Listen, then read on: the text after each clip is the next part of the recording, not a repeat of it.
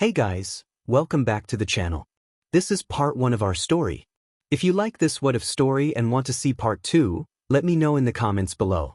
Before we start, don't forget to like, subscribe, and share this video with your friends. Also, check the description for more great content and my playlist. This story was posted by 𝗬𝗏𝗧𝗵𝗲 on Wattpad. Now let's start. It was 3 o'clock in the morning in the city of Mustafu, Japan, where a green-haired boy named Izuku Yagi slept peacefully in his room.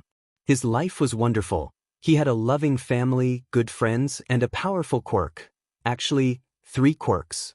The first was called Moon God, which enhanced his senses tenfold when the moon rose, allowing him to surpass human limits each night. The second was Miraculous Guardian, which made him a determined protector of his family and friends. The final quirk, Brutish Nature, granted him increased aggression, strength, and durability, making him resemble a fierce warrior. While Izuku slept, dreaming peacefully, someone stood outside his window, gazing at him with adoration. This person was Ayano Aishi, who had been watching him for years. Their story began in kindergarten when Izuku had helped her when no one else would and defended her from bullies. From that moment, she had developed deep feelings for him and kept a close watch on his life whenever she could. Ayano thought about how much Izuku meant to her, admiring his soft green hair, freckled face, and the way his smile lit up her world. She gripped the wall tightly, her heart racing as she focused on him. Suddenly, she snapped back to reality when she heard a doorknob jiggling, prompting her to climb onto the roof to hide. She wondered who could be awake at such an hour. Peeking into Izuku's room, she saw it was just his mother checking in on him. A smile spread across her face as she thought about the future when she could be Ayano Yagi. After one last look at the sleeping Izuku, she made her way home, leaping from roof to roof. As the sun rose, Izuku woke up, stretched, and left his room to brush his teeth and take a shower. Once he was done, he headed downstairs to find his family in the kitchen. Inko greeted him with a warm smile, and Toshinori, his father, also offered a morning greeting. Just then, Izuku was tackled to the ground by his younger sister, Izumi, who hugged him tightly. She called out to him affectionately, and he responded with a cheerful greeting. Inko reminded Izumi to let her brother eat, and after a moment, Izuku assured his mother that he was fine, albeit a bit tired. His family expressed concern about his lack of sleep, and Inko mentioned a saying about someone thinking of him. Izuku pondered who could be thinking of him at such an early hour. Meanwhile, Ayano sneezed unexpectedly, prompting her mother, Ryoba, to check on her. Ayano mentioned that she felt someone had been thinking about her, and her mother teased her about the boy she often followed. Back with the Yagis, Izumi and Izuku finished breakfast, grabbed their backpacks, and headed out the door for school. Izumi asked her brother if he was ready for the last few days before summer break, and he confirmed that he was excited.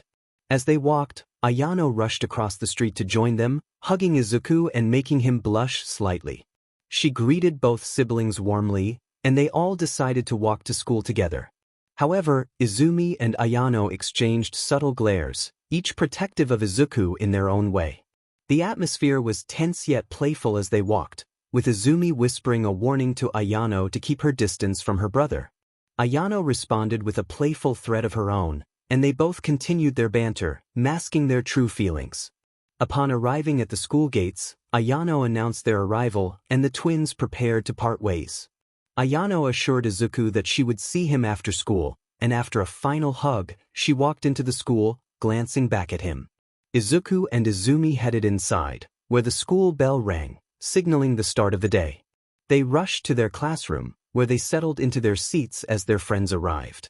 The classroom filled with chatter and laughter, and the teacher soon entered, ready to begin the lesson.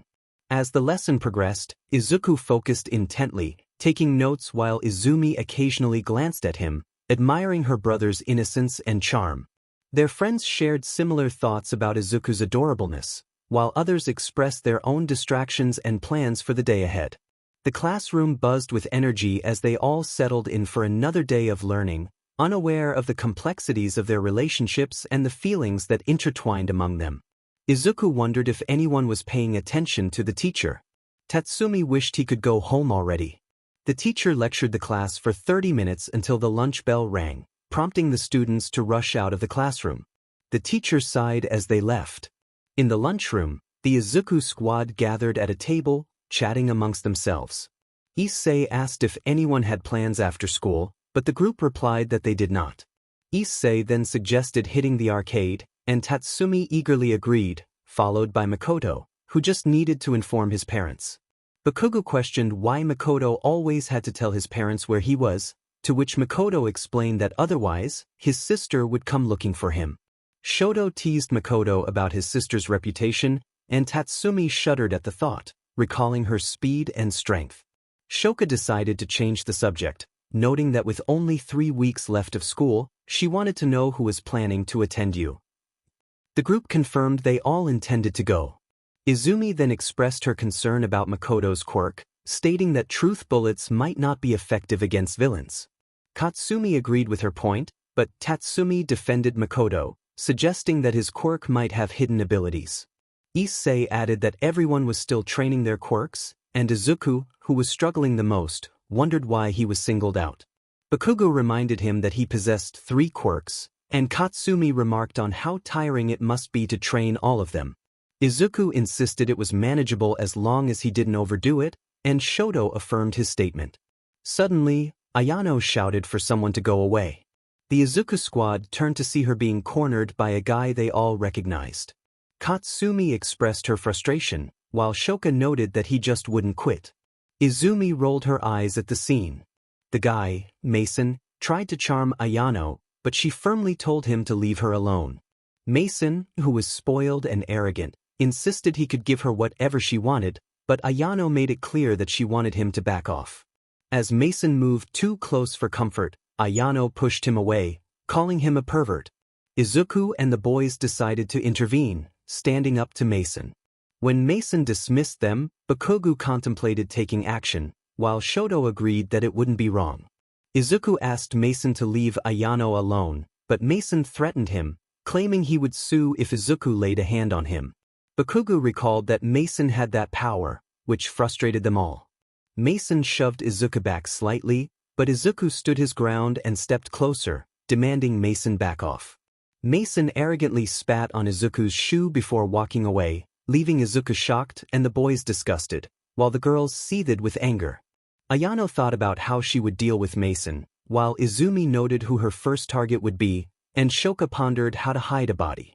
Katsumi was furious, and Izuku found the whole situation disgusting. As Izuku wiped his shoe with a paper towel handed to him by a classmate, Mason returned to his table with other wealthy students, who laughed at his antics, except for one person. Momo confronted Mason about his behavior, warning him that his tactics would eventually backfire. Mason scoffed, claiming he would ruin anyone who dared to challenge him. Momo sighed, realizing he was just like their father. The lunch bell rang, signaling the end of the break, and everyone returned to class for the final hours of the school day. When the school bell finally rang, students rushed out of their classrooms, eager to leave. The Izuku squad walked down the street toward the arcade. 𝐬𝐳 excitedly announced their destination, and Tatsumi agreed. Izumi reminded everyone to notify their parents to avoid any unnecessary worry. Izuku praised his sister for the idea, making her happy. As they continued walking, they heard someone running toward them and turned to see Ayano approaching. She greeted them enthusiastically and hugged Izuku, much to the girl's disappointment. Ayano playfully asked if he missed her, and Izuku stammered in response, trying to finish his thought. Katsumi and Shoka, feeling left out, reminded Ayano that they were all there too. Shoka pulled Ayano aside to whisper a warning, claiming Izuku was hers. Ayano responded that she wouldn't be going anywhere, and Shoka warned her that she was on thin ice. After releasing Ayano, Shoka walked ahead with Izumi and Katsumi, who shot Ayano a glare. 𝐬𝐳 suggested they move on, and the Izuku squad agreed, heading to the arcade. Unbeknownst to them, Mason was watching from a distance, feeling angry that Ayano chose to spend time with them instead of him. Mason and Momo got into the car as the driver started the engine. The driver asked if either of them needed to stop somewhere before heading home. Mason quickly replied that they should go to the arcade, and Momo agreed. Mason, eager to get going, pulled out his phone. The driver nodded and headed toward the arcade while Mason anxiously tapped his foot on the floorboard, trying to reach someone on the phone. He thought to himself to hurry up and pick up. When the call connected, he instructed the person to meet him at the arcade and promised to explain everything once they arrived before hanging up, feeling frustrated. Momo observed Mason's impatience and thought about how he had no real friends, just accomplices. Meanwhile, the Izuku squad was walking down the street toward the arcade. Izuku suddenly felt an odd sensation, prompting the girls to notice the goosebumps on his arms. Katsumi asked if he was all right, but Izuku brushed it off, insisting it was nothing. Shoka and Izumi encouraged him to share what was bothering him, and Izuku finally admitted that it felt like someone was watching them, specifically him. The girls exchanged puzzled looks, while Issei reassured Izuku that he had felt that way before, but it was usually nothing to worry about. Izuku pondered if he was just being paranoid. Suddenly, a mysterious figure appeared out of nowhere, startling the group. The figure, a girl named Lucy, apologized for scaring them. Izuku recognized her as someone he had met in the past when she had run away from home. He had offered her a place to stay and something to eat, which led to a bond forming between them. Lucy had kept an eye on Izuku ever since, unnoticed by the others. Katsumi questioned why they should tell Lucy their plans, as they barely knew her. Izuku, however, reassured them that he knew her well enough. Lucy commented on how Izuku had too many friends, which made him chuckle. Ayano, feeling protective, was taken aback by Lucy's familiarity with Izuku, while the boys teased Izuku about having a girlfriend. The girls glared at Lucy, sensing a rivalry brewing. As the boys decided to head to the arcade, Katsumi called out to them, while Bakugo declared they were going to have fun. The boys left the girls behind, who were left glaring at each other. Izumi tried to calm everyone down, suggesting they discuss their feelings later and enjoy their time together. Ayano, however, was determined to find Izuku and rushed after the boys, with the others following her. Inside the arcade, Ayano slid across the floor, searching for Izuku and hoping he wasn't with Lucy. Before she could start her search, the other girls tackled her to the ground, insisting she couldn't go alone. Ayano protested, but they were determined to stick together. They soon realized the arcade was larger than expected. Suddenly, a commotion erupted as a random kid flew through the back door, catching everyone's attention. Shoka wondered what was happening, while Katsumi dismissed it as someone else's problem. But when they recognized Drago, a notorious Yakuza enforcer, the girls were alarmed. They pushed their way to the front, witnessing Izuku fighting Drago and a group of delinquents. Bakugo unleashed his explosive powers, sending two delinquents flying into a fence, while Shoto and Issei teamed up to take on their opponents. Issei created a shockwave that sent delinquents flying, and Shoto followed up with ice attacks, knocking them out. Meanwhile, Tatsumi and Makoto were also engaged in battle, with Tatsumi handling the delinquents effortlessly, while Makoto struggled to reason with them. As the chaos unfolded, Makoto found himself in a tight spot, but before he could be overwhelmed, an unseen force sent a delinquent flying, causing panic among the remaining attackers. Tatsumi approached Makoto, pulling him into a supportive embrace, ready to face whatever came next together. No one is allowed to say that someone is not hero material. Makoto expressed gratitude to Tatsumi, who replied that it was no problem. Suddenly, Izuku was sent flying into a pile of trash cans, knocking them over and leaving him a bit bruised. Drago smirked, mentioning that Mason had said Izuku would be tough, but it seemed otherwise. The girls were taken aback, realizing Mason was involved. Bakugo shouted in frustration, revealing that Mason had sent Drago to teach them some manners. Drago confirmed this, stating that he was only there to collect payment for his actions. Izuku was confused by Drago's words, but Drago continued, suggesting that if Izuku stayed down and apologized, he would let him keep his bones intact. Izuku, however, charged at Drago and landed a punch that surprised the crowd and delighted his friends. Ayano and Izumi noted that this was Izuku's third quirk, showcasing his brutish nature.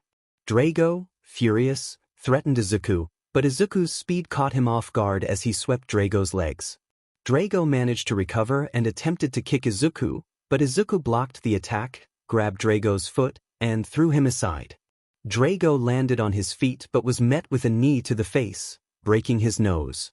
𝗧𝗪𝗀, enraged, jumped into the air, igniting his feet, and dove towards Izuku, declaring that it was over for him. Shoka, Katsumi, and Ayano urged Izuku to dodge. Izuku, however, prepared to unleash his claws. 𝗧𝗪𝗀 was bewildered as Izuku vanished, only to feel a sharp pain in his back that caused him to cough. Before losing consciousness, he turned to see Izuku behind him, claws stained with blood. 𝗧𝗪𝗀 collapsed, leaving the crowd in shock as Izuku retracted his claws and took a moment to calm himself. The area fell silent until Ayano approached Izuku and placed a hand on his shoulder, asking if he was all right. Izuku hugged her, reassuring her that he was fine. The crowd erupted in cheers for Izuku, and Ayano embraced him tightly. Soon, Izumi, Shoka, and Katsumi tackled them both to the ground, expressing their relief that he was okay. Izuku, slightly overwhelmed, requested to be let up, and the girls complied, allowing him to stand and acknowledge the cheering crowd. Izuku thanked everyone for their support, while random voices in the crowd praised his performance.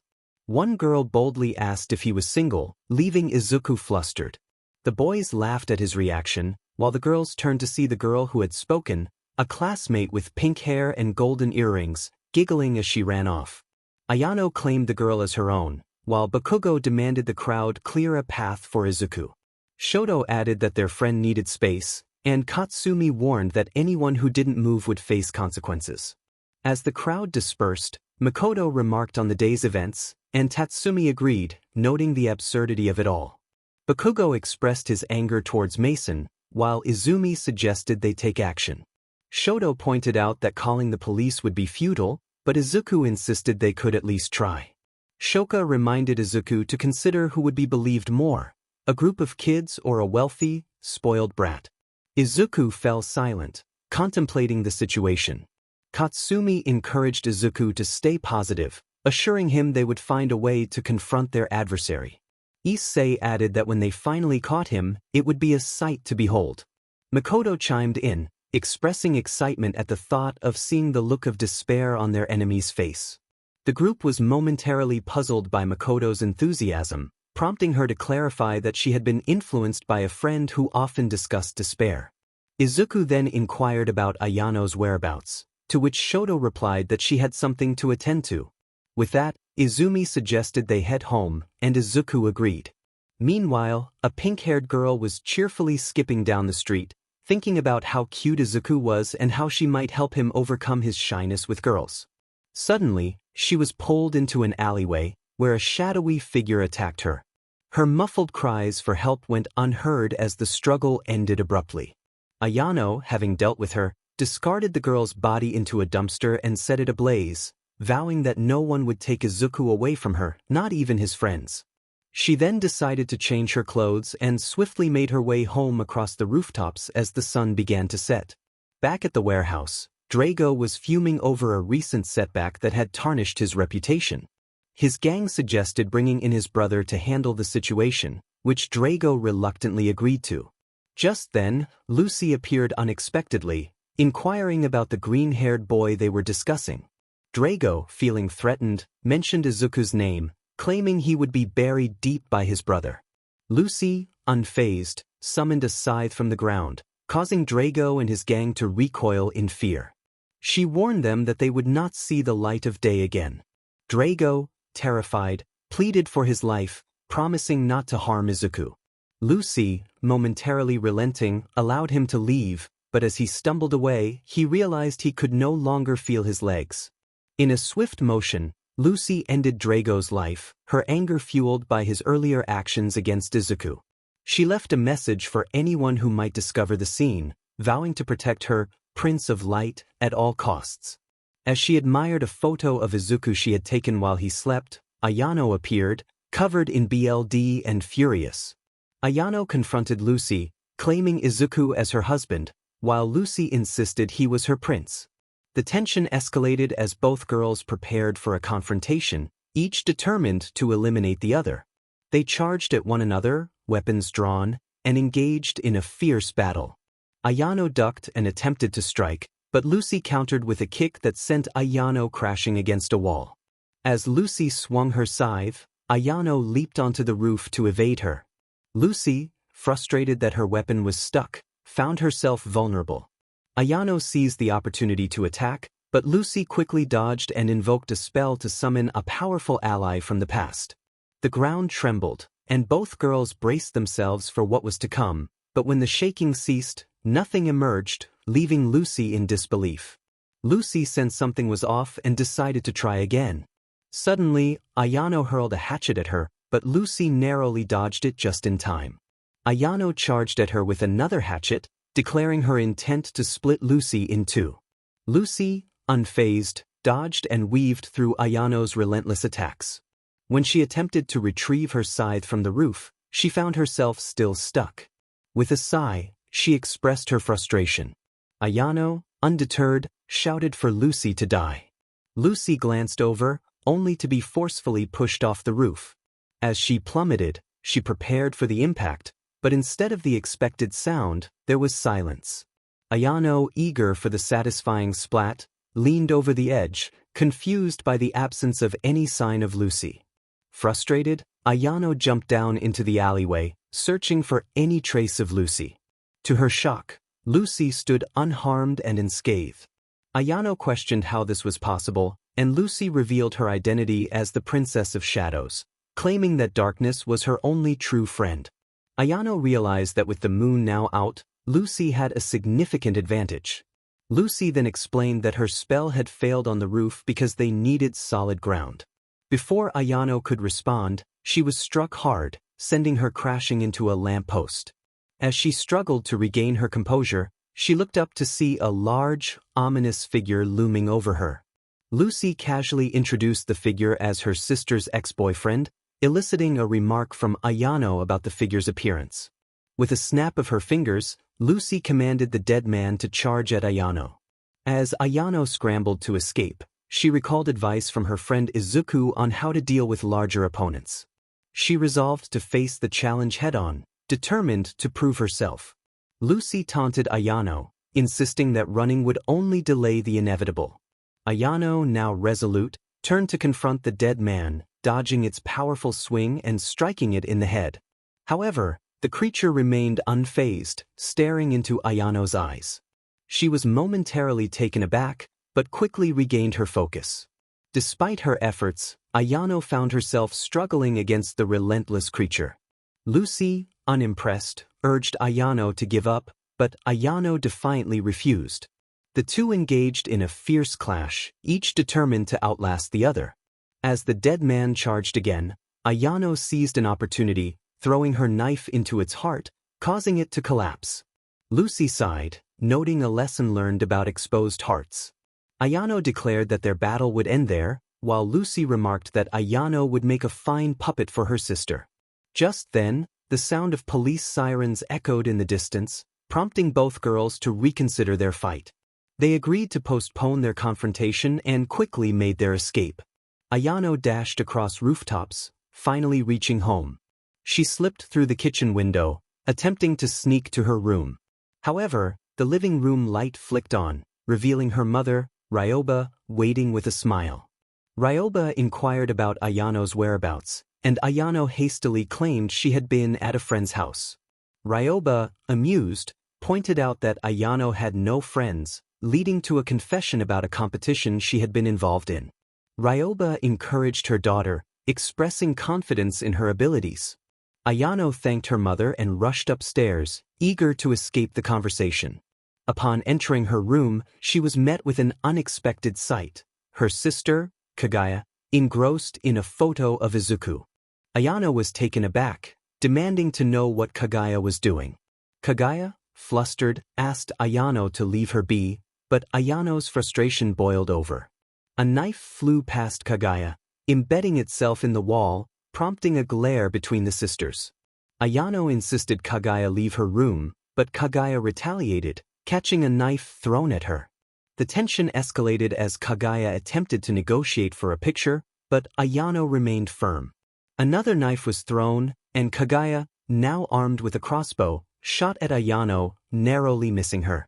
Their mother, Ryoba, called out for them to be mindful, reminding them not to disturb their father. With a reluctant agreement, the sisters resumed their playful rivalry, Kaguya tackling Ayano and drawing a kitchen knife. The two engaged in a spirited struggle, each determined to gain the upper hand. Ayano expressed her frustration about not being able to have a picture of her beloved Izuku, claiming that every image of him was priceless. Kaguya, on the other hand, warned her that if she attempted to take a picture of Izuku, Ayano would retaliate. In a fit of anger, Ayano pushed Kaguya down the stairs. As Kaguya rolled down and landed on the floor, she looked up to see Ayano leaping toward her with a knife. Kaguya quickly rolled aside, narrowly avoiding Ayano's attack. She got back on her feet just in time to evade another strike, this time from Ayano's knife. In a swift move, Kaguya rolled over the dinner table, grabbed a fork, and managed to stab Ayano's hand. Ayano yelped in pain, and Ryoba, their mother, reprimanded her for her language. Ayano quickly apologized, and Ryoba praised her for it. Kaguya attempted to stab Ayano in the eye, but Ayano skillfully deflected the fork, causing it to embed itself in the ceiling. Kaguya retaliated by kicking the knife out of Ayano's grasp and landed a punch to her face, sending Ayano tumbling down. Kaguya then climbed on top of Ayano and began to choke her, declaring that with Ayano out of the way, she could finally start a family with Izuku, who would cherish and love her. Angered, Ayano struck Kaguya in the throat, forcing her to release her grip. Ayano then threw Kaguya into the living room, where Ryoba was present. As Ayano lunged at Kaguya again, Kaguya dodged and grabbed a stoker from the fireplace, heating it up. Kaguya threatened to carve a word into Ayano's back, to which Ayano responded defiantly.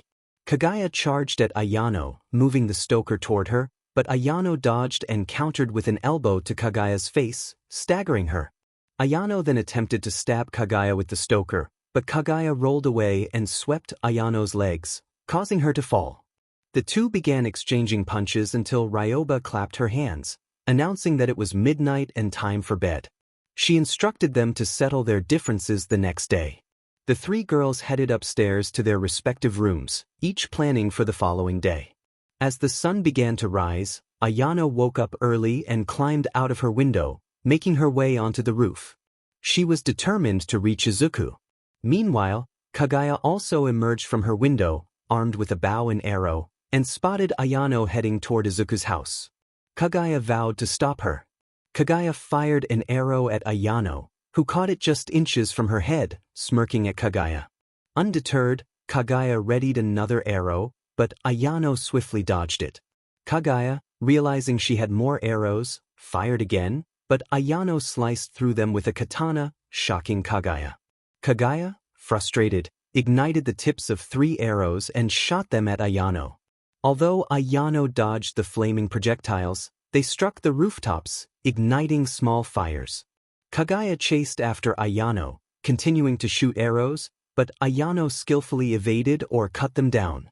Eventually, Ayano reached Izuku's house and landed on his roof, feeling victorious until Kaguya tackled her to the ground, aiming her bow at Ayano's face. Kaguya declared that the chase was finally over, but before she could release the arrow, they both heard a door open. Peeking through Izuku's window, they saw his mother, Inko, enter his room, prompting them to sigh in relief. They exchanged glares, with Kaguya vowing that their rivalry was far from over, and Ayano agreeing to be ready for her next move. As the sun rose higher, Izuku woke up and began his morning routine, heading to school with his sister, Izumi, and Ayano. Unbeknownst to them, Ayano was keeping a watchful eye on Kaguya, who had taken a position on a sniper post within the school, aiming her crossbow at Ayano. Kaguya waited patiently for the right moment to strike. When Izuku and Izumi went upstairs, Kaguya took her shot, but Ayano dodged effortlessly. Kaguya, frustrated, reloaded her crossbow, only to find Ayano had vanished. Disappointed, she packed her crossbow away and descended into the school basement, where she turned on the lights to reveal a chalkboard covered with pictures of various girls, including Ayano. Kaguya vowed that she would not let anyone take Izuku away from her, no matter the cost. In a fit of rage, she threw a dart at Ayano's picture, smirking at her determination as she hid the chalkboard in the shadows and prepared for her next move. In the student council room, 𝗂𝐽𝐽 contemplated her competition for Izuku's affection. She envisioned a future with him, imagining starting a family together, which made her giggle with a flustered expression. However, lost in her thoughts, she collided with someone and both of them tumbled to the floor. 𝗵𝗏, the other girl, apologized profusely, clearly flustered. 𝗂𝐽𝐽 recognized her immediately and reassured her to relax. 𝗵𝗏 got to her feet, relieved to see it was just 𝗂𝐽𝐽. She explained she was on her way to her office, and 𝗂𝐽𝐽 encouraged her to go ahead. 𝗵𝗏 hurried past, and 𝗂𝐽𝐽 continued her thoughts, realizing 𝗵𝗏 was no threat in the competition for Izuku's heart. As they walked, they overheard other students discussing a recent incident. One student excitedly shared that Izuku and his friends had been involved in a confrontation with 𝗕𝗂𝗁 and his gang. The news escalated as they learned that 𝗕𝗂𝗁's group had met a tragic end, with a chilling message left behind. 𝗂𝐽𝐽's concern for Izuku grew, and she felt frustrated that Ayano hadn't informed her about the fight. The school bell rang, signaling the start of the first party. 𝗂𝐽𝐽 sat at her desk, feeling anxious about Izuku's safety.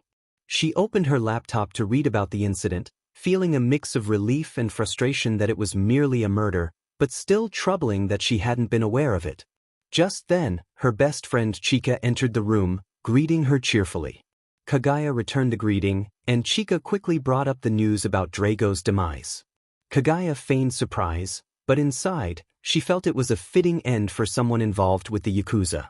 Chika asked if 𝗂𝐽𝐽 was ready to get to work, and she agreed. Meanwhile, 𝗵𝗏 paced nervously, worried about Izuku's well-being. She recalled seeing him earlier but had no idea he had been in a fight.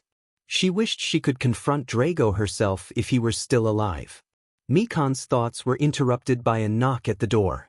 She opened it to find her teacher, Shoko, who asked if anyone had come in yet. 𝗵𝗏 replied no, and Shoko casually mentioned smoking, despite 𝗵𝗏's concerns about the smoke detector. Shoko demonstrated that the detector was broken, and 𝗵𝗏 found the conversation rather grim.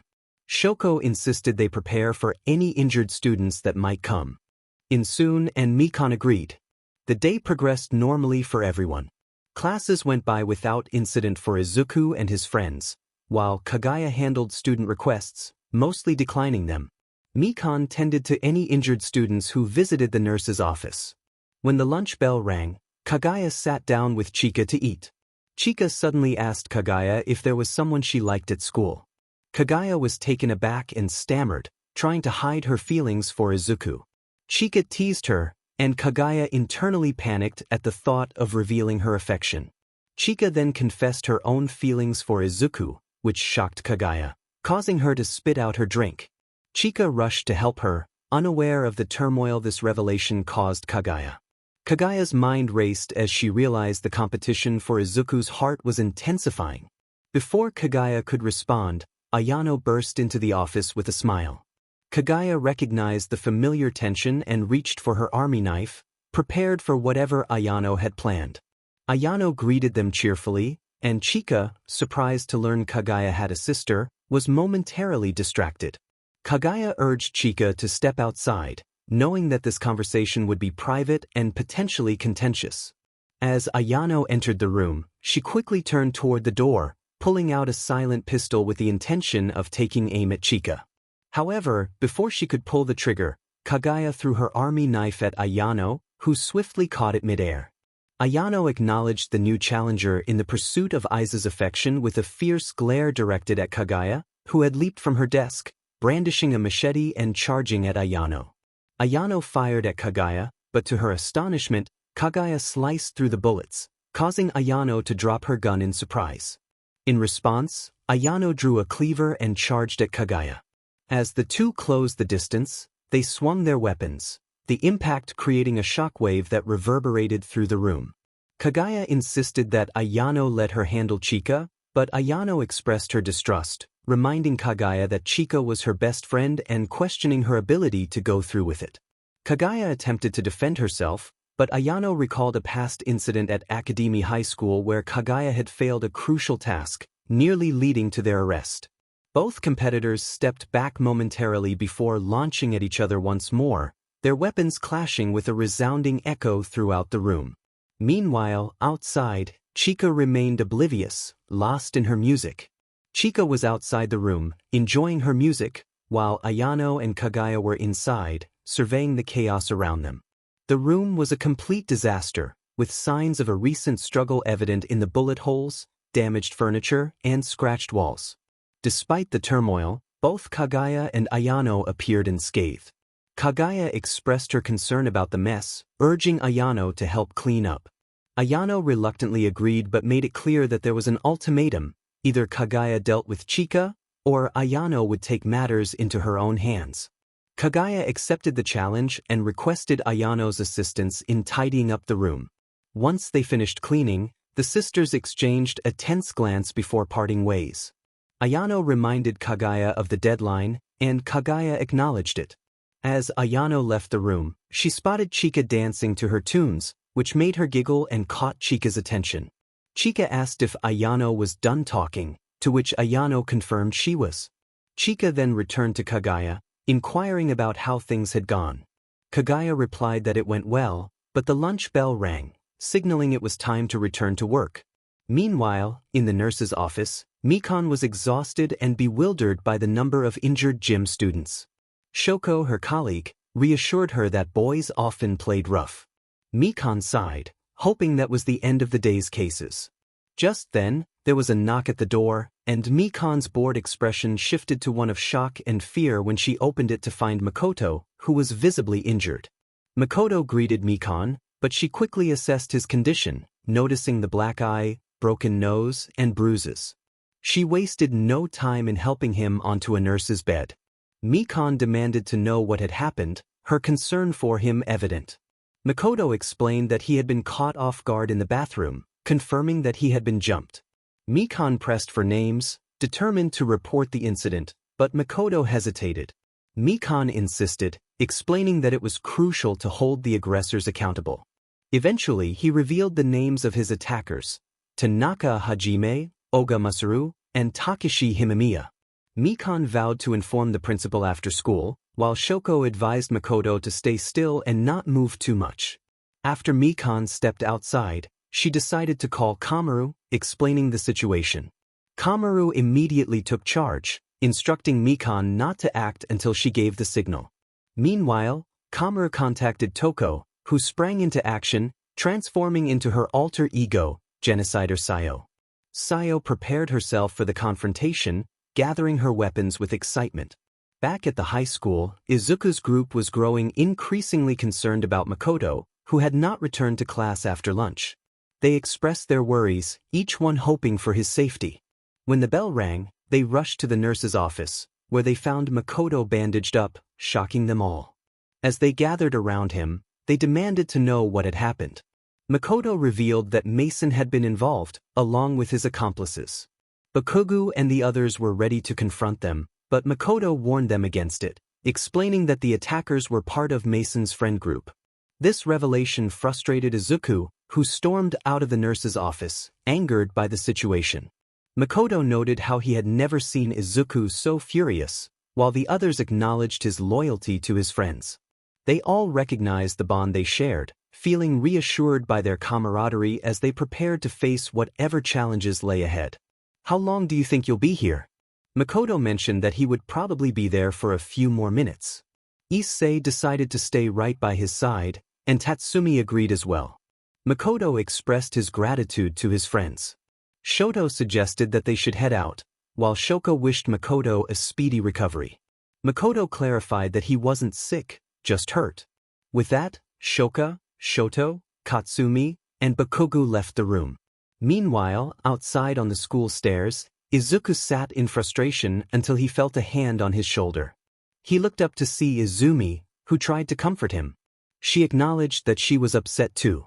Izuku lamented that they had no idea what was happening and could have intervened. Izumi reassured him that they hadn't known and that it wasn't their fault. Izuku sighed, recognizing her point, but he was still angry about the situation and the trouble Mason was causing. Izumi reminded him not to let Mason's actions deter him from pursuing his goals. Izuku thanked her, appreciating her support. Izumi hugged him, and he returned the embrace, unaware that Ayano was lurking nearby with a silent pistol in hand. Ayano sighed, vowing to take action next time. She tucked the pistol away and approached Izuku and Izumi, much to Izumi's dismay. Inside the school, Tanaka Hajime sat alone in his counseling office, holding a soda bottle in one hand and a picture of Kaguya in the other. He mused about Kaguya's blank expression, believing that beneath it lay passionate soul waiting to be uncovered. He opened a desk drawer and pulled out photos of the girls he had been with throughout the school year, dreaming of the day Kaguya would be his and he would have a harem of attractive companions. A knock interrupted his thoughts, and he called for the person to enter. Mikan opened the door and was greeted by Tanaka's smirk.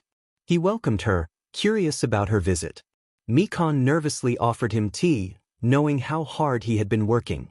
Tanaka eagerly accepted, enjoying the drink and complimenting her on her tea-making skills. Mikan smiled, revealing that she had learned from her mother. However, before Tanaka could continue the conversation, he suddenly felt a sharp discomfort in his stomach. He struggled to hold it together, realizing he needed to rush to the bathroom. He dashed past Mikan, who couldn't help but smirk at his predicament. Tanaka barely made it to the boys' bathroom, rushing into a stall. Just as he settled down, the pain in his stomach vanished, leaving him confused. Suddenly, he was overwhelmed by nausea and began to vomit uncontrollably. In his frantic attempts to escape the situation, he slipped and fell, ending up in a precarious position. After a minute of chaos, he accidentally flushed the toilet, leading to an unfortunate overflow. Mikan entered the bathroom and opened the stall door, witnessing the scene unfold before her. She pulled out her phone and called Kamaru, who answered immediately. Mikan informed her that the deed was done.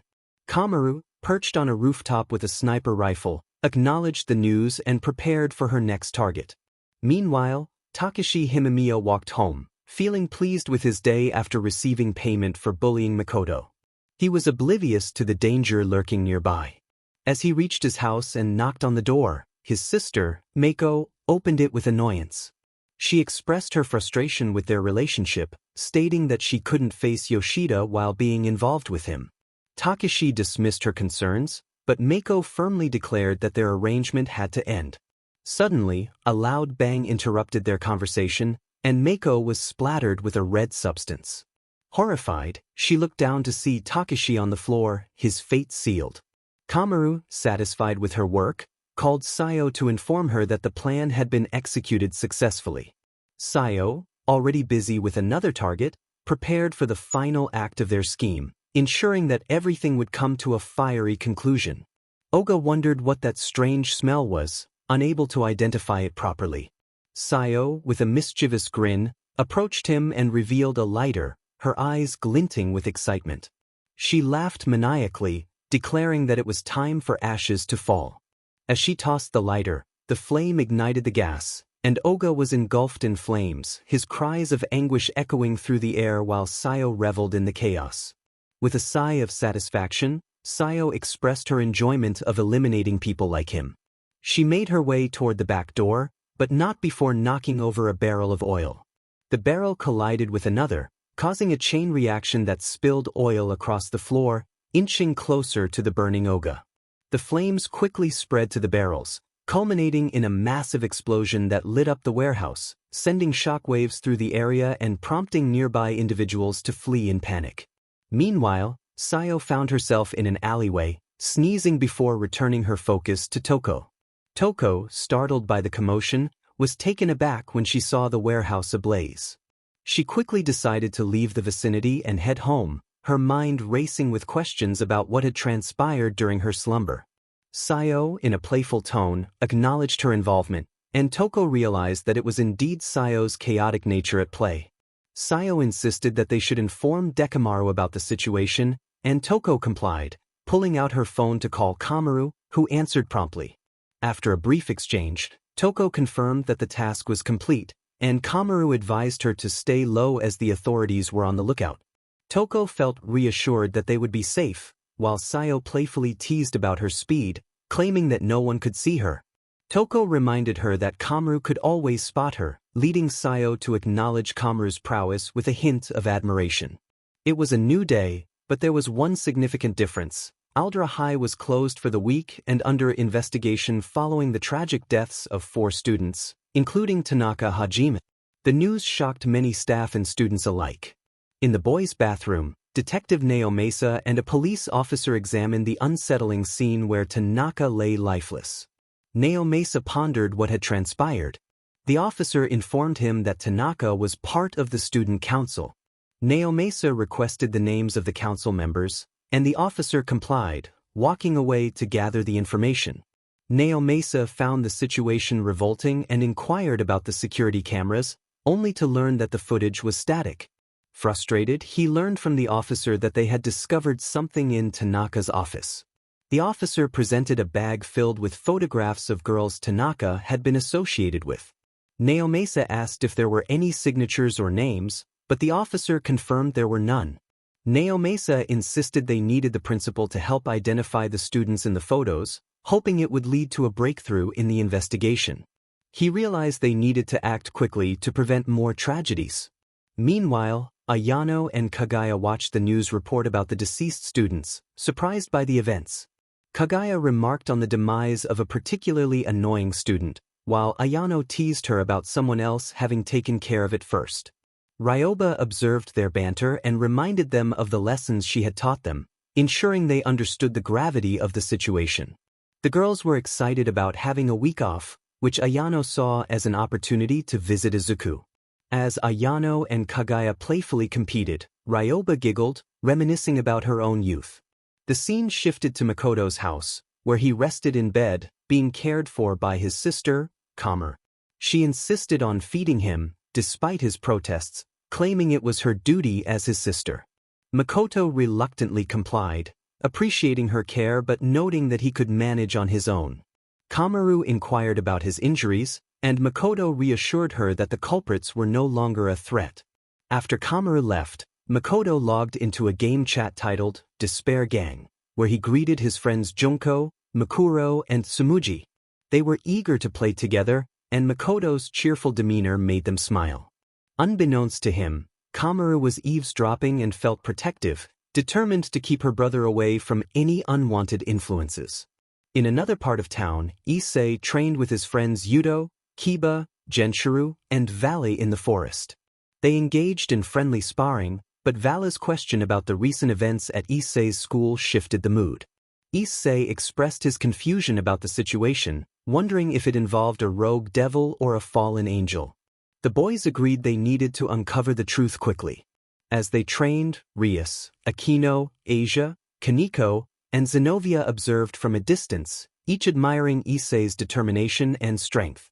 Their thoughts revealed a fierce protectiveness over him, vowing to defend their bond against any threats. Meanwhile, Tatsumi was at home, preparing a meal and reflecting on the recent chaos surrounding the school. He turned on the television, trying to distract himself from the unsettling news when his phone rang, signaling a friend reaching out to him. A smile crossed his face as he lifted the phone to his ear. He greeted 𝗓𝗄𝗎, who responded warmly, asking about his work. Tatsumi replied that it was going okay, and she inquired about his school. Tatsumi's tone shifted as he revealed troubling news about 4 students from 𝗓𝗪𝗫 being found dead. 𝗓𝗄𝗎 expressed her concern, assuring him that as long as he was safe, everything would be fine. Curious about his current meal, 𝗓𝗄𝗎 asked if he was eating anything. Tatsumi mentioned he was having a burrito, prompting 𝗓𝗄𝗎 to suggest stopping by for a chat. He agreed, but then realized he had never given her his address. 𝗓𝗄𝗎, however, confidently stated she already knew where he lived, having been watching him from a nearby rooftop with high-tech binoculars, observing him through his window. When Tatsumi hesitated to share his address, 𝗓𝗄𝗎 feigned indifference, but before she could finish her thought, she dropped her phone and narrowly avoided a katana strike aimed at her back. Tatsumi, hearing the commotion, called out to her, but 𝗓𝗄𝗎 quickly excused herself, sensing danger. As she leaped from rooftop to rooftop, she engaged in a fierce battle with her attacker, who taunted her about their previous encounter. 𝗓𝗄𝗎 recognized her as Kurome, who had survived a previous attempt to stop her. The two exchanged blows, their katanas clashing as they fought with agility and skill. 𝗂𝐴𝐵 warned 𝗬𝗏 to stay away from Tatsumi, but 𝗬𝗏 insisted he belonged to her. The fight escalated, with both combatants demonstrating their prowess. 𝗂𝐴𝐵's anger flared as she kicked 𝗬𝗏, sending her flying off the building. Without hesitation, 𝗂𝐴𝐵 jumped after her, continuing their clash mid-air. In a decisive move, 𝗂𝐴𝐵 grabbed 𝗬𝗏 and delivered a powerful kick, sending her crashing to the ground. As 𝗬𝗏 lay there, blood trickling from her mouth, 𝗂𝐴𝐵 coldly suggested she stay down this time before walking away, frustrated about her broken phone.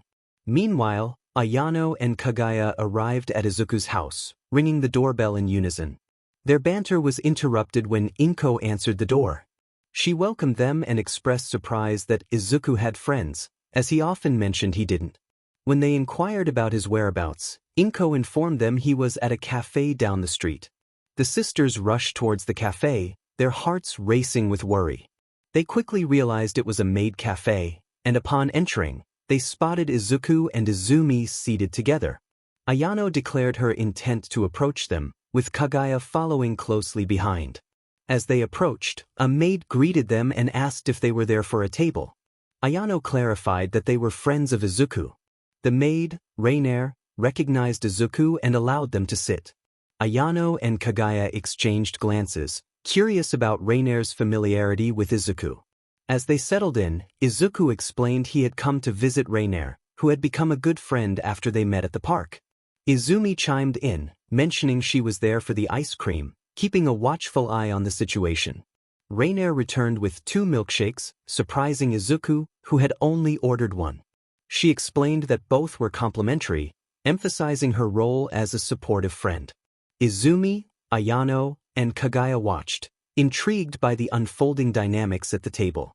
A few minutes later, Izumi and the others expressed their desires for treats. Ayano wished for a chocolate cake paired with a triple-flavored milkshake, while Kagaya opted for a peppermint milkshake. Rainer, taking their orders, headed to the kitchen, her thoughts drifting to Izuku. She wondered why he attracted so much attention, making it challenging for her to spend time alone with him. Determined to change that, she prepared the girls' orders, adding a little something extra before returning with a tray of food. She presented the chocolate cake and milkshakes to the girls, who expressed their gratitude. Rainer encouraged them to enjoy their treats and then took a seat near the counter, watching them with anticipation. Meanwhile, Izuku initiated a conversation, bringing up the unsettling news about a recent incident at school. The girls reacted with shock, discussing the gravity of the situation and expressing their hope that the authorities would resolve it. As the conversation continued, Rainer noticed the girls beginning to feel unwell. Concerned, Izuku checked on them, but they assured him they were fine, despite their pale appearances. The 3 girls stumbled toward the bathroom, which Rainer observed with a mix of satisfaction and concern for Izuku, who looked worried. Rainer approached him, asking if something was wrong. Izuku expressed his unease about the girls' condition, realizing he had not inquired about their allergies. Rainer reassured him that it wasn't his fault and encouraged him to relax. She then asked if she could join him for a chat, to which Izuku agreed, happy for her company. As they conversed, the 3 girls were in the bathroom, feeling increasingly distressed and sharing a common thought about Rainer's involvement. Outside, Izuku and Rainer continued their discussion until Rainer checked her watch and sighed, realizing she needed to return to work. She suggested meeting Izuku at the fountain later, hinting she had something important to share. After Rainer left, the girls emerged from the bathroom looking unwell, alarming Izuku. He insisted on taking them home, despite their protests. He picked Ayano up, causing her to blush, and then lifted Kagaya onto his shoulder, carrying them both out of the cafe. Izumi, feeling thrilled, joined in the excitement of being carried. As they made their way to Ayano and Kagaya's home, Izuku knocked on the door, which was opened by Ayano's mother, Ryoba. She greeted him warmly, and he explained his purpose for bringing the girls home. Concerned, Ryoba asked if they were all right and inquired about any allergies. Izuku explained the situation, prompting her to invite them inside. Once inside, Izuku admired the cozy home. As he led the girls upstairs, Ayano suddenly panicked about her room's contents, realizing she needed to act quickly. She requested to walk the rest of the way, and Izuku complied, allowing her to proceed on her own. She dashed into her room, closing the door behind her and sighing in relief upon seeing the numerous photos of Izuku adorning her walls. Meanwhile, Izuku continued to Kaguya's room, where she asked him not to turn on the lights, feeling tired. He gently placed her on her bed and left, while Kaguya sighed in relief, grateful he hadn't seen her secret body pillow featuring Izuku's face. As Izumi was carried downstairs on Izuku's back, he bid farewell to Ryoba, promising to visit again. With a smile, he headed out, leaving the girls to reflect on the day's events and their feelings for him.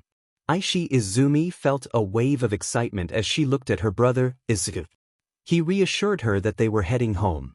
As Izuku stepped out the front door, he closed it gently, leaving Ryoba in the living room. She peered through the curtains, watching Izuku walk away, while Izumi nestled closer to him.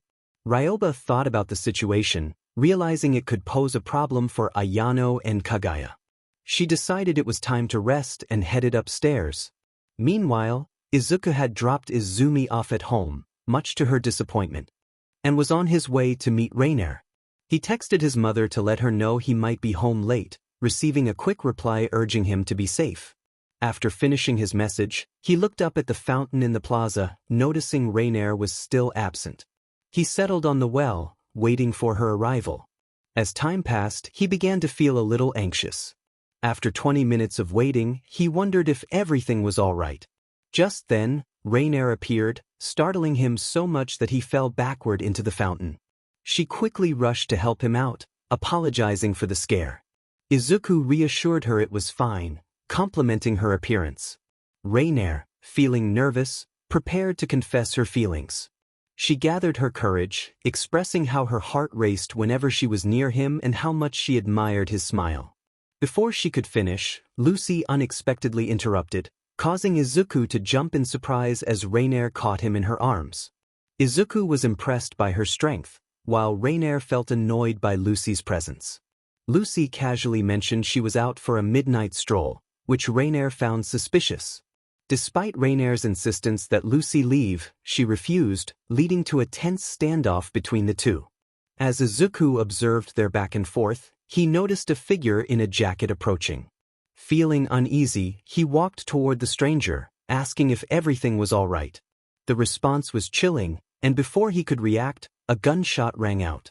The sudden noise snapped both girls out of their argument as they turned to see Izuku grappling with an assassin, blood trickling from his cheek. He managed to kick the assassin back and assumed a defensive stance. Izuku urged Rainer and Lucy to run for help, but Rainer hesitated, concerned for his safety. He reassured her he would be fine, pushing them to escape. As they ran, the assassin aimed at them, but Izuku swiftly disarmed him. However, the assassin retaliated, injuring Izuku. The struggle continued, and Izuku fell to the ground, feeling weak but determined to fight back. The assassin, believing his job was done, turned away, but suddenly lost feeling in his right arm. To his horror, he discovered it severed from his body. Rainer, filled with rage and sorrow, confronted the assassin, her eyes hidden beneath her hair.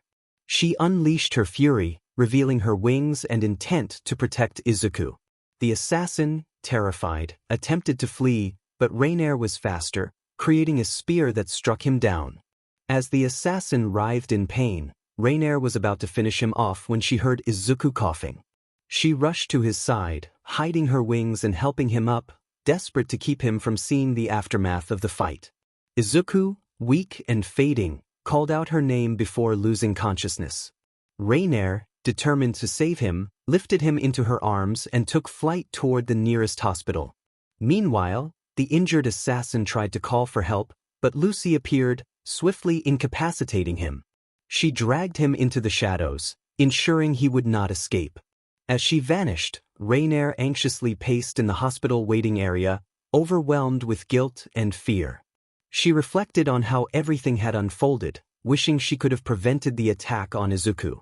Rainer felt a surge of anger and desperation as she realized she could have intervened to save Izuku. She vowed that whoever was responsible for this would face severe consequences. When the doctor returned, 𝗂𝗂𝗧 quickly positioned herself in front of him, gripping his collar tightly. She pleaded for news about Izuku's condition, her voice filled with urgency. The doctor, taken aback, urged her to calm down, but 𝗂𝗂𝗧's fear and anxiety overwhelmed her. She tightened her grip, demanding to know if Izuku was alive. The doctor managed to confirm that Izuku was stable, and 𝗂𝗂𝗧 released him, feeling a mix of relief and guilt. He explained that while no vital organs were harmed, Izuku would need a cane for a while as he healed. 𝗂𝗂𝗧 asked how long that would be, and the doctor replied it would be until Izuku felt better and could walk properly again. She felt a wave of guilt wash over her, believing she had failed as a partner. Eager to see Izuku, she hurried to room 305, careful not to disturb him as she entered. Seeing Izuku peacefully asleep brought a bittersweet smile to 𝗂𝗂𝗧's face, but tears began to fall. She took a seat beside him and gently held his hand, expressing her sorrow for not being able to protect him. She felt responsible for his pain and silently cried, determined to stay by his side.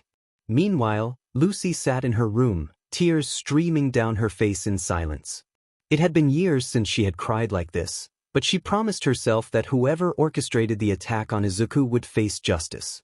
She opened her drawer and retrieved a makeshift weapon, rolling up her sleeve to inflict a small cut on her wrist as a form of self-punishment. She reflected on how every time Izuku was hurt and she failed to save him, it would leave a mark on her. Afterward, she lay in bed, staring at the ceiling, allowing her quiet sobs to fill the room until she eventually drifted off to sleep. On a nearby rooftop, 𝗂𝗓𝗂 sat cross-legged, a knife in hand, lost in thought. She steeled herself, knowing she had to do something for her friend's sake. Gathering her resolve, she approached a bedroom window, slipping inside to find her best friend. Tears streamed down her face as she lifted the knife, whispering apologies to her friend. But as she brought the knife down, she was met with an unexpected sensation, something round and tough instead of human skin. Turning on the lamp, she discovered a basketball adorned with a pink wig, realizing her mistake in a moment of confusion. 𝗂𝗓𝗂 heard the sound of a gunshot, and before she could react, she felt the cold barrel pressed against the back of her head. She stood frozen in place. A voice commanded her to go downstairs, and she complied without hesitation. Guided by a firm grip on her shoulder, she was led into the damp living room of the house and made to sit down in a chair. Another voice announced her arrival, referring to someone as sis. 𝗂𝗓𝗂 was taken aback, confusion washing over her. Then she heard clapping, and the lights in the living room flickered back on, revealing two familiar figures. 𝗂𝗓𝗂's shock deepened as she recognized them. The first was 𝗔𝗂𝘁, and the second was 𝗳𝗏𝗻𝗲, who greeted 𝗂𝗓𝗂 with a calm demeanor. This was not the ideal way for 𝗂𝗓𝗂 to reunite with her friends. She felt the cold metal of a gun pressed against her head, realizing that myheroacademia was the one holding it. 𝗔𝗂𝘁, her super enthusiastic best friend, confronted her, demanding to know what she was doing in their house at such a late hour. 𝗂𝗓𝗂 hesitated, unsure of how to respond, but 𝗔𝗂𝘁 interrupted her before she could finish her thought. Instead, 𝗔𝗂𝘁 walked over to grab a double-barreled shotgun from the wall, loading it with a determined look. 𝗂𝗓𝗂's eyes widened as she watched 𝗔𝗂𝘁 return, the shotgun now aimed at her. 𝗔𝗂𝘁 warned 𝗂𝗓𝗂 to answer truthfully or face dire consequences. 𝗂𝗓𝗂 was taken aback, realizing this was not the 𝗔𝗂𝘁 she knew. With myheroacademia's pressure, 𝗂𝗓𝗂 reluctantly admitted she had been sent to eliminate them. When 𝗳𝗏𝗻𝗲 asked who had ordered her, 𝗂𝗓𝗂 revealed it was her sister, Ayano. 𝗔𝗂𝘁 and 𝗳𝗏𝗻𝗲 exchanged knowing glances, having anticipated this revelation. 𝗔𝗂𝘁 then explained that she had suspected Ayano was a yandere from the moment she met her. 𝗂𝗓𝗂 was shocked, struggling to comprehend how 𝗔𝗂𝘁 had figured it out. 𝗔𝗂𝘁 elaborated that she had a keen sense for people, just as 𝗂𝗓𝗂 had feelings for Izuku, willing to go to great lengths for him. 𝗂𝗓𝗂 was surprised to learn that 𝗔𝗂𝘁 also had feelings for Izuku, having fallen for his kind nature. Relieved, 𝗂𝗓𝗂 realized that their friendship could withstand this revelation, and they could share their affection for Izuku. They embraced, grateful that they didn't have to turn against each other. 𝗂𝗓𝗂 prepared to leave, warning 𝗔𝗂𝘁 to be cautious of her sister. Mayha pointed her toward the door, and Kaguya hugged Chiko one last time before heading home, relieved that she didn't have to harm her best friend. As the night passed into early morning, Ayano paced anxiously on the roof, panicking over Izuku's absence. She had checked his room and found it empty, leading her to imagine the worst scenarios. Overwhelmed with fear, she returned home, her mind racing with dark thoughts. Upon entering her room, she kicked the door open and called for her mother, Ryoba, who appeared, groggy from sleep. Ayano expressed her distress over Izuku's disappearance, and Ryoba comforted her, urging her to remain calm. Ayano broke down, and Ryoba hugged her tightly, reassuring her that love would guide her in finding him. Despite Ayano's skepticism about her mother's advice, she resolved to get some rest before searching for Izuku at dawn. As the sun rose, the scene shifted to the hospital, where Izuku was waking up but quickly closed his eyes again against the bright light. He began to recall the events of the previous night, shocked by the memory of someone nearly harming him. As he attempted to sit up, pain shot through his side, causing him to wince and fall back onto the bed. To his surprise, he noticed Rainier sleeping beside him, having stayed the night. He gently nudged her awake, and when she realized he was conscious, joy filled her eyes. She leaped onto the bed, hugging him tightly, but Izuku yelped in pain, prompting her to let go. Concerned, she asked if he was all right, and he reassured her that he was okay, despite the discomfort. Rainier revealed that she had not left his side all night, which filled Izuku with gratitude. He thanked her, and she felt a surge of happiness at his appreciation. Curious about how she had managed to stay, he recalled a moment when a doctor had tried to send her away, but Rainier had fiercely insisted on remaining with him, refusing to leave. Their bond strengthened in that moment, both determined to face whatever challenges lay ahead together. About the rules, Rainier was determined to stay, and the doctor was not going to force her out. The doctor pleaded, asking her not to make him call security. In response, Rainier seized the doctor by the neck and moved to the window, pushing him outside, leaving him dangling precariously. The doctor cried out in fear, but Rainier silenced him, insisting that he was disturbing someone who needed rest. The doctor, panicking, begged for mercy, promising not to tell anyone about the incident. Satisfied with his response, Rainier tossed him back into the room and magically repaired the window, casting a menacing glare at the doctor to ensure he understood the seriousness of the situation. She warned him that if he spoke a word of this to anyone he would regret it. The doctor stammered that he wouldn't say a thing, and Rainier, wanting to ensure he understood the gravity of his situation, conjured a crimson axe and approached him. The doctor crawled back in fear, questioning her intentions. Rainier simply stated that she was sealing the deal, and with a swift motion she struck down, leaving the doctor in shock. She commanded him to leave and clean up the mess upon his return, and he hurriedly complied, clearly shaken. In the present, Rainier reflected on her actions, thinking about how convincing her story had been. Izuku acknowledged that the situation had worked out in her favor, allowing her to stay. Just then, there was a knock at the door, drawing their attention to the one-handed doctor accompanied by a nurse. The doctor greeted Izuku, confirming that he had awakened and proceeded to explain his injuries. 2 stab wounds, one in the abdomen and the other in the side, but thankfully no vital organs were damaged. He mentioned that Izuku would need a cane for support due to the side injury and might experience hip problems for a while. Before Izuku could be discharged, the nurse would conduct a quick examination to ensure there were no new injuries. Izuku agreed, and the doctor left the room, allowing the nurse to approach. She informed Izuku that she would perform a checkup to confirm his condition before discharge. Rainier, however, was reluctant to step back, but after some persuasion from Izuku, she complied, albeit reluctantly. The nurse began her examination, checking Izuku thoroughly, much to Rainier's disapproval. After a few moments, the nurse concluded that there were no new injuries and that Izuku was in good health aside from the stitched wounds. She promised to return shortly with his cane and advised him to call someone for a ride, as driving was not recommended. Izuku reached for his phone, dialing his mother's number, feeling a sense of dread about her reaction. When Inko answered, her relief was palpable, but it quickly turned to worry as she asked if he was hurt. Izuku hesitated, knowing he had to explain that he was in the hospital. 𝗵𝗀's shock was immediate, and she declared she was on her way, leaving Izuku to sigh in resignation while 𝗕𝗫 observed. 𝗕𝗫 commented on how loud Izuku's mother was, to which he replied that he usually tried to avoid trouble. She wondered if 𝗵𝗀 would want to meet her, and Izuku suggested she stay put for now.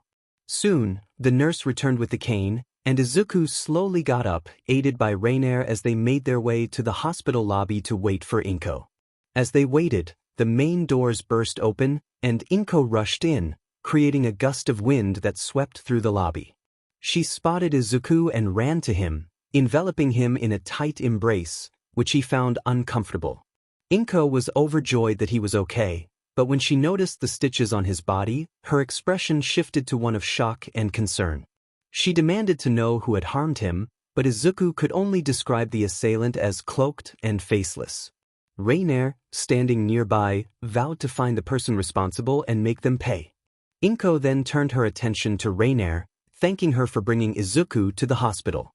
Just then, a nurse turned up the volume on the TV, announcing another murder in the city, which startled Izuku. He gripped his cane tightly as 𝗕𝗫 comforted him with a hug. 𝗵𝗀 suggested it was time to leave, and Izuku agreed.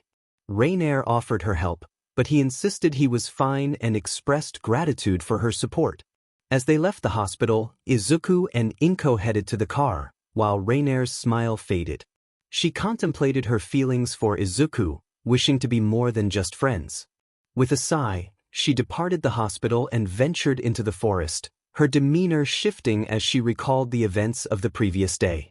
𝗕𝗫 felt a surge of excitement at the thought of her plans for the future.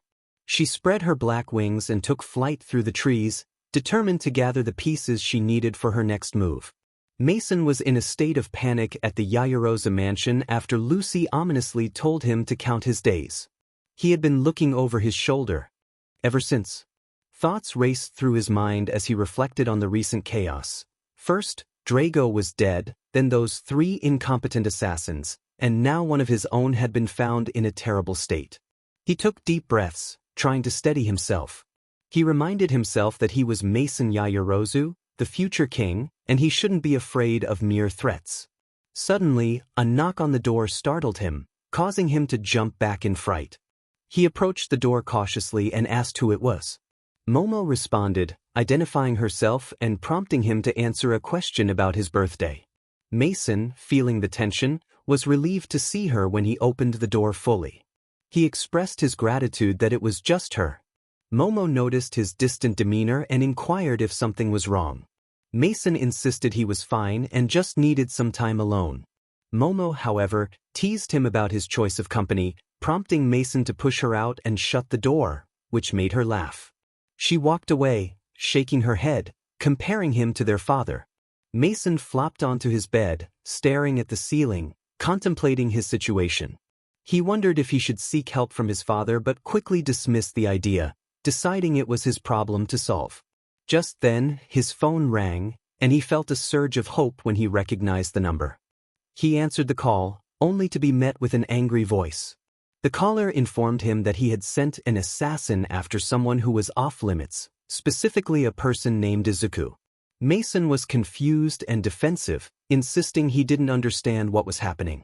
The caller, revealing herself to be Rose Wilson, daughter of Deathstroke, informed him that he had broken the code and she would no longer assist him.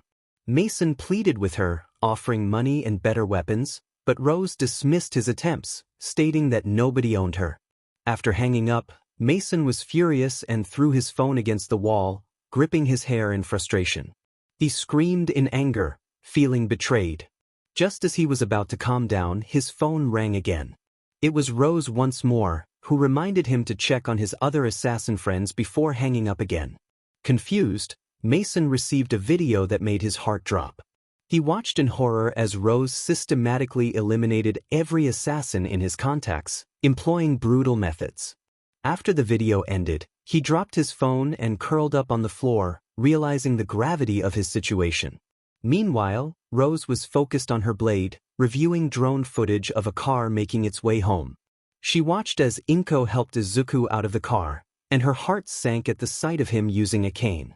She wished she could have been there to protect him. Memories flooded back to when they first met, She recalled being bullied until Izuku intervened. Instead of leaving her alone, he comforted her, and in that moment, something changed within her. As she reminisced, she prepared to move the drone closer to Izuku's window, but suddenly, the footage began to glitch, leaving her puzzled.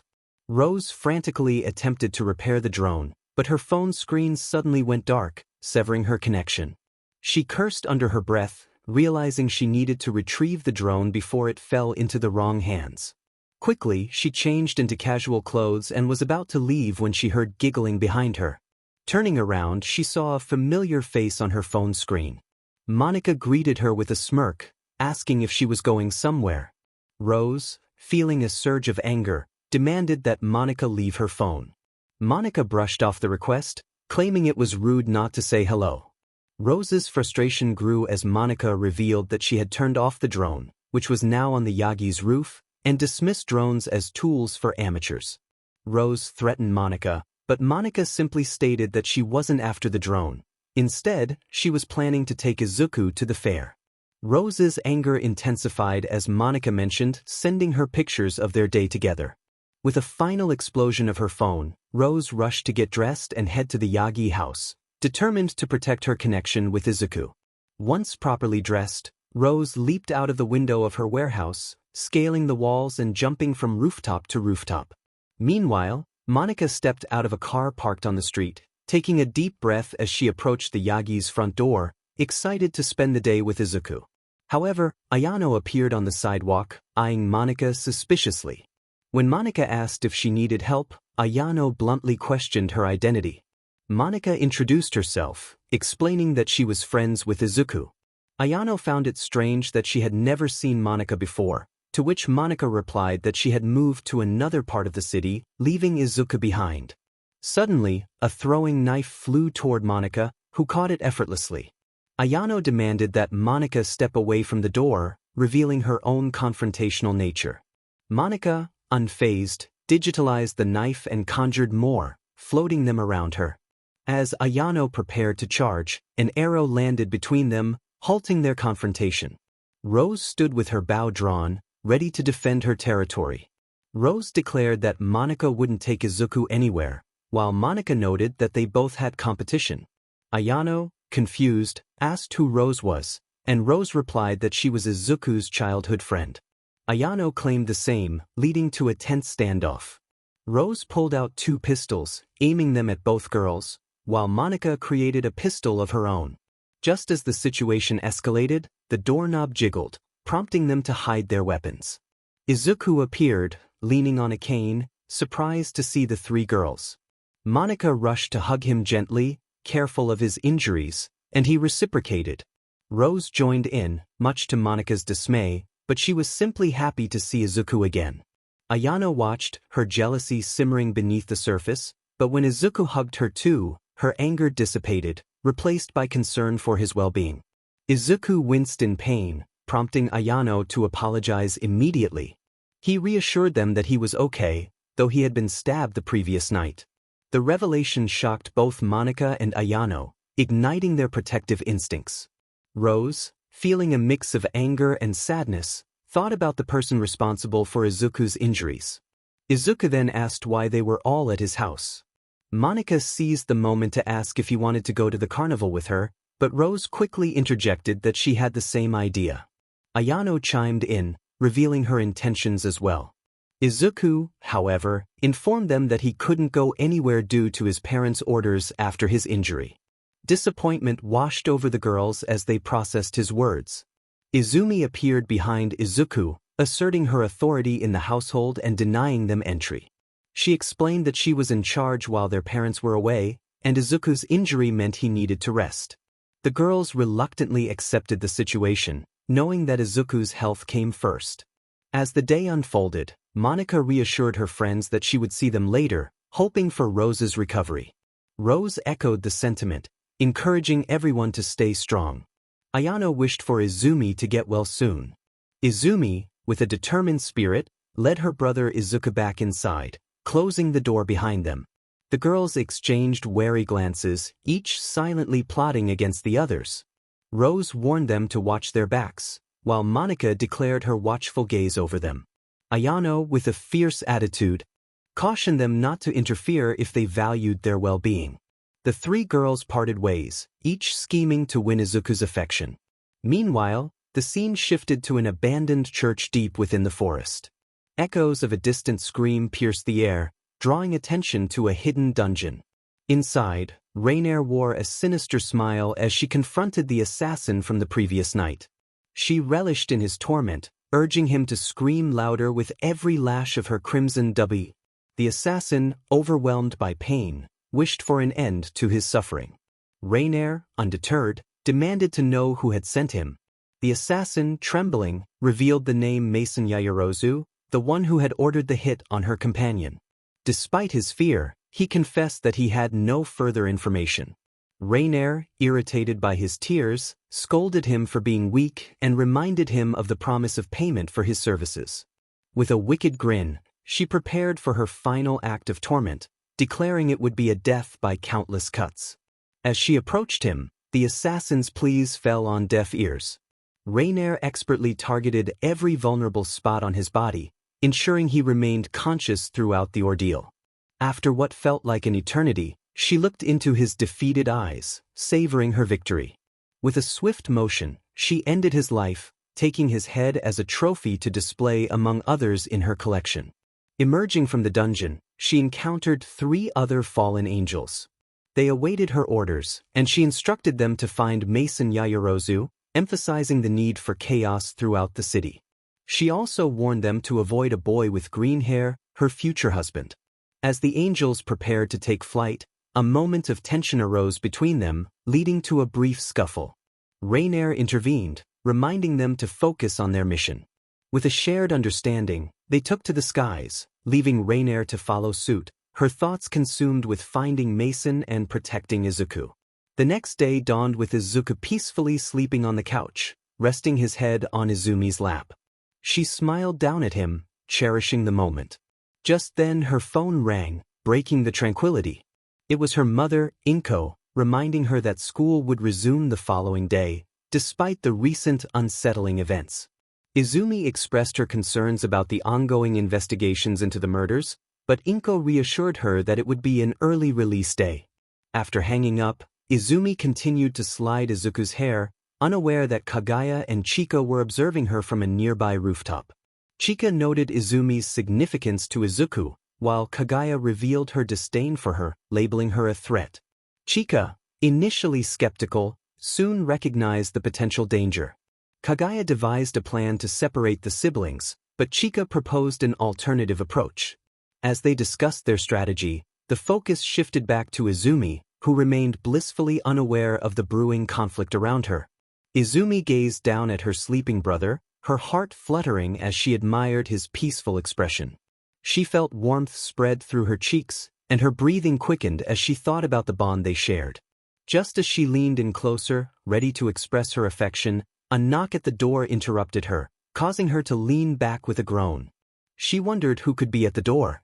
When she opened it, she was unexpectedly struck in the face with a baseball bat, causing her to fall to the floor, momentarily dazed. The 2 girls outside exchanged glances, surprised by the outcome. One of them remarked on the effectiveness of the swing, while the other pondered their next move. They decided to close and lock the door, ensuring their plan remained undiscovered. One girl, feeling a rush of excitement, picked up a knife from the kitchen, her mind racing with thoughts of what they could achieve. With a sinister smile, she prepared to take action, believing that removing Izumi would pave the way for her future with Izuku. However, their plans were interrupted when Izuku awoke, stretching and feeling a familiar pain in his side. He was hungry and headed to the kitchen to make a sandwich. Meanwhile, the 2 girls, hiding in the upstairs bathroom, whispered anxiously about their situation. They knew they needed to escape but felt conflicted about leaving Izumi behind. As Izuku made his sandwich, he heard a noise from upstairs that startled him. He went to investigate, finding a flower vase that had fallen over but nothing else amiss. As he returned downstairs, the girls remained hidden, their hearts racing as they listened to his movements. They feared being discovered and losing their chance with Izuku. After some time, Izuku settled back on the couch to watch TV, unaware of the tension lurking just beneath the surface. Hours passed, and the household returned to normal as Inko and Toshinori came home. They enjoyed dinner together, and after cleaning up, everyone headed to bed. The two girls waited patiently until they felt it was safe to emerge from their hiding spots. They whispered to each other, strategizing their escape. Eventually, they found a window, opened it, and climbed out, feeling a rush of adrenaline as they dashed away from the house. They marveled at the adventure they had just experienced, though it hadn't gone as planned. As dawn broke, Izuku and Izumi walked to school together, grateful for each other's support. Izumi reassured Izuku that he would never be a burden to her, and they shared a moment of camaraderie. Just then, Ayano approached, greeting them with a friendly hug that brought a smile to Izuku's face but caused Izumi to feel a pang of jealousy. Ayano offered to help Izuku, and despite Izumi's internal frustration, they all walked together toward the school gates. Their friends awaited them, and as they noticed Izuku, shock spread across their faces, prompting Bakugo and Katsumi to rush over, eager to know what had happened to him.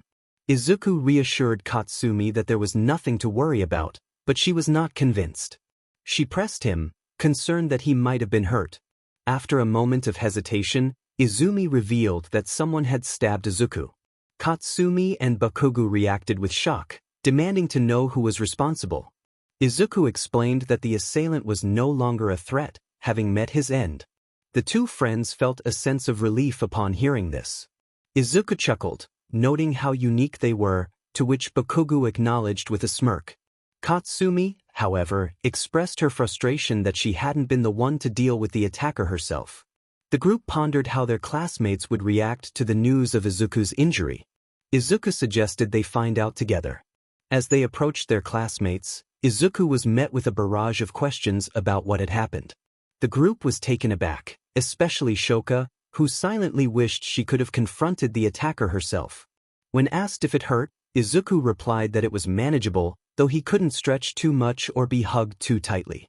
Shoka, undeterred, gave him a gentle hug, which brought a smile to his face. Issei reminded everyone that they needed to head to class to avoid being late, and the group made their way inside the school. Unbeknownst to them, Mason had witnessed Izuku's injury and felt a sense of satisfaction, thinking that the assassin had failed in his task. In class, whispers circulated about Izuku's condition. Students speculated about his injury and the cane he had brought with him. Some were hesitant to approach. Due to the intimidating presence of Izumi, Katsumi, and Shoka, who were glaring protectively at their friend. The teacher entered with a stack of papers and addressed the class, acknowledging the recent tragedy involving 4 students. The atmosphere was somber, but the teacher announced that they would have an early dismissal, which lifted spirits. As the students cheered, the teacher introduced a new student who had completed their work online and decided to join them for the day. Konoha Katsura walked into the classroom, greeted by the class. The teacher directed her to sit next to Tatsumi, who welcomed her with a handshake. The teacher then assigned a career sheet for everyone to fill out, playfully acknowledging their aspirations to become heroes. The class erupted in excitement, some using their quirks, despite the teacher's reminder that it was against the rules. As the lesson progressed, the lunch bell rang, and the students rushed to the cafeteria. The Izuku squad gathered at their usual table, discussing their plans for after school. Issei emphasized the importance of celebrating their last day, prompting Makoto to ask for clarification. Issei suggested a party or a celebratory dinner. At that moment, Konoha approached their table, shyly asking if she could join them. Izuku welcomed her, and she took a seat, smiling at the group. She introduced herself and asked for their names, which they gladly shared. Bakugo mentioned that they had faced challenges during their time at school, unlike her. Konoha looked over at Mason, who was mingling with other wealthy students, and asked about him. Shoto and the others described him as arrogant and troublesome. Izuku confirmed that he was not someone to be trusted. Just then, Mason approached their table, greeting them with a condescending remark, which prompted a collective sigh from the Izuku squad. Mason approached with a smirk, clearly intent on causing trouble. Izuku, sensing the tension, asked what Mason wanted. Mason urged him to stand up quickly, claiming he wanted to show something to the others. Reluctantly, Izuku complied, only to be struck by a baseball bat that Mason had conjured. Izuku winced in pain and fell to the ground, clutching his side. His friends rushed to his side, alarmed by his distress. Mason laughed, mocking Izuku's reaction, comparing it to that of a wounded animal. Bakugo, furious at Mason's actions, charged at him alongside Shoto, Issei, Tatsumi, and Mikoto. However, before they could reach Mason, the other wealthy students intervened, leading to a chaotic brawl. Mason, meanwhile, made his way toward Izuku, still on the floor, but was halted when Katsumi placed her hand on his cheek. With a fierce determination, she unleashed a powerful blast, sending Mason flying into a lunch table, his cheek burned. He stared in shock at the handprint left on his face, lamenting the damage. Katsumi taunted him, suggesting he now had a face only a mother could love. Enraged, Mason summoned a katana and charged at Katsumi, but before she could retaliate, Shoka intervened, her icy brass knuckles glinting ominously. Shoka confronted Mason, furious over his previous insults and his attack on Izuku.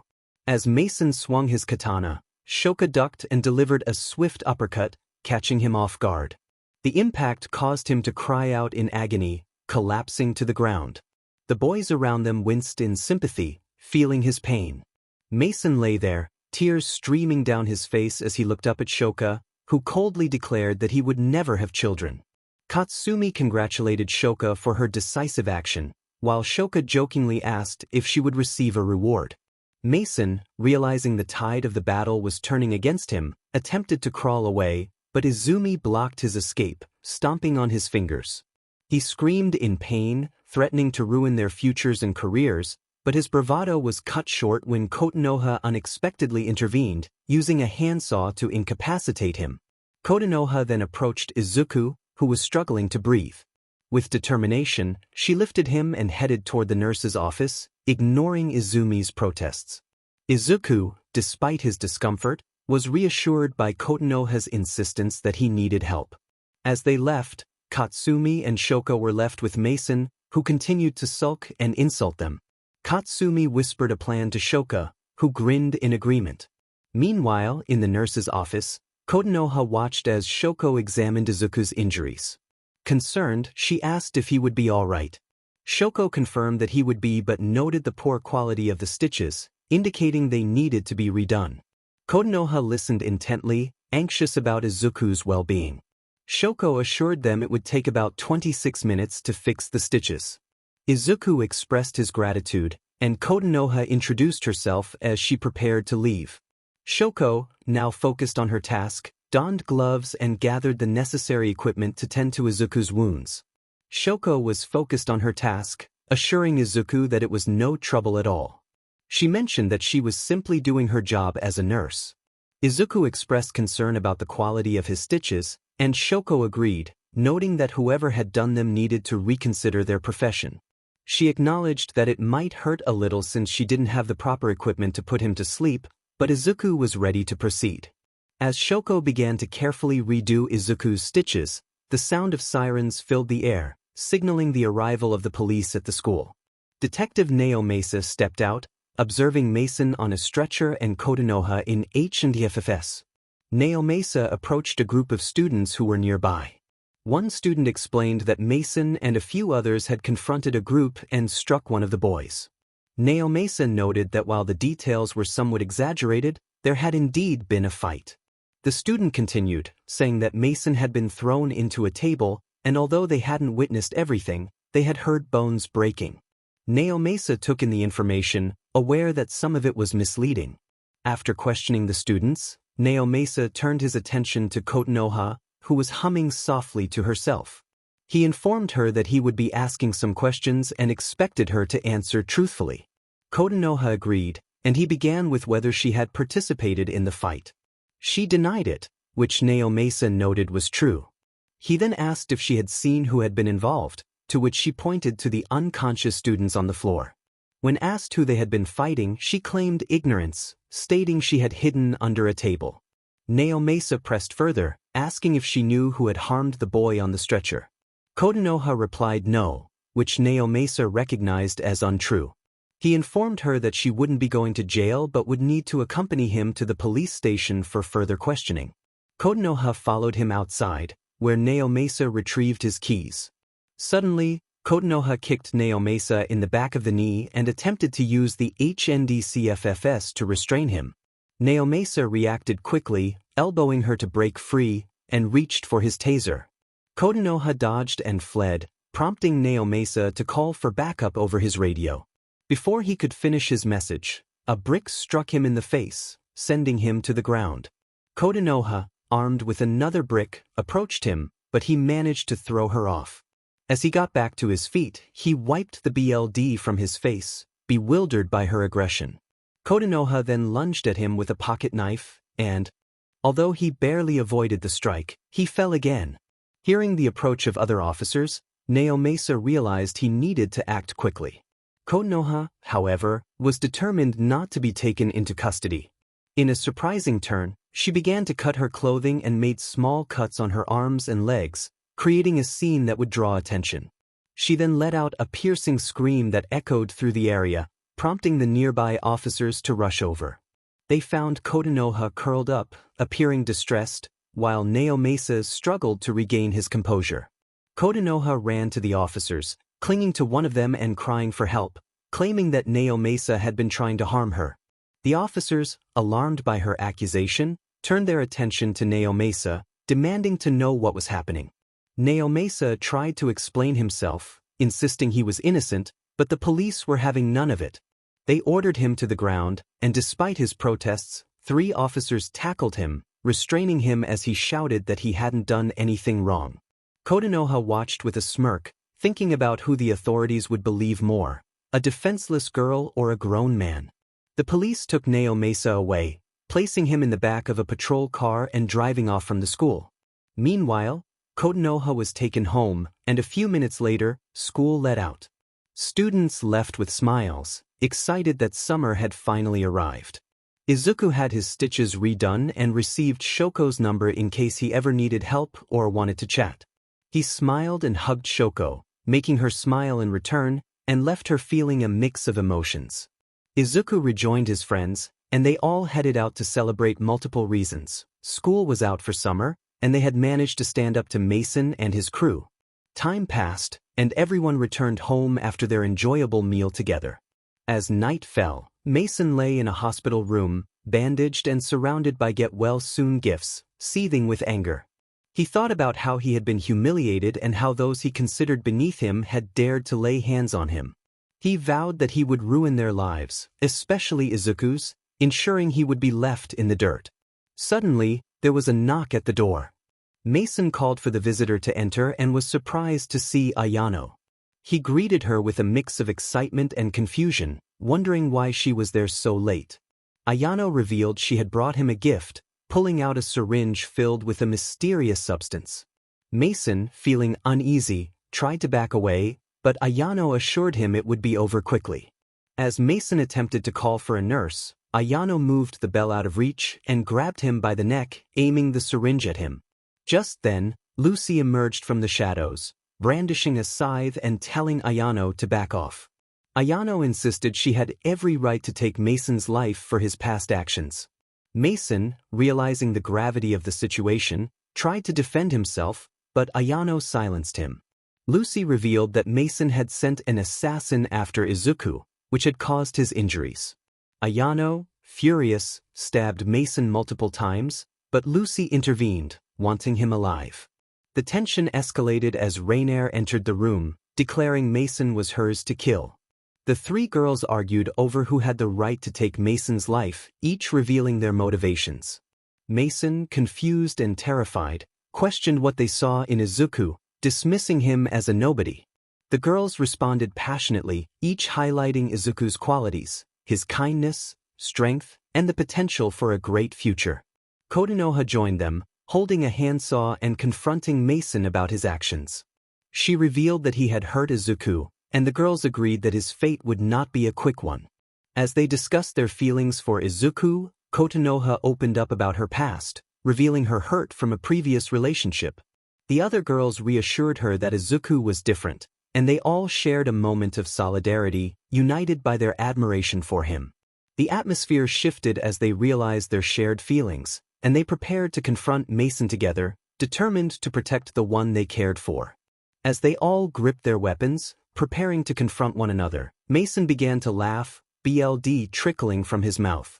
He mocked them, questioning how they could believe they had a chance with anyone, let alone someone like him. Konoha approached and covered Mason's mouth with a smile, then proceeded to disable him, leaving him in a vulnerable state. Rainier joined her, inflicting further damage, forcing Mason to endure a humiliating fate. Once they finished, they stepped back to observe Mason, now reduced to a pitiful figure, crying and helpless. Ayano pointed out his disgraceful condition, while Lucy and Konoha chimed in, emphasizing his lack of limbs. Rainier compared him to something unworthy, and they all shared a dark amusement at his misfortune. Mason, in disbelief, called them insane, but Ayano confidently asserted that they were simply fierce and determined. With a swift motion, Ayano seized Mason by the throat and took him to the window, declaring their lethal intentions.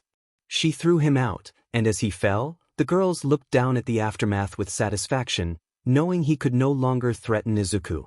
They contemplated their next steps, with Rainier expressing her contentment at Mason's demise and Lucy announcing her quest to ensure a future for Izuku's legacy. Suddenly, tension filled the air as they turned on each other, weapons drawn, each vying for 𝗵𝗃.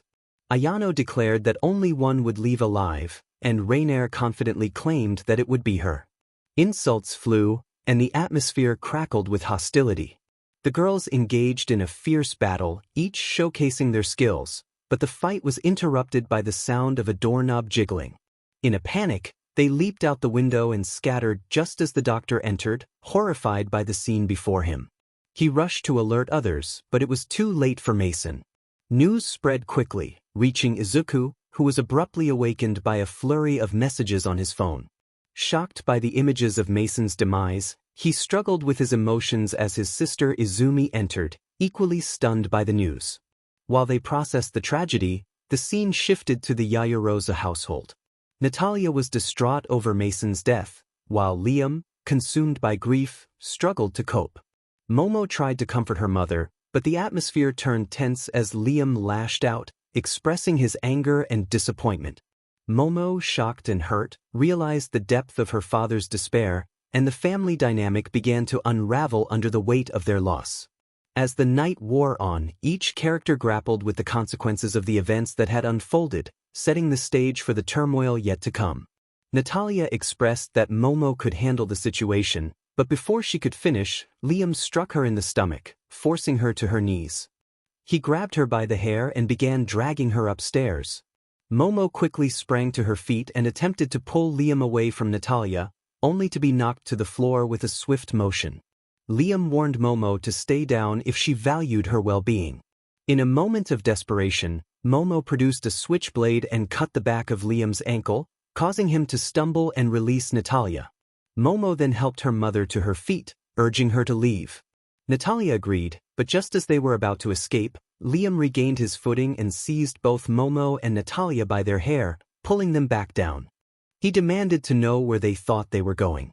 Momo prepared to create something else, but Liam stomped on her leg, causing her to cry out in pain. He then insisted that they were going upstairs, ignoring Natalia's pleas to let her go. He struck Natalia in the face, sending her to the ground, before heading to the kitchen to grab a bottle of wine. While Liam drank, Momo fashioned a crutch for herself and attempted to leave the house, but Liam struck her in the back of the head with the wine bottle, knocking her unconscious. Natalia, filled with panic, rushed upstairs while Liam chased after her. She reached her room, quickly locked the door, and barricaded herself inside. Liam pounded on the door, demanding she open it.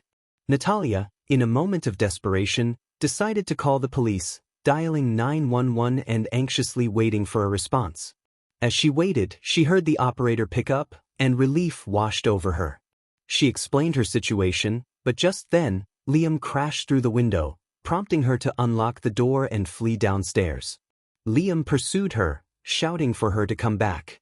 When he reached the bottom, he found the front door open and Momo missing. Spotting Natalia's car leaving the driveway, he raced outside to follow her. Meanwhile, Natalia was on the phone, desperately trying to reach her sister. When her sister answered, Natalia asked if she and Momo could stay at her house for a while.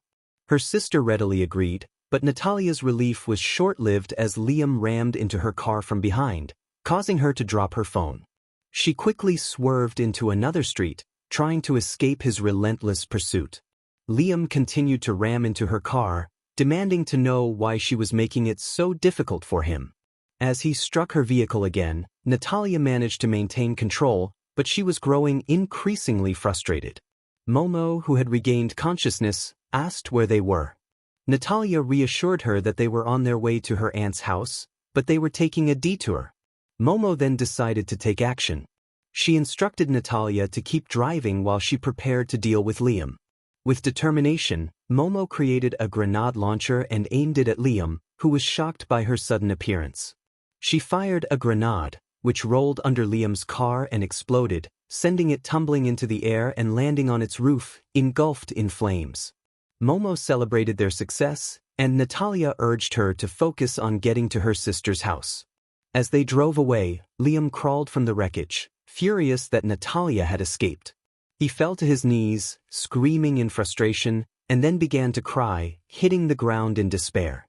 Just then his car exploded, sending him flying backward, where he hit his head on the concrete and lost consciousness. Hours later, as the sun rose, Liam awoke in a hospital bed, confused about his surroundings. A doctor entered the room, informing him of his injuries and the circumstances surrounding his arrival. Liam learned that they had been unable to contact Natalia, and when asked about her whereabouts, he could only shake his head in defeat. As the doctor left, memories flooded back to Liam, particularly of chasing after Natalia. He felt a surge of anger and frustration, realizing he was determined to bring her back, no matter what it took. Meanwhile, Momo was safe, and the two were on their way to her sister's house, leaving the chaos behind them. Natalia decided to stay at 𝐕's house until they could figure out their next steps. 𝐕 sat in a chair, watching television while Natalia slept on the couch. 𝐕 observed how tired Natalia seemed and thought to herself that the girl must have been exhausted. Momo, who was also present, responded with a light-hearted acknowledgement of the situation. Curiosity struck 𝐕, and she asked Momo about what had happened the previous day when she and her mother had arrived at her place injured. Momo fell silent for a moment, tears welling up in her eyes. She approached 𝐕 and embraced her, seeking comfort. 𝐕 gently urged her to share what had transpired. Momo revealed, with a trembling voice, that Liam had hurt both her and her mother. She expressed her feelings of betrayal, explaining that Liam had never truly cared for them, only for Mason. The love he had shown over the years felt insincere, as if they were merely pawns in his game. 𝐕 comforted Momo, assuring her that she no longer needed to worry about Liam. Momo pleaded to stay longer, expressing her fear of returning. 𝐕 promised that both she and Natalia could remain as long as they wished, vowing to protect them from any harm. Meanwhile, Rose was in her warehouse, attempting to fix a drone that Monica had hacked. Frustration mounted as the drone refused to function, sparking and catching fire. Rose groaned, realizing she would need to acquire a new one. Just then her phone rang, displaying Liam's number. She answered, feigning ignorance about who was calling. Liam, irritated, reminded her that they were familiar with each other. Rose casually inquired about Mason, only to receive the grim news that he was dead.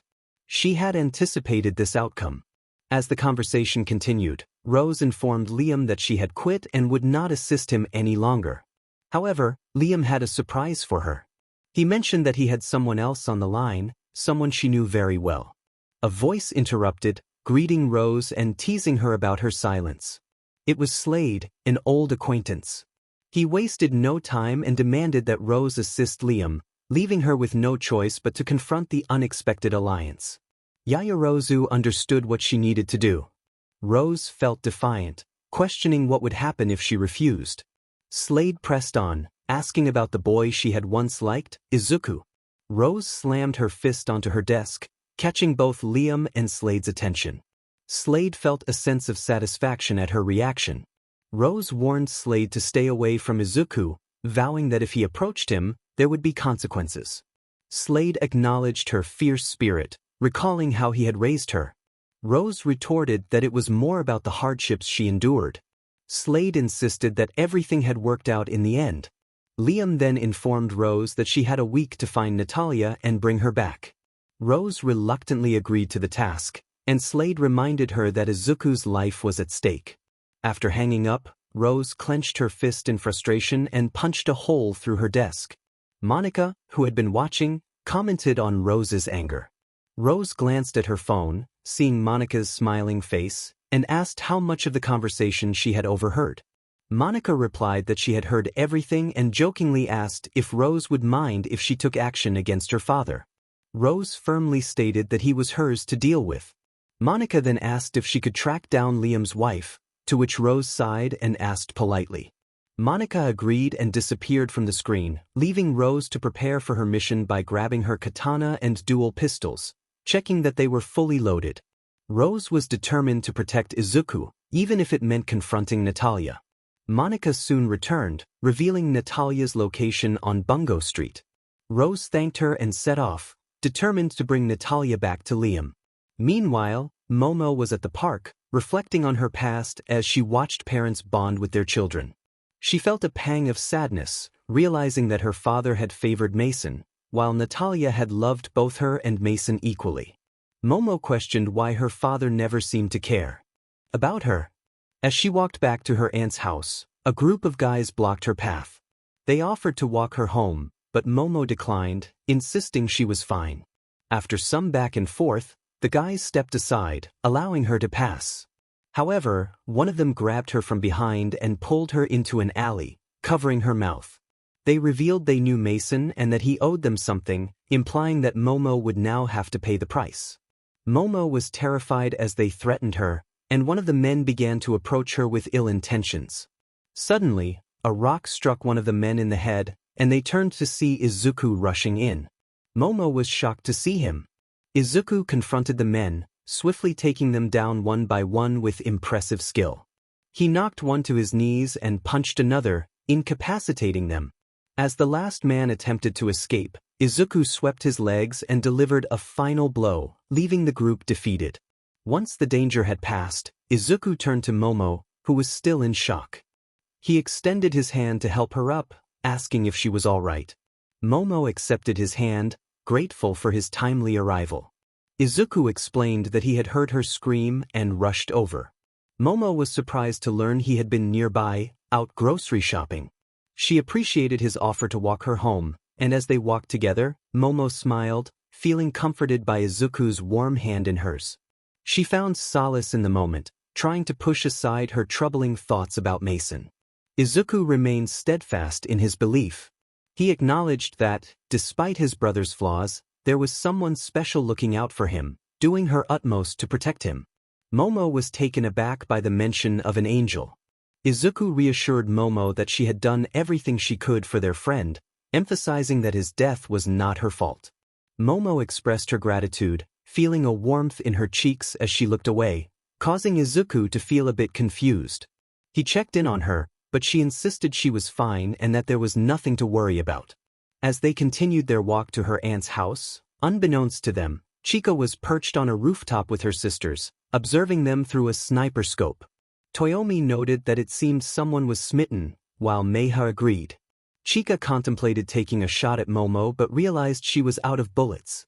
Toyomi thought Chika had brought them, and Meiha believed Toyomi was responsible. After a moment of frustration, Chika decided they would try again another time and suggested they leave. The trio quickly vacated the area just as Momo and Izuku arrived at her apartment. Momo thanked Izuku again and mentioned that she needed to say two things before he left. The first was about his cane, which he explained was due to being stabbed twice. The second was about their futures. Both planned to attend high school, which meant they would see each other again. They exchanged goodbyes, and Izuku headed home, leaving Momo smiling as she entered her dark apartment. As she closed the door behind her, she heard a click and turned to find Rose sitting in a chair in the corner. Rose greeted her ominously, and Momo, feeling a surge of fear, hesitantly approached the couch. Rose demanded to know where Momo's mother was, and when Momo hesitated, a bullet narrowly missed her, fired from Rose's silent pistol. Momo revealed that her mother was at the supermarket with her aunt. Rose decided they would wait for Momo's mother to return and instructed her to get comfortable. Just then, Rose's phone rang, and she glared at Momo before stepping into the kitchen to answer it. The conversation revealed that Rose's mission was being aborted due to new information about the Yaoyorozu family.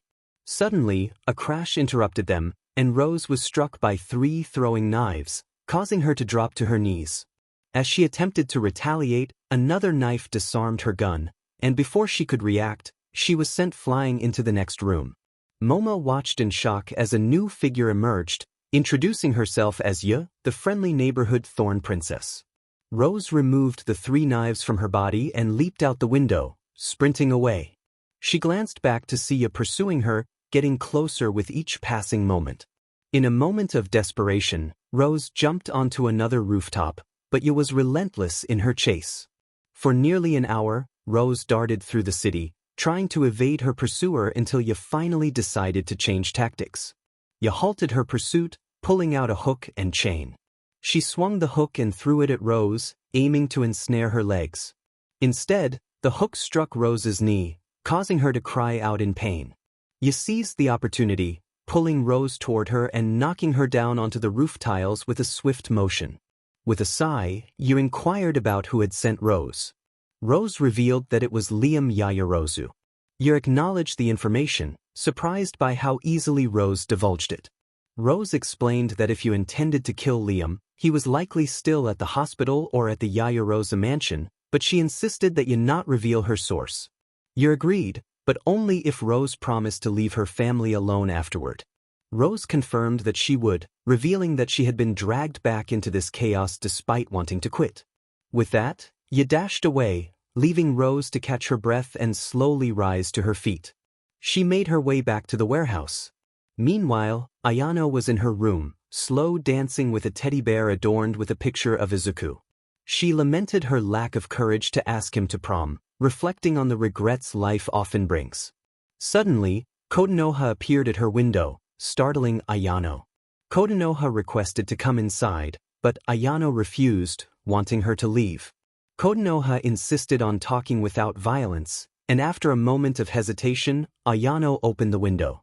As Kotonoha entered, she noticed the numerous pictures of Izuku adorning Ayano's room. Kotonoha commented on Ayano's affection for Izuku, to which Ayano proudly confirmed he was her soulmate. Kotonoha expressed uncertainty about whether it was genuine love or obsession, prompting Ayano to assert her feelings were real. Kotonoha proposed they work together after their previous encounter at the hospital, but Ayano quickly shut her down, suspecting Kotonoha wanted to share Izuku. Ayano firmly declared that she would not share her husband with anyone, threatening that those who tried would face dire consequences. Kotonoha noted that Ayano might regret her decision later, but Ayano remained resolute, insisting this would not be one of those times. Kotonoha reluctantly left, climbing up the side of the house and disappearing from view. Ayano closed her window, vowing not to share Izuku with anyone, not even Kaguya. Unbeknownst to Ayano, her mother, Ryoba, had overheard the conversation and smiled to herself, proud of her daughter's determination. As time passed and night fell, Liam sat in his office, sipping wine while flipping through a photo book of women he had encountered.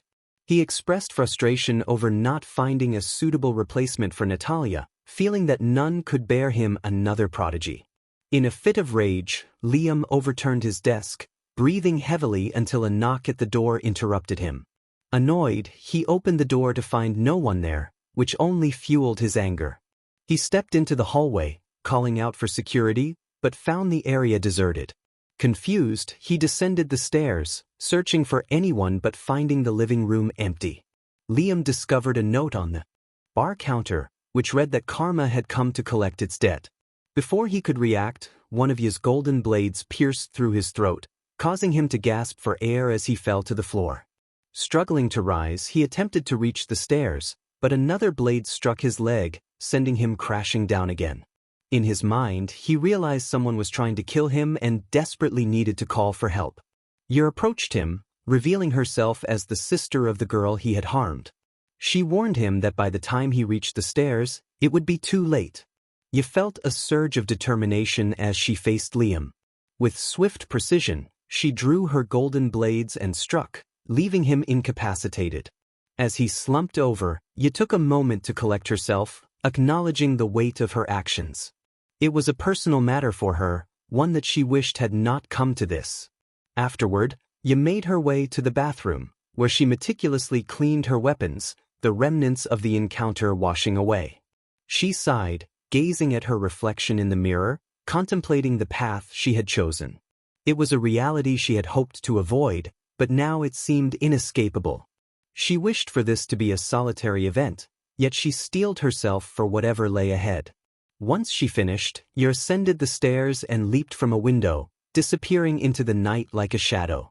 The next day dawned, and Makoto stirred from his sleep, stretching before heading to brush his teeth. Just as he approached the bathroom, his phone rang, drawing his attention. He picked it up and answered, still groggy.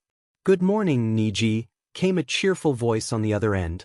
Makoto recognized the voice and responded, "Oh, good morning, Kyoko." "Did you sleep well?" she asked. Makoto replied, "Yes, how about you?" "I slept decently," Kyoko answered. "Decently," he echoed, curious about her night.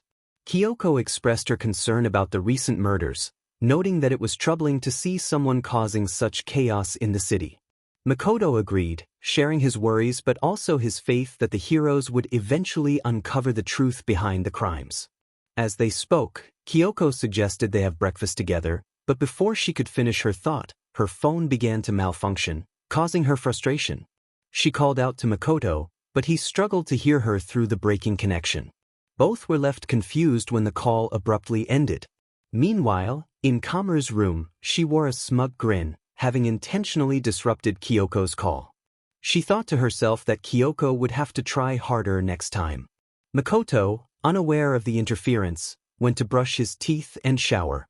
In the meantime, Kamuru seized the opportunity to take his phone, unlocking it and calling Kyoko again.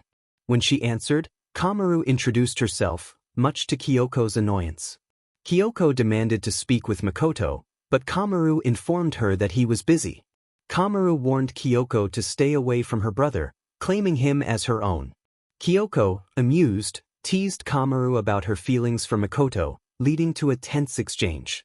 Kamuru recognized Kyoko's affection for him, and they both acknowledged the rivalry that had formed between them. After hanging up, Kamuru felt frustrated, while Kyoko smirked at the thought of how she could use this rivalry to her advantage. A few moments later, Makoto emerged from the bathroom, dressed and ready for the day. He greeted his mother, who was watching television, and shared a warm hug with her. She informed him that breakfast was ready, and he thanked her before heading to the kitchen. As he prepared his meal, Kamuru dashed downstairs and playfully tackled him, expressing her affection. Their mother reminded them that breakfast was served, and they sat down to eat. Kamuru admired Makoto's features, thinking to herself how cute he looked. Their breakfast was interrupted by a knock at the door, prompting Makoto to get up and answer it. He was greeted by Sayaka, who hugged him tightly and greeted him cheerfully. Kamuru felt a surge of jealousy as she watched the interaction, quickly moving to position herself protectively in front of Makoto. Sayaka and Kamuru exchanged pleasantries, but the atmosphere shifted as Sayaka revealed she wanted to ask Makoto something important. She invited him to her performance next Wednesday, and Makoto expressed his willingness to attend, though he worried about the cost. Sayaka surprised him with a VIP ticket, which left both siblings in shock. After Sayaka left, Makoto marveled at the unexpected invitation, while their mother playfully warned him to be cautious of Sayaka's intentions. Kamuru, feeling increasingly anxious about the upcoming concert, realized she needed to take action to prevent anything from happening between Makoto and Sayaka. Makoto mentioned that he would be busy next Wednesday, to which Kamuru responded that if anyone needed her, she would be in her room. After that, she went upstairs, closed the door, and picked up her phone to call Toko. When Toko didn't answer right away, Kamuru felt a bit anxious, wondering what was taking her so long. Meanwhile, Toko was in her room, lost in her thoughts, feeling overwhelmed by her emotions. Just as she was getting into the moment, her phone rang repeatedly, which annoyed her. She decided to take a break and grabbed her taser, accidentally activating it, which unexpectedly triggered her alternate personality, Genocide Jack. With a mix of frustration and determination, she answered the call. Genocide Jack greeted 𝗵𝗲 with a loud exclamation, clearly not pleased to be interrupted. 𝗵𝗲, unfazed, explained that she needed help with a situation involving someone she considered competition. Genocide Jack quickly agreed to take care of it, asking for the name of the target. When 𝗵𝗲 revealed it was Sayaka Mizono, Genocide Jack expressed no hesitation in accepting the task, assuring 𝗵𝗲 it would be handled. After hanging up, Genocide Jack returned to her previous activities, ready to dive back into her own world. Just then, the door swung open, and Toko's mother walked in, catching her off guard. Fukuwa entered the room, cheerfully announcing that the muffins were ready, but was quickly interrupted by Sayo's frustrated outburst. Ms. Fukuwa chuckled and retreated downstairs. The scene shifted to 𝗵𝗲, who opened her notebook, revealing a list of names. She felt a surge of determination as she focused on Sayaka's name, her frustration boiling over. Sayaka had dared to show up at her doorstep, handing tickets to Makoto and implying that he would marry her, which only fueled 𝗵𝗲's anger. However, she calmed herself, knowing Toko would handle the situation. With a sigh, 𝗵𝗲 headed downstairs, only to find Makoto missing, which surprised her. 𝗵𝗲 asked her mother where Makoto had gone, and Ms. Niji informed her that he was at the dojo meeting someone. Realizing this explained his frequent absences, 𝗵𝗲 decided to hang out with her friends. She left the house, heading to Mikan's place, unconcerned about Makoto being around other girls at the dojo, mistakenly thinking it was only men there. Meanwhile, Makoto entered the dojo, surprised by the number of people present. He wondered if his friends were there. Suddenly, he was flung into the air but managed to land on his feet, spotting one of his dojo partners. Tenko, who had been waiting for him, expressed her frustration at not having caught him this time. They exchanged playful banter, and as Makoto changed into his karate outfit, Tenko admired him, thinking he was cute. Once dressed, they took their positions on the mat, ready to spar. They both launched into a series of kicks and punches, demonstrating their skills. Tenko complimented Makoto on his improvement, curious if he had been training with someone else. He assured her that he had only been practicing at home. Just then, a new figure appeared, catching Makoto off guard with a strike from a kendo stick. He quickly retaliated, grabbing a stick of his own. The newcomer, Pico Pikoyama, joined the fray, and the atmosphere became charged with competition. Tenko and Pico exchanged blows, each determined to outdo the other. As they fought, Makoto observed, knowing this was a familiar routine for them. While waiting for the two to tire themselves out, Makoto's thoughts drifted to his friend Izuku, who had been injured recently. He decided to step outside and call Izuku, but as he did, he noticed a yellow van parked a few streets away, which made him uneasy. When Izuku answered, they chatted about training and recovery. Makoto mentioned the ongoing fight between his friends, but the conversation was interrupted by a loud crash. He turned to see the dojo's grandmaster on the ground, injured. Makoto realized that things could get intense in the dojo, especially for anyone who tried to intervene. As they continued their conversation, Makoto's attention was drawn back to the yellow van, which had moved closer, raising his suspicions once again. He decided to end the call with Izuku, sensing that something was off. The 𝗕𝗏𝗏 van was yellow, and Grandmaster groaned, insisting it was actually a light blue color. Makoto glanced back at the yellow van parked 2 streets down and decided to step away from the dojo to investigate. He walked down the street, turned the corner, and entered a laundromat, quickly hiding behind a washer.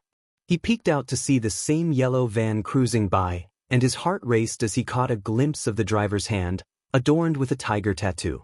Shocked, he withdrew from view, feeling a wave of anxiety wash over him. Makoto thought to himself that he hoped it wasn't who he feared it was. As the van passed the laundromat and turned onto the next street, he sighed in relief, grateful that he had narrowly avoided a confrontation. He exited the laundromat and hurried back to the dojo, reminding himself to stay vigilant and cautious. While he was running, someone spotted him from across the street. A familiar voice called out to him, and he turned to see 𝗳𝗵𝗲, a friend from his previous school before he had to transfer. They exchanged greetings and embraced, both excited to see each other again. Makoto expressed how good it was to see 𝗳𝗵𝗲, who reciprocated the sentiment and asked how things were going. They chatted about their summer plans, with 𝗳𝗵𝗲 suggesting they grab a bite to eat at a nearby sandwich shop. Makoto agreed, and they made their way there, unaware that a sniper was observing them from a rooftop, tracking their every move. The sniper reported back to their superior, confirming that the target was not alone. They were instructed to keep following the boys and not to lose sight of them. The sniper, 𝗲𝗁𝗲, discreetly trailed behind as they entered the sandwich shop, finding a vantage point on the roof to keep watch. Meanwhile, Makoto and 𝗳𝗵𝗲 were waiting for their orders. 𝗳𝗵𝗲 inquired about Makoto's plans for the summer, to which Makoto mentioned attending Mizuno's concert. 𝗳𝗵𝗲 shared that he was still figuring out his own plans, preferring to take it easy for now. As they talked, 𝗳𝗵𝗲 noticed Makoto glancing out the window frequently, which puzzled him. When he asked if everything was all right, Makoto brushed it off, hoping not to attract any unwanted attention. Their sandwiches arrived, and they continued their conversation while 𝗲𝗁𝗲 remained focused on them.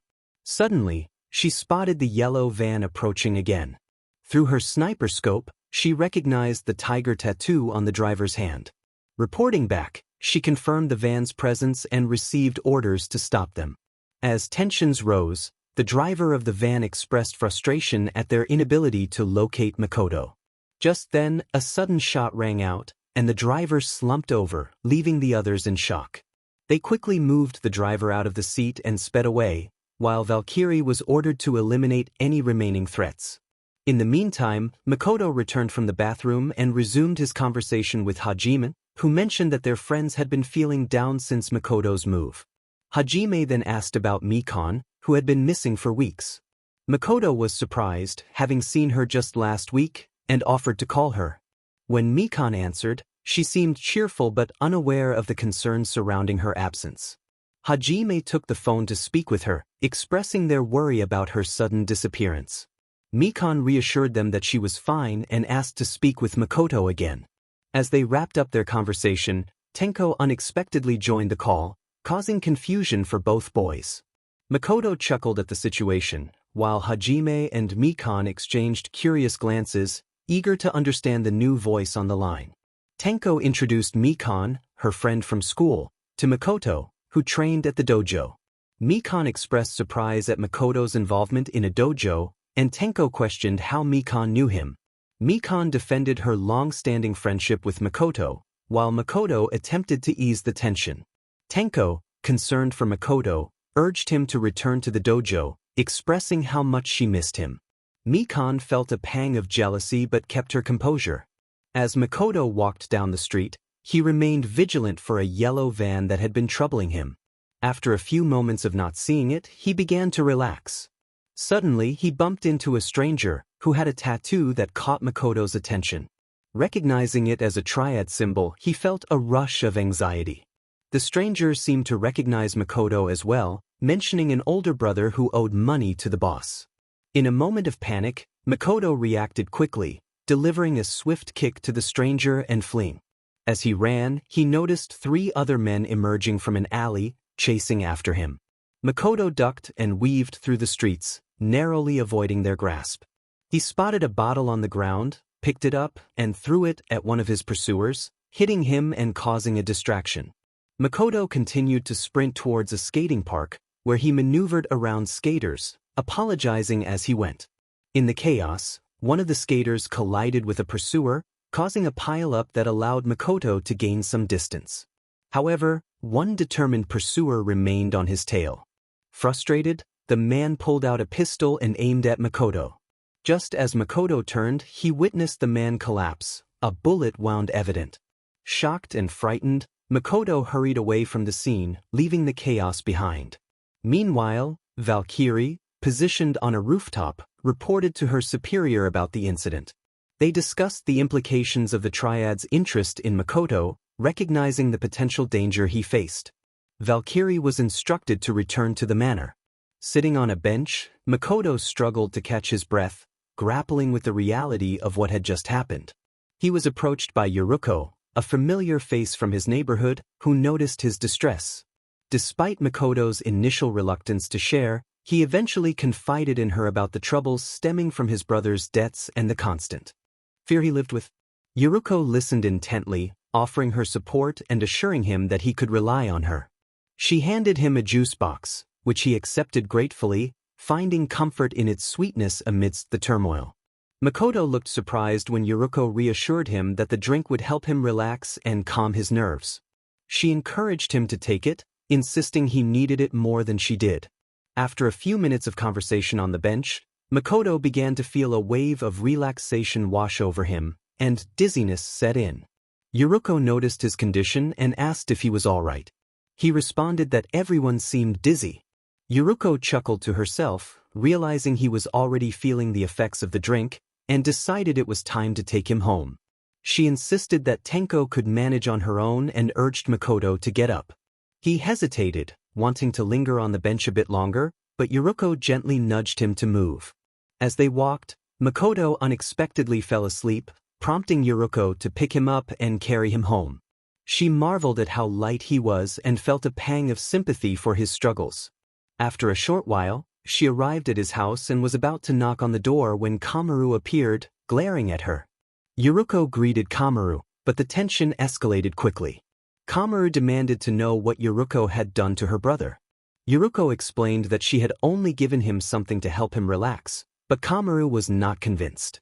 She accused Yuriko of drugging Makoto, and the situation turned hostile. Yuriko defended herself, but Komaru's anger led to a physical confrontation. They exchanged blows, both determined to assert their _𝗵𝗃. As they rolled around in the grass, both girls ended up bruised and bleeding, but neither was willing to back down. They circled each other, ready to strike again, when Ms. Niji stepped outside and interrupted their fight. The girls quickly shifted their focus, pretending to be friendly. Komaru expressed her affection for Yuriko, while Yuriko thought to herself about how fortunate Komaru was that her mother had intervened. Ms. Niji noticed their injuries and asked why they were bleeding. They both tried to downplay the situation, claiming they had tripped. She insisted they come inside so she could tend to their wounds and reminded Komaru to bring her brother inside to avoid any trouble. Komaru complied, lifting Makoto off the grass and leading him inside, while Yuriko followed, feeling a mix of relief and disappointment. Meanwhile, in a different part of town, the boss of the Tiger Yakuza was sharpening a katana. A subordinate reported that they had been unable to find a certain individual, leading to a tense exchange. The boss expressed frustration at the lack of results and dismissed the subordinate. As the subordinate turned to leave, a shadowy figure appeared behind him, and the atmosphere shifted dramatically. The figure swiftly dealt with the subordinate, leaving no room for dissent. Afterward, the boss resumed sharpening the katana, contemplating the challenges ahead. Pikoyama entered the room, and the boss asked her opinion about a potential rival. They discussed the competition for Makoto's affection, with the boss determined to eliminate any obstacles in her path. As Pikoyama left, the boss fantasized about winning Makoto's heart, plotting her next moves. In another part of the city, Valkyrie was in her boss's office discussing potential connections between rival factions. She was instructed to keep a close watch on a certain individual, emphasizing the importance of their safety. As the conversation shifted to a debt owed to the organization, Valkyrie assured her boss that the matter would be resolved in due time. With her tasks set, she exited the office, ready to carry out her orders. Niji, Ms. Niji, Komaru Niji, and finally Makoto Niji found themselves in a tense situation. Godiva picked up a photo of Makoto, his smile bringing a brief moment of joy to her face before her expression turned serious. She sighed, contemplating her next move. Godiva thought about the little one and how she didn't want to cause harm, yet she was determined to reclaim her money. If it meant resorting to drastic measures, she was prepared to do what was necessary. Meanwhile, the scene shifted to the Demon Triad, where one of the bosses was expressing his frustration. He confronted one of his subordinates, furious that they had lost track of their target. The goon stammered an apology, but the boss's anger was palpable. In a sudden burst of rage, he shot the goon multiple times, leaving the others in shock and fear. He then ordered everyone to leave his presence, and as they hurried out, he continued to vent his frustration, dropping the gun to the floor. A conversation ensued between the boss and his companion, Sally. She questioned the incompetence of their crew, to which the boss replied that they were just street thugs, lacking in skill. Sally acknowledged their shortcomings but noted that they could be good for relieving stress. At that moment, the door opened, and a boy with white hair entered, holding a can of orange soda. The boss greeted him warmly, while Sally exchanged playful banter with her brother. Their sibling rivalry was evident, with Sally insisting that she wouldn't let him surpass her. Christian, confident and unfazed, assured her that he was well ahead in their competition. Christian teased Sally about her crush on Makoto, revealing a photo of them together at a graduation party. He leaned against Makoto with a smug expression, suggesting that if Makoto started liking boys soon, there would be a reason behind it. Sally, feeling provoked, lunged at Christian, tackling him to the ground and playfully hitting him. Christian laughed and managed to kick her off. He jested about her hitting like a weakling, which prompted Sally to challenge him, threatening to make him regret his words. A stern voice interrupted them, addressing Sally by name. The figure reminded her of the rules regarding threats to her brother's life, leading to a reluctant admission from Sally. The authoritative figure insisted that Sally should go to her room for the week, grounding her and restricting her from certain activities. Sally, sniffling, complied and ran to her room, leaving Christian and their mother behind. Christian eyed his mother suspiciously, inquiring about her plans for Sally's belongings. She responded with a teasing tone, hinting at her intentions, which made Christian uneasy. As Christian left the room, their mother began to breathe heavily, expressing her excitement about spoiling him. Meanwhile, a new day dawned, and Issei was asleep, dreaming of becoming the HRM king. His peaceful slumber was interrupted by a sharp touch on his chin, waking him in confusion. He discovered Akino, half-dressed, holding a knife and explaining that she had a nightmare. Issei, still startled, asked why she needed a knife for that. Akino reassured him that she hoped she hadn't disturbed his dreams, and she suggested they could go out since it was summer. However, she also hinted at staying in bed for some fun. Just as things were getting intense, a summoning circle lit up in the room, and 𝗓𝗏 appeared, dressed in a way that caught Issei's attention. He stuttered out a greeting and 𝗓𝗏, noticing Akino, felt a surge of jealousy but masked it from Issei. 𝗓𝗏 asked Issei to step outside for a moment, and he quickly complied, trying to hide his embarrassment. Once he left, 𝗓𝗏 confronted Akino, expressing her possessiveness over Issei. Akino, unfazed, teased 𝗓𝗏 about their shared interest in him, leading to a brief, heated exchange. 𝗓𝗏, feeling uncomfortable with Akino's words, decided to assert her claim over Issei. After Akino left, 𝗓𝗏 prepared to meet Issei, but was interrupted by his sister, Alexandra, who was less than welcoming. 𝗓𝗏 maintained her composure despite Alexandra's attitude, and as she waited for Issei, she took out her frustration on a bird nearby. When Issei finally emerged, 𝗓𝗏 greeted him with a hug and suggested they go to the park. Issei agreed, and they set off together, with 𝗓𝗏 feeling pleased by his sweetness. As they walked, Issei asked about their plans after the park, and 𝗓𝗏 excitedly listed activities, including a movie and lunch. Meanwhile, Issei wondered where Akino had gone. Just then, 𝐒𝐩𝐢 appeared, tackling Issei and greeting him cheerfully. Despite the surprise, Issei managed to respond positively, complimenting her appearance. 𝗎𝐻𝐢 noticed 𝗓𝗏 glaring at her, but instead of feeling intimidated, she smiled and stood up from beside Issei. She greeted 𝗓𝗏 warmly, almost forgetting to acknowledge her. 𝗓𝗏 returned the greeting, but her thoughts were less than kind. She mentioned that she and Issei were heading to the park, and 𝗎𝐻𝐢 assured her she wouldn't take up much of their time. Issei offered for 𝗎𝐻𝐢 to join them, but she politely declined, saying she had other plans. After a brief farewell, Issei and 𝗓𝗏 walked away, leaving 𝗎𝐻𝐢 with a smile. As 𝗎𝐻𝐢 stood there, she couldn't help but think about Issei, feeling a mix of affection and mischievous thoughts. Suddenly, a stranger approached her, his demeanor unsettling. He asked what she was doing alone and suggested she follow him. 𝗎𝐻𝐢 hesitated but complied, curious about where he would lead her. They walked a short distance into the woods, where the atmosphere shifted. The stranger made an inappropriate request, which left Asia shocked and disgusted. Instead of complying, she decided to take matters into her own hands.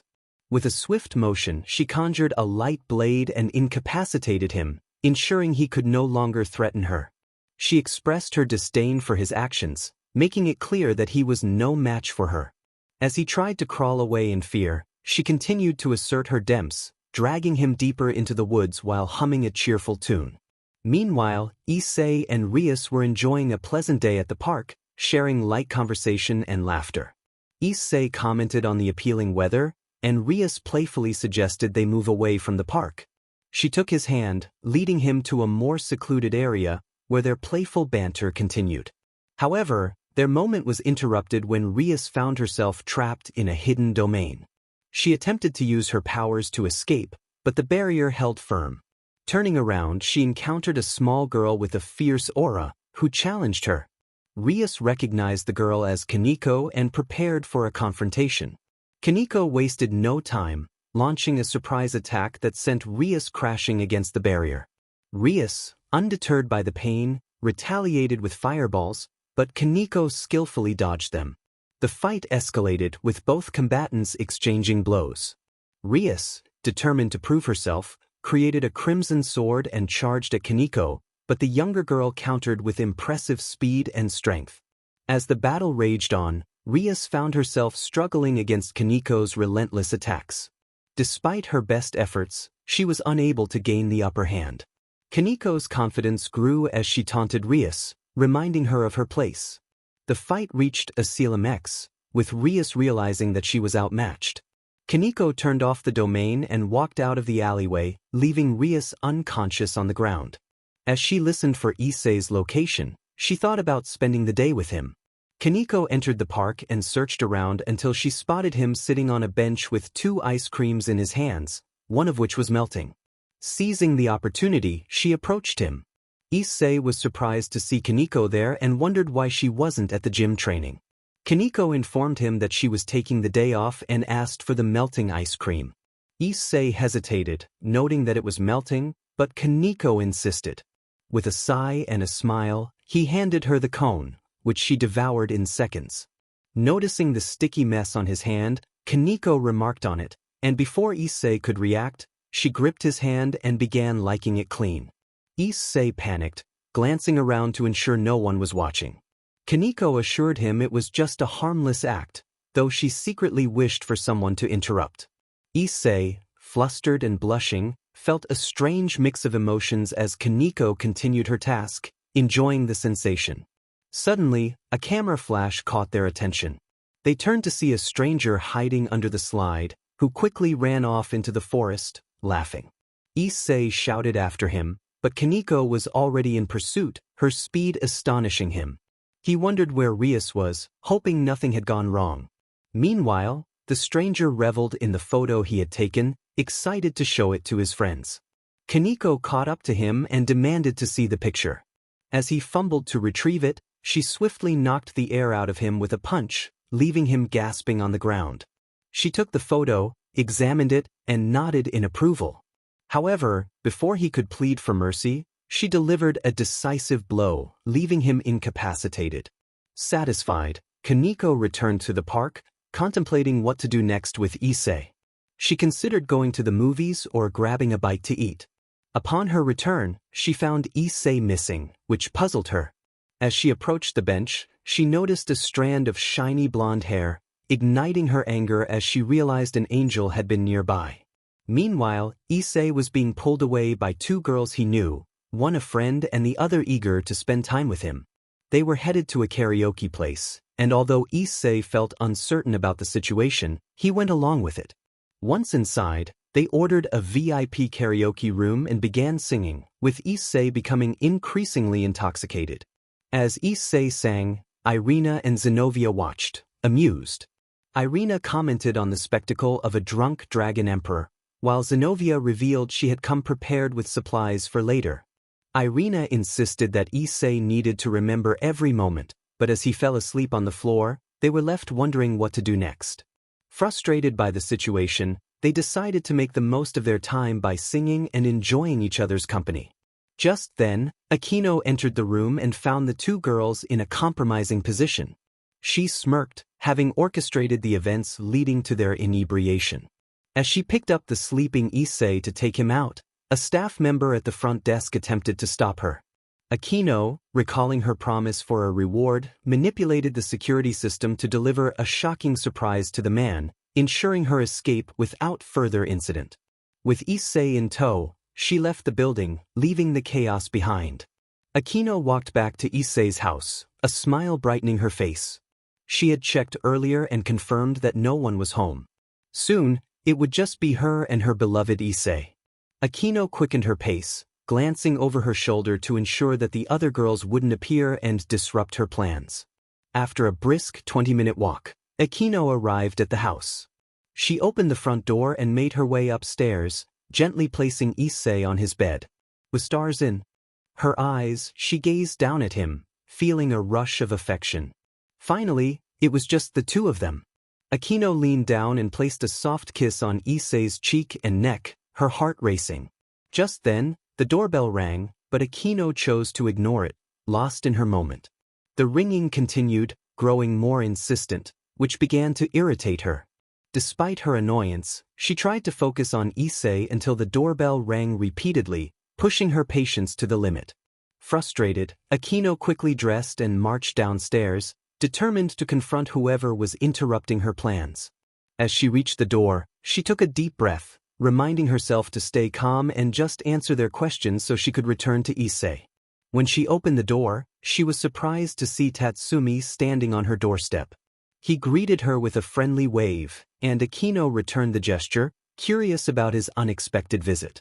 Aquino confirmed that this was her house, while Tatsumi expressed confusion, thinking it belonged to Issei.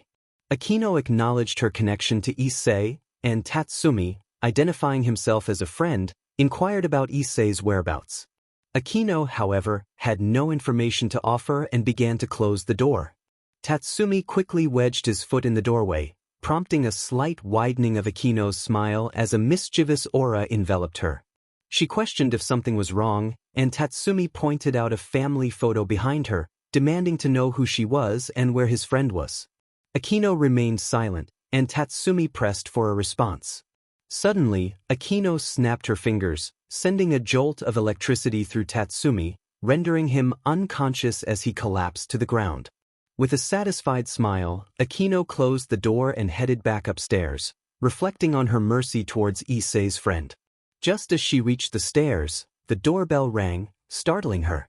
Curiosity piqued, Aquino returned to the door and opened it, only to be unexpectedly attacked. A figure lunged at her with a pair of scissors, catching her off guard. The assailant struck swiftly, inflicting multiple injuries before pushing Aquino against the wall. The figure expressed their anger at Aquino for harming Tatsumi, revealing a dangerous obsession. Aquino, realizing the threat she faced, attempted to respond defiantly, but the figure silenced her with a swift motion, leaving her in a perilous state. The assailant taunted her, claiming that Tatsumi would not arrive in time to save her, and exited the house with him in tow. Despite her injuries, Aquino summoned her remaining strength, preparing to retaliate. Tatsumi jolted awake after being unconscious for the past 45 minutes. He looked around, realizing he was in a room that was unfamiliar to him, which filled him with confusion and concern.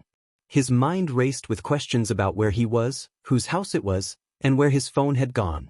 Just then, the door opened, and he saw a girl he recognized. 𝗓𝗓 expressed relief at seeing Tatsumi awake.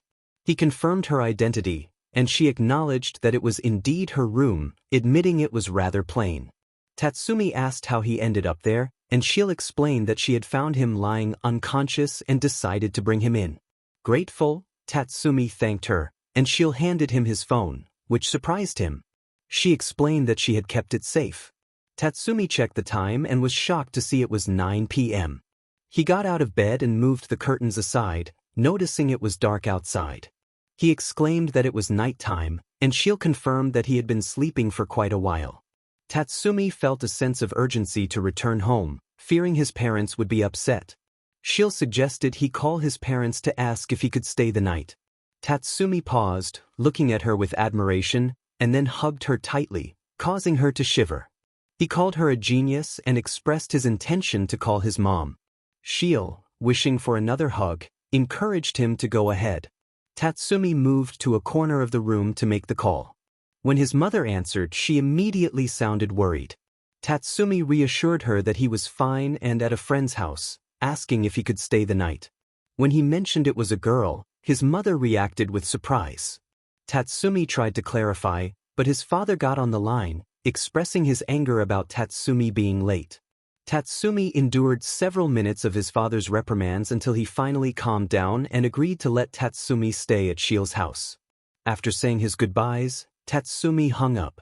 He shared the good news with 𝐎𝐻, who seemed relieved but also concerned about how his father sounded. 𝗧𝗵𝗵𝗲 reassured her that his dad was a nice guy, just prone to anger.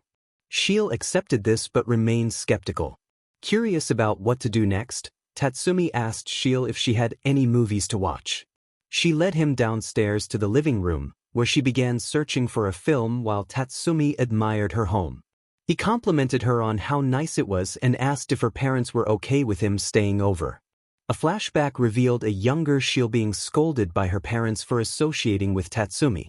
They had forbidden her from seeing him, citing her declining grades as a reason for switching schools. Upset and determined not to be separated from 𝗧𝗵𝗵𝗲, she plotted her next move. As night fell, 𝐎𝐻 feigned a nightmare to get her mother to check her room. When her mother entered, 𝐎𝐻 insisted she needed one last check under the bed. Reluctantly, her mother complied, but as she did, an unexpected and tragic turn of events unfolded, leaving 𝐎𝐻 to confront her father alone. In the present, 𝗧𝗵𝗵𝗲 and 𝐎𝐻 settled in for a movie, unaware of the shadows of the past that loomed over them. 𝐎𝐻 watched as a bowling ball rolled toward her father, and in an instant, the ball struck him, causing his body to go limp. Overwhelmed by emotions, she sat on the first step and began to cry, but soon her tears turned into giggles and then full-blown laughter. 𝐎𝐻 felt a sense of relief, believing that now she wouldn't have to move schools and could keep 𝗧𝗵𝗵𝗲 safe from any other girls trying to get close to him. She promised herself to do whatever it took to protect him. Later, 𝗧𝗵𝗵𝗲 expressed his concern about 𝐎𝐻 being left alone. 𝐎𝐻 explained that her parents had given her the keys to the house and disappeared, and she hadn't heard from them in years. 𝗧𝗵𝗵𝗲 offered his sympathy, but 𝐎𝐻 reassured him that she felt free and was sure her parents were okay wherever they were. 𝗎𝐻 then suggested watching a movie, and 𝗧𝗵𝗵𝗲 agreed. As she inserted the disc into the DVD player and turned on the TV, 𝗧𝗵𝗵𝗲 settled beside her.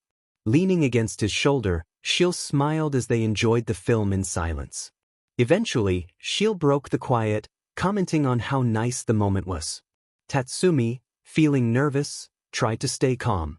As the movie continued, 𝗎𝐻 playfully slid her hand onto 𝗧𝗵𝗵𝗲's leg, noticing his blush. She waited a moment before moving her hand closer, causing him to stammer in surprise. 𝗎𝐻 shushed him, asking him to let her know if he wanted her to stop. Just as their faces were about to draw closer, the doorbell rang, interrupting the moment. 𝗧𝗵𝗵𝗲 opened the door to find a pizza 𝗕𝗏𝗍𝗍 person. The man handed over the pizza, explaining it had been ordered and paid for by 𝗧𝗵𝗵𝗲's mother. 𝗧𝗵𝗵𝗲 thanked him, and the 𝗕𝗏𝗍𝗍 person tipped his hat before leaving.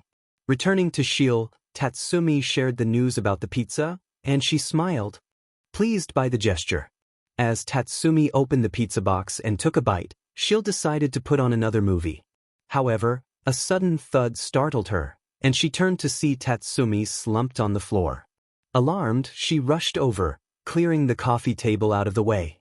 She called out to him, but he remained unresponsive. Just then, the pizza 𝗕𝗏𝗍𝗍 person reappeared, leaning against the doorframe. He assured her that 𝗧𝗵𝗵𝗲 was just sleeping. In a moment of panic, 𝗎𝐻 grabbed her giant scissors and lunged at him, but he ducked and countered, knocking her to the ground. In the struggle, he pulled out a needle, aiming it at her, but 𝗎𝐻 managed to throw him against the kitchen wall and stood up, demanding to know who he really was. The man smirked, revealing his true identity as 𝗬𝗏𝗄, who had been hiding in the shadows. She confronted 𝗎𝐻, claiming 𝗧𝗵𝗵𝗲 as her own. Just then, Leon crashed through the wall, grabbing 𝗎𝗻 by the throat, but 𝗎𝗻 managed to stab Leon, who then flipped over her and landed on the couch, injured but defiant. The confrontation escalated as Chelsea and Leon argued over 𝗬𝗪𝗓, but their bickering was interrupted by a powerful presence. 𝗧𝗏 emerged from the shadows, her gaze fierce and intimidating.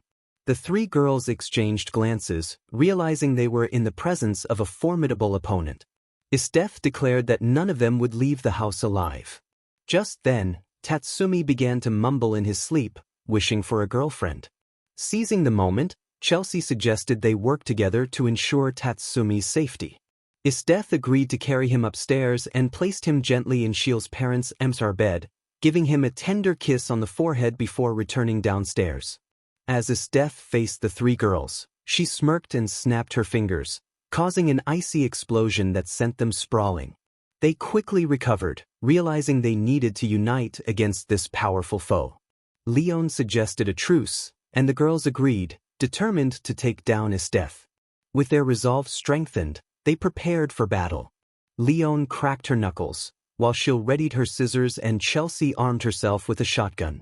𝗧𝗏 charged at them, and the fight began, with blades clashing and teamwork becoming their only hope against the icy villain. As the battle raged on, the building around them began to freeze, and the residents started to panic, bursting out into the cold night.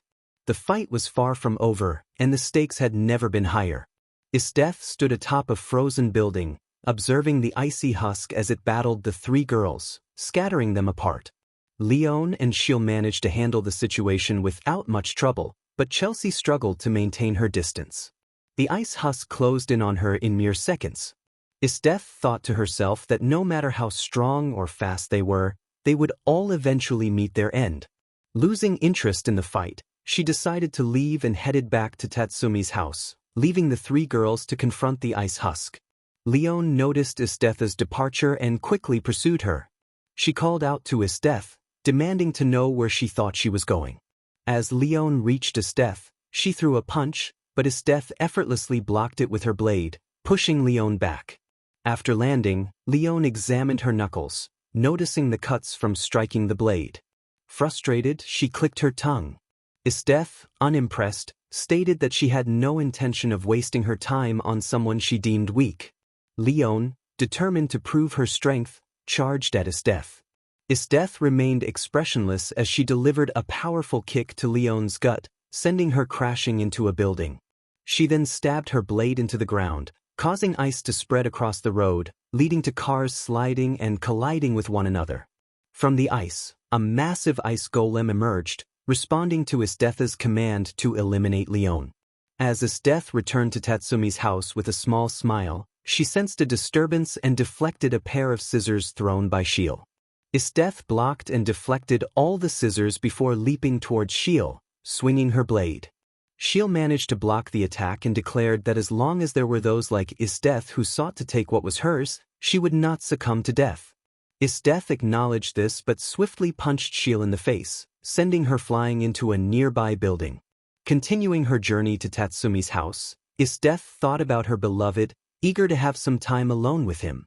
Upon arriving, she slowed down and walked upstairs, only to find 𝗬𝗪𝗓's head resting on another woman's lap. This woman was no ordinary individual. It was 𝗂𝐽𝐻, and her presence ignited 𝗧𝗏's anger. 𝗧𝗏 confronted 𝗂𝐽𝐻, who looked up and suggested she could leave, as she was attending to 𝗬𝗪𝗓. Before 𝗂𝐽𝐻 could finish, 𝗧𝗏 launched an ice spear at her, which she narrowly avoided. 𝗧𝗏 then charged at 𝗂𝐽𝐻, grabbing her by the throat and throwing her out the window. 𝗂𝐽𝐻 landed safely and turned to see 𝗧𝗏 already in motion, swinging her blade.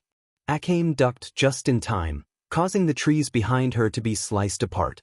Drawing her own blade, 𝗂𝐽𝐻 aimed for 𝗧𝗏's legs, but 𝗧𝗏 leaped up and delivered a spinning kick to 𝗂𝐽𝐻's face, sending her sliding backward. 𝗧𝗏 demanded to know what 𝗂𝐽𝐻 was doing with her husband, to which 𝗂𝐽𝐻 replied that 𝗬𝗪𝗓 belonged to her and that 𝗧𝗏 could not have him. 𝗂𝐽𝐻 then blitzed towards 𝗧𝗏, swinging her blade, but 𝗧𝗏 blocked the attack and pushed 𝗂𝐽𝐻 back. 𝗧𝗏 stabbed her blade into the ground, spreading ice throughout the area.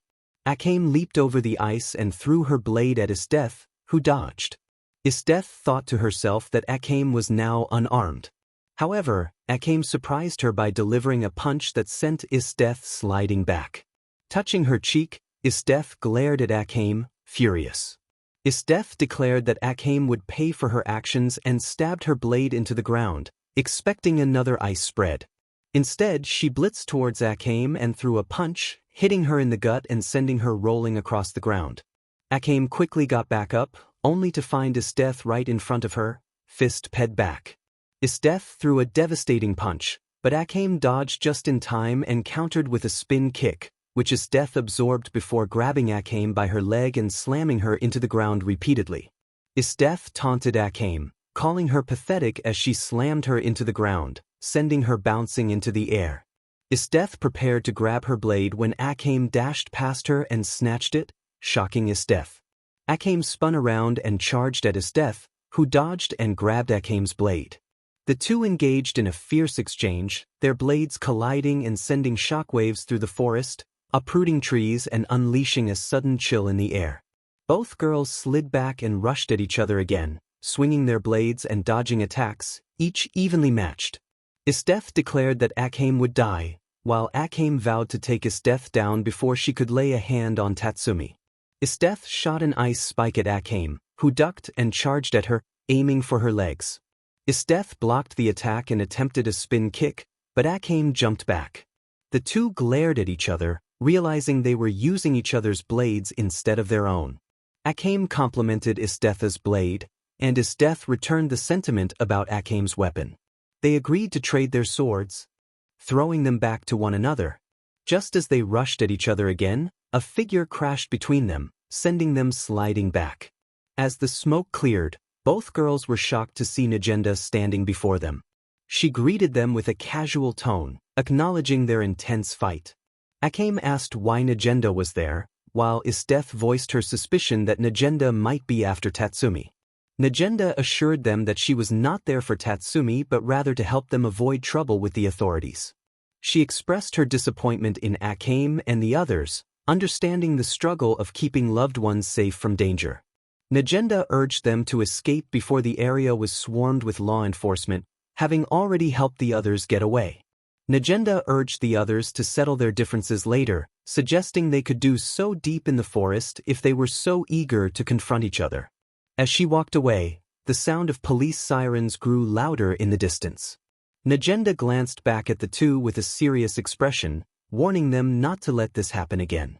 She then ran off into the woods, leaving the two to exchange glances as the sirens approached. 𝗂𝐻𝗵 sheathed her blade, acknowledging that, despite her longing to see her opponent defeated, it was best to call it a draw for now. 𝗧𝗏 agreed, and the two parted ways. Meanwhile, 𝗕𝗬𝗵 was waking up after being unconscious for a while. He groaned, trying to piece together what had happened. He noticed the broken window in his room and felt a chill in the air. Confused, he got out of bed and left the room, only to be shocked by the sight of a massive iceberg in the house. He exclaimed in disbelief, wondering what had transpired while he was asleep. Before he could search for 𝗕𝗓𝗓, the sound of police sirens startled him, prompting him to run back into the 𝗕◵ bedroom, leap out of the window, and dash into the woods. As he ran, he thought about how bewildered he was by everything that had occurred during his slumber. After running through the forest for a while, 𝗕𝗬𝗵 emerged into another neighborhood and sat on a bench, sighing heavily. He realized he needed to get home. As he checked his pockets, he found his phone and decided to call the group chat. After a few moments, someone picked up. Shoto greeted him, asking how he was doing. 𝗕𝗬𝗵 expressed his confusion, prompting Makoto to inquire why. 𝗕𝗬𝗵 explained that he couldn't remember anything after eating pizza with 𝗕𝐁 before falling asleep. Issei joked about him fumbling the situation, while Katsuki suggested he might have been drugged. 𝗕𝗬𝗵 dismissed the idea, incredulous that the pizza 𝗕𝗏𝗏 person would do such a thing. Shoto speculated about the possibility, but Izuku quickly intervened, telling him to stop. 𝗕𝗬𝗵, feeling overwhelmed, decided to end the call, saying goodbye to his friends. With a smile, he walked home, feeling less anxious but still puzzled by the events. Meanwhile, at the Yagi household, Izumi lay in bed with her phone in hand, appreciating the sound of her friends' voices, a welcome distraction from other bothersome thoughts. She turned off her phone and closed her eyes, but soon heard Izuku's door opening. Curious, she got up and opened her door to see him heading downstairs. He casually mentioned he was just going to make a snack, and she wished him good night, feeling a sense of warmth for her brother. Izuku made his way to the kitchen, turning on the lights and opening the refrigerator. He began gathering ingredients for a sandwich when his phone buzzed on the counter, catching his attention. Not recognizing the number, he decided to let it ring. After a while, the ringing stopped, and he resumed preparing his sandwich, listing the ingredients he needed. Just as he was about to start, his phone rang again with the same unknown number. Annoyed, he hung up and blocked the caller, focusing on making his meal. After finishing, he sat at the table, enjoying his sandwich and chips with a root beer, relishing the peaceful moment. However, his phone buzzed again, and he saw it was the same number, which surprised him. He hung up once more, but the persistent ringing continued to irritate him. Finally, he decided to answer. A voice on the other end asked about his favorite scary movie, which left Izuku baffled. The voice continued, insisting he wouldn't get the reference. Annoyed, Izuku asked where the caller was, and the response was vague, claiming they were in his backyard. Without hesitation, Izuku hung up, feeling a mix of confusion and irritation. That's it, they wondered. One of them expressed confusion about the situation. Another questioned whether he might actually come outside. The first dismissed the idea, insisting there was no way that would happen. Suddenly, the sound of the back door creaking open echoed through the air, causing the three figures to turn their attention toward the house. They peered inside but found no one standing in the doorway. One of them asked where he could be, while another suggested it was probably just the wind. However, the night was calm, with no breeze stirring. Just then, the sudden ringing of a phone startled them, and one of the figures hurriedly picked it up to see who was calling. The figure, calling their phone, glanced at the other two, who shook their heads in disapproval. Despite their reluctance, the figure decided to answer. Izuku's voice came through, stating that he could see them by the large oak tree over the fence and urged them to start running. The three figures, hearing this, hurried into the forest.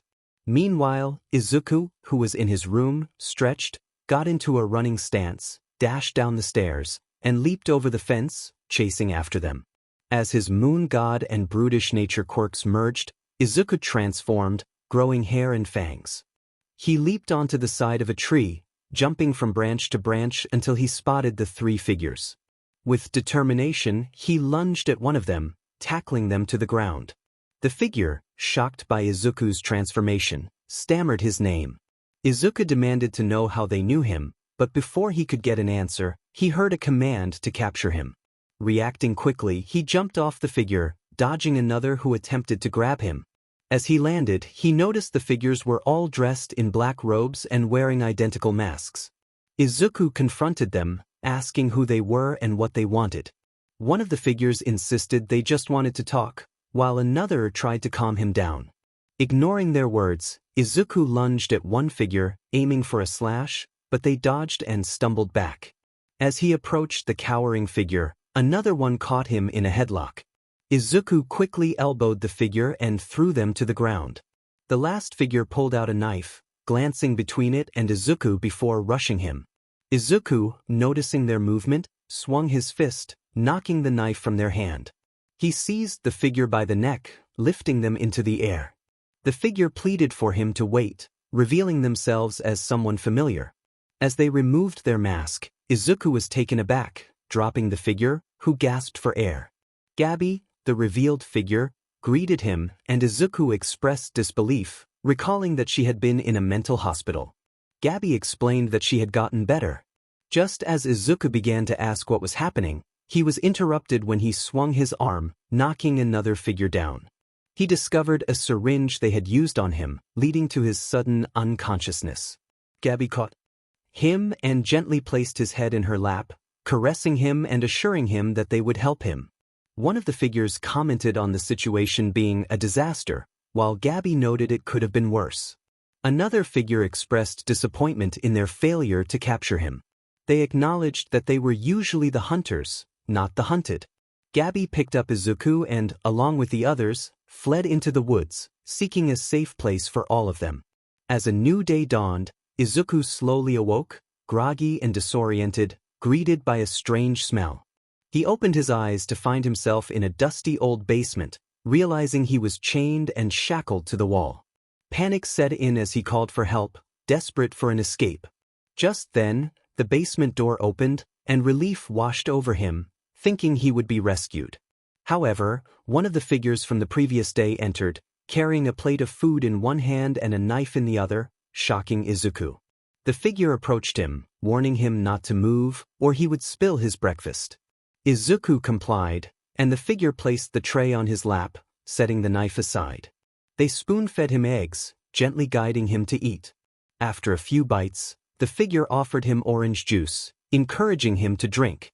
Izuku, curious about the figure's identity, learned that their name was Kanata. When he asked if he could go home, Kanata firmly replied no, explaining that it would upset their friend, who was the only one interested in him.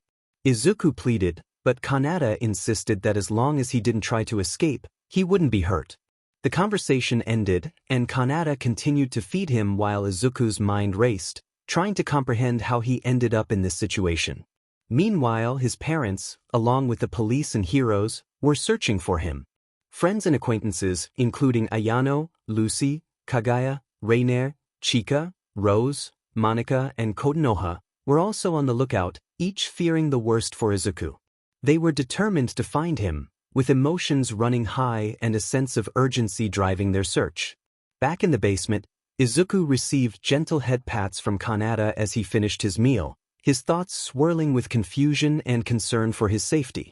Breakfast was finished, and Kanata felt satisfied that Izuku had eaten everything.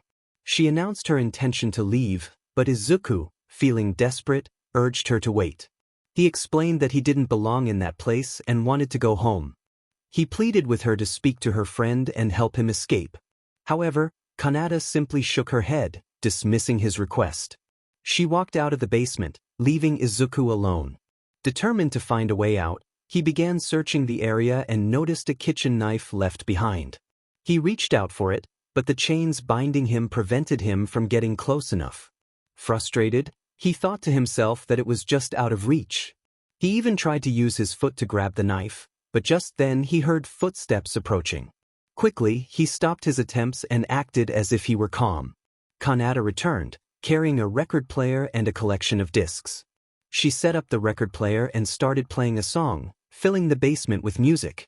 Kanata approached Izuku and gently wrapped a kitchen cloth around his mouth, tying it securely to prevent him from shouting. She then gave him a reassuring pat on the head before leaving the basement. Just as she was about to exit, she turned back and grabbed a knife, reminding herself not to forget it. Izuku spent the remainder of the day in the basement while Kanata periodically returned to check on him, feeding him lunch and dinner, and attending to his requests, except for the one that would set him free. As a new day dawned, Izuku attempted to sleep as best as he could.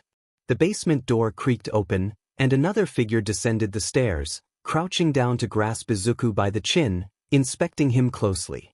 The figure commented on his cuteness before abruptly waking him up by shaking his face. When Izuku opened his eyes, he realized this was not Kanata. The figure introduced herself as Himiko Toga and declared that she would be his nurse for the day. Izuku, confused, asked who she was, and Toga explained that she would take care of him instead of Kanata. He pleaded with her to let him go, but Toga laughed, insisting that this was now his new home. Izuku protested vehemently, declaring that he would not stay there, but Toga assured him that no one was coming to rescue him. She then suggested they play tic-tac-toe.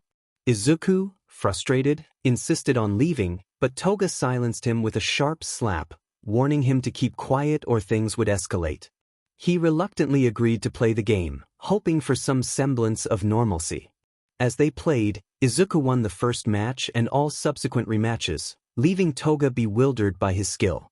She asked how he was so good, to which he replied it was just luck and her predictability. Toga, feeling challenged, decided to find another game and soon returned with a board game called Candyland. She set it up in front of Izuku, who sighed, realizing that she had no intention of letting him go. When he voiced his concerns, Toga grew impatient and threatened to slap him again. This time, Izuku caught her arm and pulled her closer, attempting to restrain her. Toga struggled, but he held on tightly, fearing what she might do if he released her. In a moment of desperation, 𝗬𝗏 pulled out a knife and stabbed him in the leg. As he stifled a scream, he instinctively bit her shoulder. Both froze at the unexpected reaction, their faces flushed with surprise at the strange turn of events. Seizing the opportunity, Izuku slammed 𝗬𝗏's face into the wall, knocking her out. He quickly checked her pockets and found some keys. With newfound hope, he used the keys to unlock his cuffs, freeing himself. Now unbound, Izuku approached the basement door and opened it, revealing an empty room with another door to the left. He stepped outside, determined to find a way out of this situation. Izuku screamed in pain as he fell to the ground, looking at his foot trapped in a bear trap. The sound of footsteps echoed as Jenny and Kotana turned the corner, spotting him writhing in agony. Kotana rushed over, trying to soothe him while Jenny worked on unlocking the trap. Jenny wondered how he had even gotten into this situation, but Kotana urged her to focus on freeing him. She reassured Izuku to calm down and look at her, telling him it would be off soon. Finally, Jenny managed to unlock the trap, and Izuku began to relax. However, while he was distracted, Kotana administered a sedative, causing him to lose consciousness. Kotana expressed concern about potential trouble, and Jenny hoped they wouldn't face any consequences as they carefully carried Izuku back to the basement. Izuku remained unconscious for several days while the girls tended to his injury, unsure of what they were doing. After 5 days, he finally woke up, recognizing the familiar surroundings of the basement. Realization hit him. He was still a captive.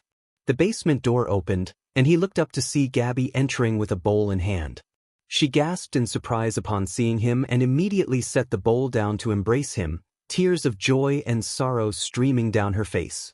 Gabi apologized profusely for his injury, and Izuku began to question what was wrong with his leg. Memories flooded back to him, reminding him that Gabi was the one who had taken him.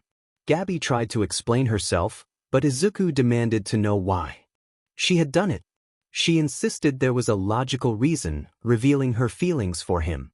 Izuku was taken aback, recalling that Gabi had been arrested for a serious crime in the past. Gabi dismissed the past, claiming that she had made him breakfast and urged him to eat. As she offered him a spoonful of fruit, Izuku protested, but Gabi insisted on feeding him, determined not to let him leave her again. In a moment of desperation, she tightened her grip around his neck, demanding to know if he loved her. Izuku struggled to breathe, but he managed to express that he liked her.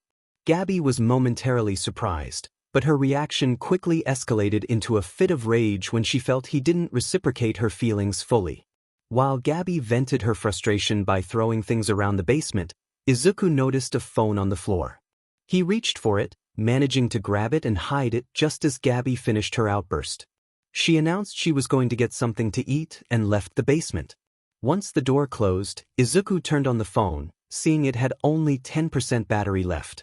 Meanwhile, at the Yagi household, 𝗏𝗏 was distraught, comforted by Mitsuki and Rei, while the Todoroki and Bakuga families, along with Detective Naomasa, were present. They had searched everywhere, but no one knew Izuku's whereabouts. 𝗏𝗏 lamented her son's absence, while others expressed their determination to find him. Suddenly, Naomasa received a call. He stepped away to answer, and when he heard Izuku's name, everyone turned their attention, relieved to know he was okay. Naomasa quickly gathered information about Izuku's location and assured 𝗏𝗏 they were on their way. Back in the basement, Izuku was anxious as he spoke into the phone, urging for help before realizing it was almost dead. Just then, 𝗬𝗏 entered the basement, catching him off guard. She demanded to know who he had called, and before he could respond, she struck him, knocking the phone from his hand and brandishing a knife at his throat. As the phone hung up, 𝗬𝗏 realized it had only 2% battery left and rushed out of the basement to inform the others. Izuku slumped to the ground, relieved that he had at least managed to make contact. Izuku felt a wave of confusion wash over him as he heard Monika's laughter. He glanced back at his phone, which was down to 1% battery. He wondered if he was losing his mind. Meanwhile, Monika sat in a room filled with cameras and electronics, her eyes fixed on the main screen displaying Izuku's location. She reassured herself that he wasn't going crazy. As long as there were devices around him, she would always be near. Monica spun her chair around to a microphone connected to various devices and pressed a button, clearing her throat. She addressed Izuku's admirers, who were caught off guard by her voice. They checked their phones and noticed a green dot indicating Izuku's location. Monica announced that they had found him, prompting all of Izuku's devoted followers to rush to his side. As she released the button, Monica stood up and retrieved an AR-15 rifle from a locker, ready to take action. In a different part of the house, Toga dashed through the hallway, intent on alerting the others about the urgent situation. She exclaimed in frustration about Izuku obtaining a phone, her mind racing as she reached the living room. There, she found Kanata and Jenny on the couch, while Gabby was in the kitchen enjoying ramen. Toga urged them to pack their things immediately, revealing that Izuku had called the authorities on them. The shock of the news spread quickly, and they all questioned how he managed to get a phone.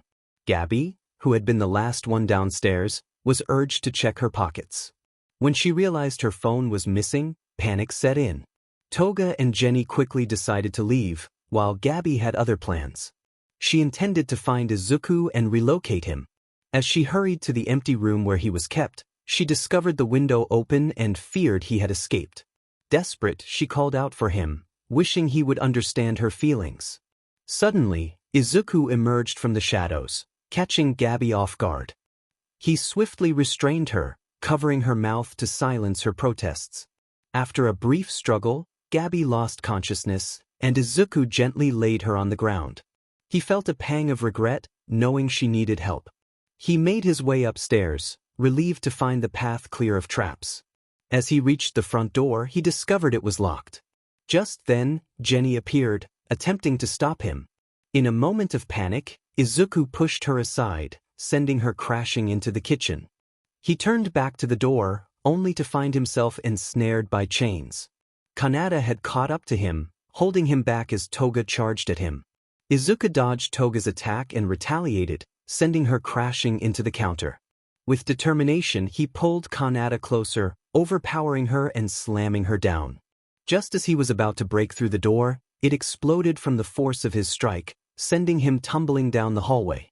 As the dust settled, he was shocked to see Rainier and Lucy in a fierce confrontation. Rainier was trying to stab Lucy with a spear, but Lucy was holding her back with a scythe. Izuku was taken aback, struggling to comprehend the chaos around him. Rainier, noticing his injury, expressed concern, while Lucy questioned what had happened to him.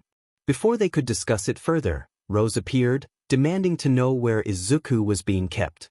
Tensions escalated as Rose charged at Rainier, who defended herself by throwing her spear. The two engaged in a fierce clash, but before either could gain the upper hand, 𝗔𝗫𝗓 crashed into the scene, creating a cloud of smoke. Emerging from the smoke, 𝗔𝗫𝗓 assured Izuku that she would protect him. She swiftly picked him up and leaped through the hole in the ceiling, moving from rooftop to rooftop. Izuku, still bewildered, asked her what was happening. 𝗔𝗫𝗓 promised to take him to the hospital for his injury, but their escape was interrupted by gunfire. She ducked just in time, narrowly avoiding a bullet, and continued to run for cover with Izuku safely in her arms. Meanwhile, Kaguya, positioned with a sniper rifle, aimed carefully, determined to take her shot without endangering Izuku. In her arms, the moment 𝗔𝗫𝗓 emerged, she took her shot, only for 𝗔𝗫𝗓 to quickly retreat into cover. 𝗔𝗫𝗓 thought to herself that it had been a close call, feeling frustrated that this little troublemaker was in her way. Izuku was in a state of confusion, wondering what was happening. 𝗔𝗫𝗓 glanced over just in time to narrowly evade a throwing knife aimed at her face. She spotted Ayano soaring through the air, descending towards her with a hatchet. 𝗔𝗫𝗓 rolled out of the way, seeking cover, while Kaguya took aim and fired again. In a swift motion, 𝗔𝗫𝗓 propelled Izuku into the air, using her metal arm to deflect the bullet. However, Ayano caught Izuku as she landed and quickly dashed away. Both Kaguya and 𝗔𝗫𝗓 expressed their frustration at the turn of events. Ayano urged Izuku to hang tight, promising to get him to safety. Before she could finish, Rainier and Lucy appeared on the scene. Rainier hurled a light spear, while Lucy manipulated shadows to ensnare Ayano, who held Izuku tightly. Ayano declared that they would face whatever came together, leaving Izuku in shock. Rainier intervened, swiftly grabbing the light spear just inches away from them, letting out a sigh of relief. But Ayano, undeterred, swung her hatchet, only for Rainier to effortlessly slice it in half. As the rest of the girls arrived on the rooftop, they exchanged fierce glares, particularly directed at Ayano, who still had Izuku in her grasp. The tension hung in the air until Monica broke the silence, asserting that it was time for Ayano to surrender her hold on Izuku. Izuku was taken aback by the declaration, while Lucy questioned the claim of being a husband. Izuku was the center of attention, and the girls were determined to claim him for themselves. Rose declared her intention to marry Izuku, while Chika and her sisters insisted they would be the ones to win his heart.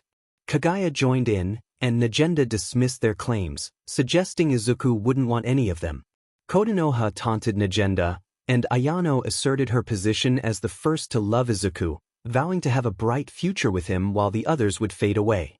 Izuku, bewildered by the chaos unfolding around him, watched as the girls began to draw their weapons, ready to fight for his affection. Suddenly, a new figure caught Ayano's attention. A knife flew through the air toward Izuku, but Ayano intercepted it, looking up to see the figure land on the roof with a smile. It was Himiko Toga, who excitedly reminded Izuku of their previous encounter. Toga revealed that after their last meeting, she had come to realize how strong he was and declared her longing for him, disregarding anyone else. As the tension escalated, Ayano shouted her love for Izuku, prompting the others to join in, each claiming their feelings for him. The girls exchanged fierce glares before launching themselves at one another, weapons drawn, with Izuku observing in shock. The scene shifted to Lucy and Ayano, who charged at each other with fierce determination. Lucy swung her sides, landing a blow on Ayano's shoulder, but Ayano retaliated, stabbing Lucy in the side. Both girls were injured but refused to back down, intent on defeating the other. Meanwhile, Rose and Kotonoha were locked in a fierce battle, each trying to outmaneuver the other. Rose deployed smoke bombs to obscure Kotonoha's vision, then attacked from the side, only for Kotonoha to counter with a saw blade, resulting in both girls sustaining injuries. Rainier struggled to land a hit on Nagenda, who taunted her before delivering a powerful jab that cracked Rainier's ribs. In retaliation, Rainier created a light dagger and struck Nagenda twice. Toga found herself facing off against Chika and Kaguya. Despite the odds, Toga remained confident, but the girls teamed up against her.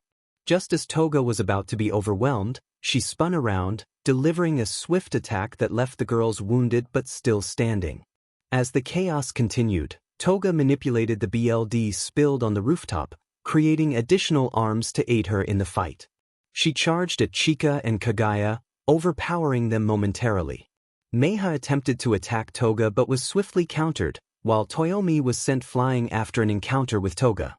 Izuku rushed to catch Toyomi before she fell, reassuring her as she marveled at being in his arms. However, this only fueled Ayano's frustration, leading her to charge at them. A fierce battle ensued, with Ayano and Toyomi clashing, while Kotonoha joined the fray, striking Ayano from behind. Monica appeared next, wielding a flaming hammer as she attempted to crush Rose. The fight escalated, with each girl using their unique abilities to gain the upper hand. Rainier prepared to unleash a barrage of light spears, but Lucy countered with a shadow arm, ready to protect Izuku. As the tension reached its peak, Izuku intervened, calling for everyone to stop. The girls froze, turning their attention to him, and he took a moment to gather his thoughts. He acknowledged their feelings for him and asked why they loved him, revealing his past heartbreak that had left him wary of relationships.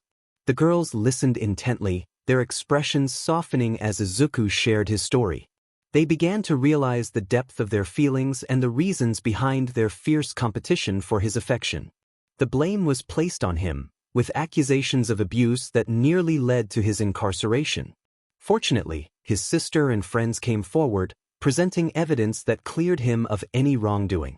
The revelation left everyone stunned, while Ayano gripped her staff tightly, fully aware of who Izuku was referring to. Izuku reflected on his past, explaining that since that incident, He had chosen to focus solely on himself, avoiding any new relationships. Suddenly he was tackled to the ground by Chika, who was in tears, along with Mayha and Toyomi. The others couldn't help but shed tears as they listened to Izuku's heartbreaking story. Nagenda expressed her outrage, questioning how anyone could treat someone as kind as Izuku so cruelly. Rainier echoed the sentiment, calling the person ungrateful, while Rose identified the culprit as Monica, who immediately began searching through the school's female student files. Izuku interrupted, asking Monica to hold on. He didn't want anyone to take revenge. The pain from his past was something he had moved on from. Rose insisted that it mattered and should not go unpunished, but Monica reassured her that if Izuku was okay with it, then it wasn't her problem anymore, unless the person resurfaced. Curious about why they all cared for him, Izuku asked what had drawn them to him. Ayano mentioned his handsomeness, while Rose highlighted his strength. Rainier complimented his cute smile, and Kaguya praised him as a great guy. Chika noted that he wasn't an unpleasant person, and Toyomi added that he wasn't creepy. Mayha appreciated his help in improving her family relationships, and Monica shared that he had helped her move on from a breakup. Izuku then turned to Nagenda, recalling that she seemed indifferent when they first met.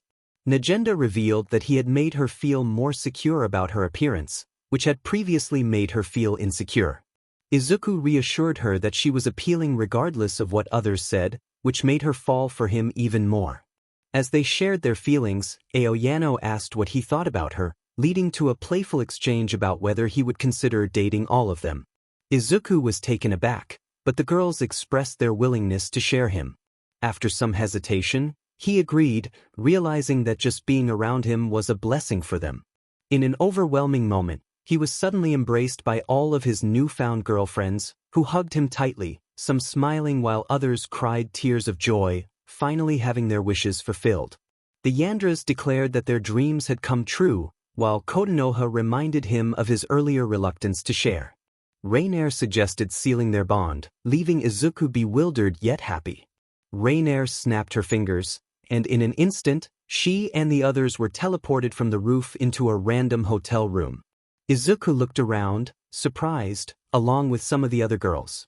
Rainier smirked and playfully pushed Izuku onto the bed, crawling toward him with a teasing glint in her eyes. Izuku blushed and felt a wave of panic wash over him. Rainier reassured him that he didn't have to do anything, urging him to relax as she devoted herself to him. However, Ayano suddenly intervened, pushing Rainier aside and kissing Izuku, causing him to blush even deeper. As Ayano playfully engaged with him, she removed her shirt, revealing her intentions. Kaguya then took charge, pushing Ayano away and surprising everyone by being bold as she approached Izuku. She unzipped his breathes, and the other girls gasped at the sight. Izuku, feeling flustered, was caught off guard by the sudden attention. Before he could gather his thoughts, Chika, Mayha, and Toyomi began to shower him with affection, much to the disapproval of the others, who were eager to join in. Izuku felt overwhelmed as Lucy and Rainier began to tease him further, causing him to shiver. As the atmosphere grew more intense, Nagenda made a bold move that heightened Izuku's feelings, leading him to react instinctively. The other girls watched in surprise as the situation escalated, their excitement palpable. Izuku, realizing the chaos around him, tried to manage the situation but was swept up in the moment. The girls began to argue playfully over who would get their turn next, their competitive spirits igniting the atmosphere even more. Eventually, Izuku found himself in a whirlwind of activity, with the girls engaging with one another and expressing their desires. Hours passed as the excitement continued, and the energy in the room reached a fever pitch. As Izuku and Aoyano found themselves lost in their own world, both felt the thrill of the moment. Aoyano playfully challenged Izuku, surprising him with her boldness. In the midst of the playful chaos, Izuku felt a rush of emotions and knew he had to navigate the situation carefully. As the night wore on, the girls became more engrossed in their playful antics, each moment filled with laughter and excitement. Izuku, feeling the weight of the night, took a moment to breathe, reflecting on the whirlwind of events that had unfolded around him. Izuku felt a wave of relief wash over him as he realized how close he had come to danger. As the hours passed and the sun set, the scene shifted to the Yagi household, where a police officer was informing the family about the situation regarding Izuku's disappearance. The officer explained that the house where Izuku had been held was completely empty, leaving Tashinori in a state of distress. Tashinori demanded to know if the person who had taken his son was still out there. The officer confirmed the unfortunate truth, prompting Tashinori to declare that he was going out to search for Izuku. Inko, equally determined, insisted on joining him. The officer urged them to wait, assuring them that the police could handle the situation, but Inko was resolute in her decision to find her son. Just then, the doorbell rang, drawing everyone's attention. Rei opened the door and was taken aback to see Izuku standing there, visibly exhausted. The sight of him sent everyone rushing to greet him, with Izumi, Shoka, Katsumi, and Katsuki all calling out to him. Inko rushed over, embracing Izuku tightly, relieved that he was safe despite his disheveled appearance. Izuku reassured his mother, but Tashinori pressed him for details about what had happened. Izuku recounted how he had escaped from his captors, who had mentioned something about Tashinori and money, suggesting they intended to ransom him. Tashinori's concern deepened as he processed the implications of Izuku's words. As the conversation continued, Shoto inquired about Izuku's sweat-drenched state. Izuku explained that he had been on the run for hours. Katsumi and Katsuki expressed their determination to find the culprits, while Shoto agreed with their sentiments. Izuku decided it was time to clean up and headed upstairs to take a shower, feeling the comfort of home wash over him. Once he was clean and dressed in his pajamas, Izuku settled onto the couch, gradually drifting off to sleep. He heard Lucy's voice wishing him good night, but then a realization struck him. Lucy had followed him home, whispering for him to relax and go to sleep. She kissed his cheek and seemed to blend into the shadows of his room, leaving Izuku in a state of surprise as he stared at the ceiling, wondering what he had gotten himself into. To be continued. Shoka Todoroki noted that this was Izuku's Yandere list for now. The boys, Izuku, Makoto, Tatsumi, and Issei, were gathered at Tatsumi's house, engrossed in a racing game on the living room TV. Issei brought up Izuku's recent ordeal, mentioning that he had heard about Izuku's kidnapping. Makoto expressed surprise, and Tatsumi asked when it had happened. Izuku confirmed it occurred a few days prior and questioned how Issei knew while Tatsumi and Makoto did not. Issei explained he had heard it through the grapevine, and Izuku wondered why Issei hadn't come to look for him. Issei reassured him that he had been searching everywhere but noted the city was vast. Izuku acknowledged this, adding that he was fine now. Suddenly, Izuku's phone rang again, this time from Aoyano, who had called him for the 14th time that day. Just as he reached for it, Issei snatched the phone and tossed it onto the couch, urging Izuku to focus on the game instead. Izuku insisted it could be an important call, but Issei told him to relax, saying it could wait. After a brief moment of silence, Izuku's phone vibrated again, prompting Issei to pause the game so Izuku could take the call. Izuku stepped away from the group to chat with Aoyano. Issei commented that ever since Izuku and Aoyano started dating, she had been interrupting their time together. Makoto defended her, saying she was just looking out for Izuku. Tatsumi pointed out that Izuku had indeed been kidnapped, while Issei grumbled that Aoyano had called multiple times, suggesting she should know he was okay. Tatsumi agreed it was somewhat bothersome, and Makoto shifted the topic to Tatsumi's own situation, bringing up a girl who had been calling him incessantly. Tatsumi defended his friend 𝗂𝐴𝐴, explaining that she was just concerned for his well-being. The conversation shifted to Makoto's sister, with Issei expressing surprise that Makoto even had a sister. Makoto insisted she wasn't annoying, but Tatsumi argued that her overprotectiveness was excessive, recalling a time when she nearly harmed them both over a prank. Issei found the story amusing, while Tatsumi shared a similar experience of being robbed, only to return home and find a girl waiting for him with his stolen belongings. As the boys continued to chat, Makoto suddenly remembered something his grandfather had told him long ago. He excused himself and went to look something up on his phone, recalling his granddad's warning about yanderes, individuals who could establish from sweet and caring to dangerously devoted. A flashback revealed a young Makoto standing by his grandfather's bedside as he imparted his final piece of advice about avoiding yanderes. Returning to the present, Makoto was startled by a barrage of text messages from Tenko, Mikan, Sayaka, and Pikoyama, which caused him to panic. He rushed back to the others, informing them they were all being spammed. They needed to leave immediately. As they called for Izuku, they noticed his phone lying on the ground, but Izuku was nowhere to be found. The boys exchanged worried glances, realizing something was very wrong. The three boys turned and dashed toward the front door. 𝐕 collided with it, tumbling to the floor. Makoto attempted to open the door, but the doorknob refused to budge. Tatsumi then pushed Makoto aside and tried to kick the door open, but it remained shut. Tatsumi declared that the front door was stuck, while 𝐕 panicked, exclaiming that they were trapped. Makoto, however, was determined, insisting they weren't stuck. He sprinted to the living room, grabbed a video game controller, and hurled it at the window. The window cracked but did not shatter. Frustrated, Makoto urged the others to find something else to throw. The boys searched frantically until 𝐕 lifted Tatsumi's entire couch and threw it at the window. The couch broke through the glass, creating a large hole in the wall.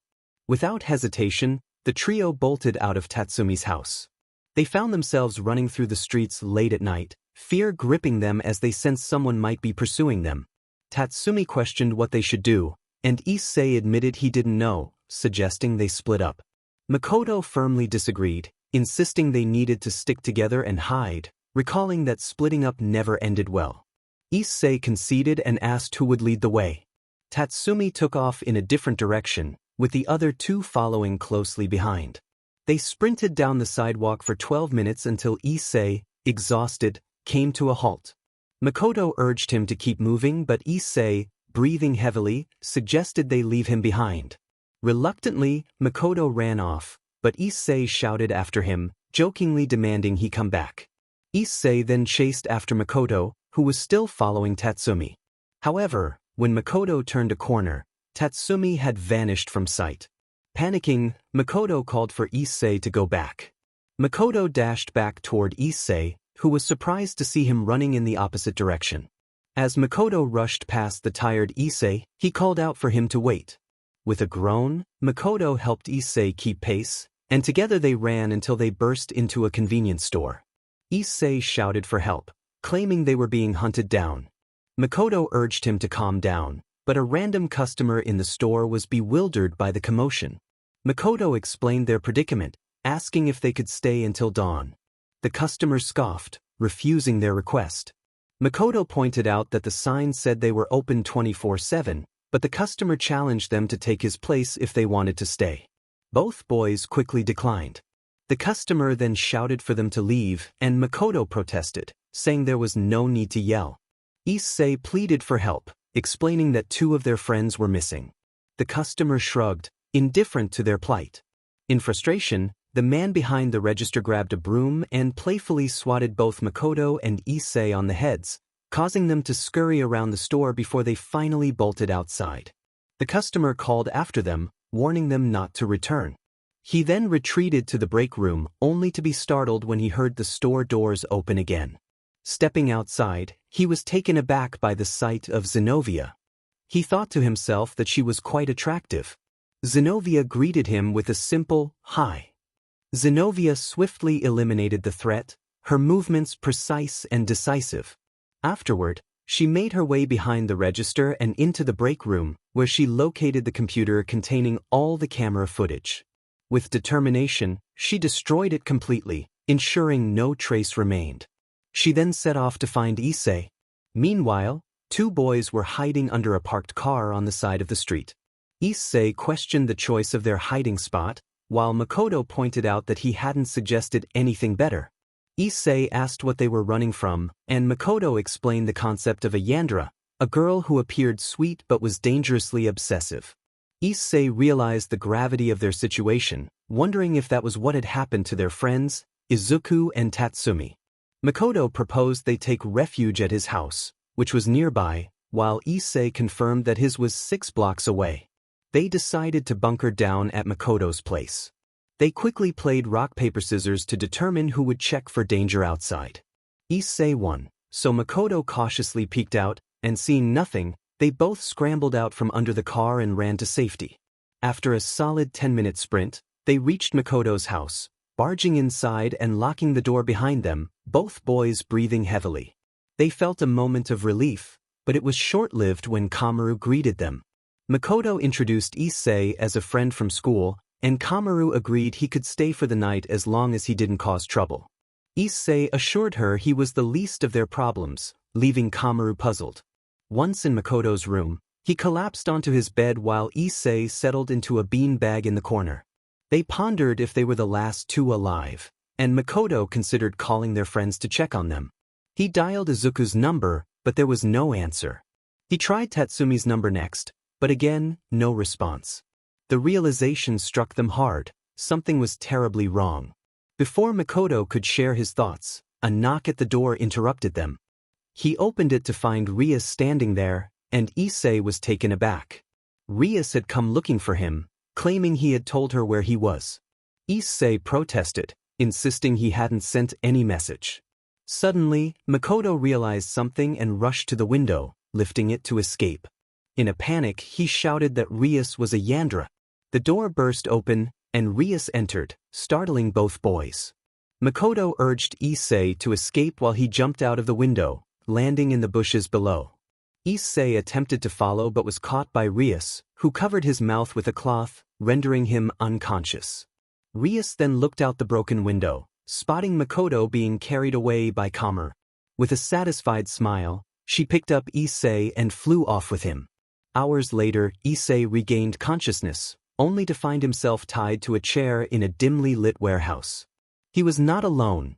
Tatsumi, Makoto, and Izuku were there, all equally confused. They looked around, realizing they were surrounded by familiar faces: 𝐒𝐭𝐲, Leon, 𝗕𝗓, and others. Tatsumi called out for help, but 𝐒𝐭𝐲 warned them that screaming wouldn't help. Monika appeared, explaining that she had gathered all the girls to ask a simple question. The girls, each expressing their affection for their respective boys, filled the room with declarations of love. The boys were left stunned, realizing they were in quite the predicament. As the day broke, Tatsumi found himself waking up in bed, nestled between soft and squishy forms. He stirred, greeted by Leon, who wished him a good morning.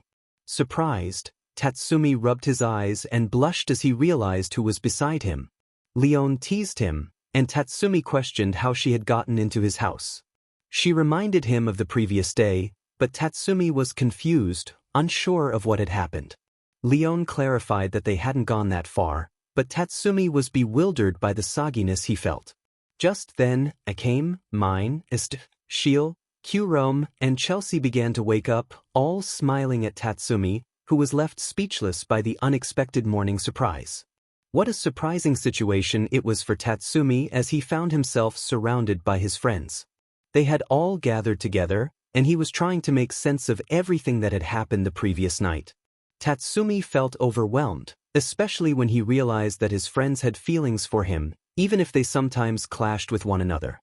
As he attempted to piece together the events of the night before, he recalled that the last thing he remembered was playing video games with his friends. Suddenly, things had taken a turn, and he had been taken by surprise. Tatsumi's friends confirmed their feelings for him, and he was taken aback by their willingness to share their affections. Before he could fully process this new information, 𝗧𝗏 pulled him into a warm embrace, resting his head against her shoulder. The other girls looked on, some with expressions of discontent. 𝗂𝐭𝐲 suggested that they should go grocery shopping, as their supplies were running low. Tatsumi, confused, pointed out that their kitchen was already well stocked. 𝗕𝗓 agreed but noted that they would need more food since they were all staying together. Tatsumi then remembered his parents and expressed concern about what they would think. Chelsea reassured him that they were on vacation, which surprised Tatsumi. He questioned how she knew this, and Chelsea got up to retrieve a note from his desk. She handed it to him, and he read aloud that his parents were on a cruise in the Bahamas, leaving him in charge of the house until their return. Tatsumi sighed, realizing that this was not the first time he had been left alone. His friends reacted with surprise, recalling a similar situation from his childhood. 𝗓𝗠 suggested that they forget about their troubles and enjoy the sunshine instead. 𝗧𝗵𝗲 agreed, rising from his seat and heading toward his closet. The girls exchanged knowing glances and nodded in unison. As 𝗧𝗵𝗲 exited the room, 𝗧𝗏 took charge, instructing someone to look up the cruise ship numbers currently at sea. Chelsea quickly got to work, while 𝐒𝐻𝐁 added that they should also visit the dark web to hire as many pirates and mercenaries as possible. 𝗧𝗏 remarked that this would be the last time 𝗧𝗵𝗲's parents enjoyed quality time together. Meanwhile, 𝐸𝐳 sat at the dinner table, surrounded by Rias, Aquino, Asia, Kaneko, Zenobia, and Irina, all glaring at one another while he quietly ate his cereal. He attempted to break the tension by asking how everyone was feeling, but the collective response was anger. When he probed further, they admitted to feeling frustrated. The atmosphere was thick with tension, leading 𝗬𝐳 to wonder if the girls truly disliked each other. Suddenly, Aquino unleashed a bolt of lightning at Zenobia, who was caught off guard. Kaneko swiftly charged at Asia, who managed to block the punch with a shield. Rias slammed her hand on the table, sending everyone flying against the wall. She declared herself in charge, insisting she was the main girl. Aquino teased Rias about being the best girl, prompting Rias to retaliate with a barrage of fiery blasts. Aquino countered with an electrical shield, while Kaneko landed a punch on Rias, sending her crashing into the wall. Irina attempted to attack Kaneko, but Kaneko dodged and countered with a punch to Irina's gut. Asia then poured cold water on Kaneko, causing her to leap up and cling to the ceiling. Aquino took the opportunity to shock Asia, knocking her unconscious. As the chaos escalated, Zenobia tried to stab Aquino, but Aquino dodged and retaliated with a spinning kick that sent Zenobia to the floor. Rias tackled Aquino, and the two began rolling on the ground, exchanging punches. The other girls joined in, creating a chaotic scene that left 𝗬𝐳 in shock. He wondered what was happening, confused by the sight of his friends fighting so fiercely. Just then Alexandra, his sister, called out from downstairs, demanding to know what was going on. 𝗬𝐳 panicked, trying to hide the chaos. Alexandra confronted him about the mess in the kitchen, and 𝗬𝐳 awkwardly explained it was just a cat fight. Alexandra, unimpressed, reminded him that their parents were away and instructed him not to invite any friends over, especially not his troublesome companions. 𝗬𝐳 was surprised to learn their parents had left for a trip to Africa, leaving just him and Alexandra at home. She mentioned they were heading to the grocery store and told him to get ready. As she walked out to the car, 𝗬𝐳 noticed Rias aiming a crossbow at Alexandra, causing him to shout in alarm. He quickly changed his plea, saying he would come along to the grocery store instead. Alexandra rolled her eyes, stating he was coming with her anyway. As she left, 𝗬𝐳 sighed in relief, only to be confronted by Rias, who was frustrated that he had stopped her from attacking his sister.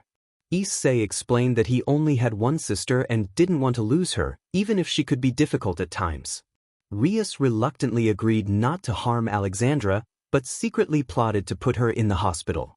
𝗬𝐳 decided to head to the grocery store, telling the girls they could do whatever they wanted until he returned. They eagerly agreed and began to plan how they would follow him to the store.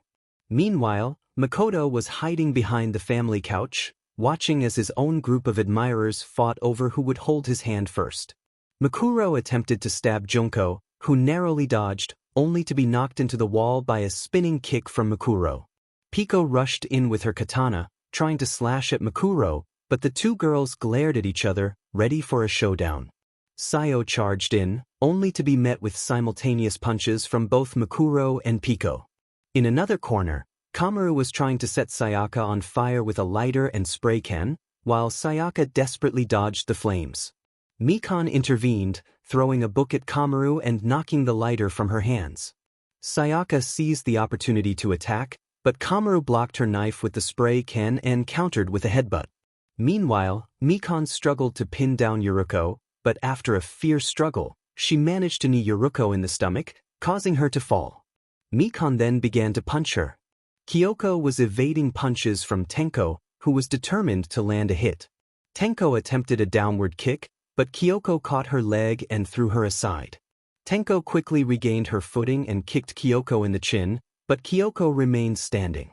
Tenko then swept Kyoko's legs, bringing her down and attempting to gain the upper hand.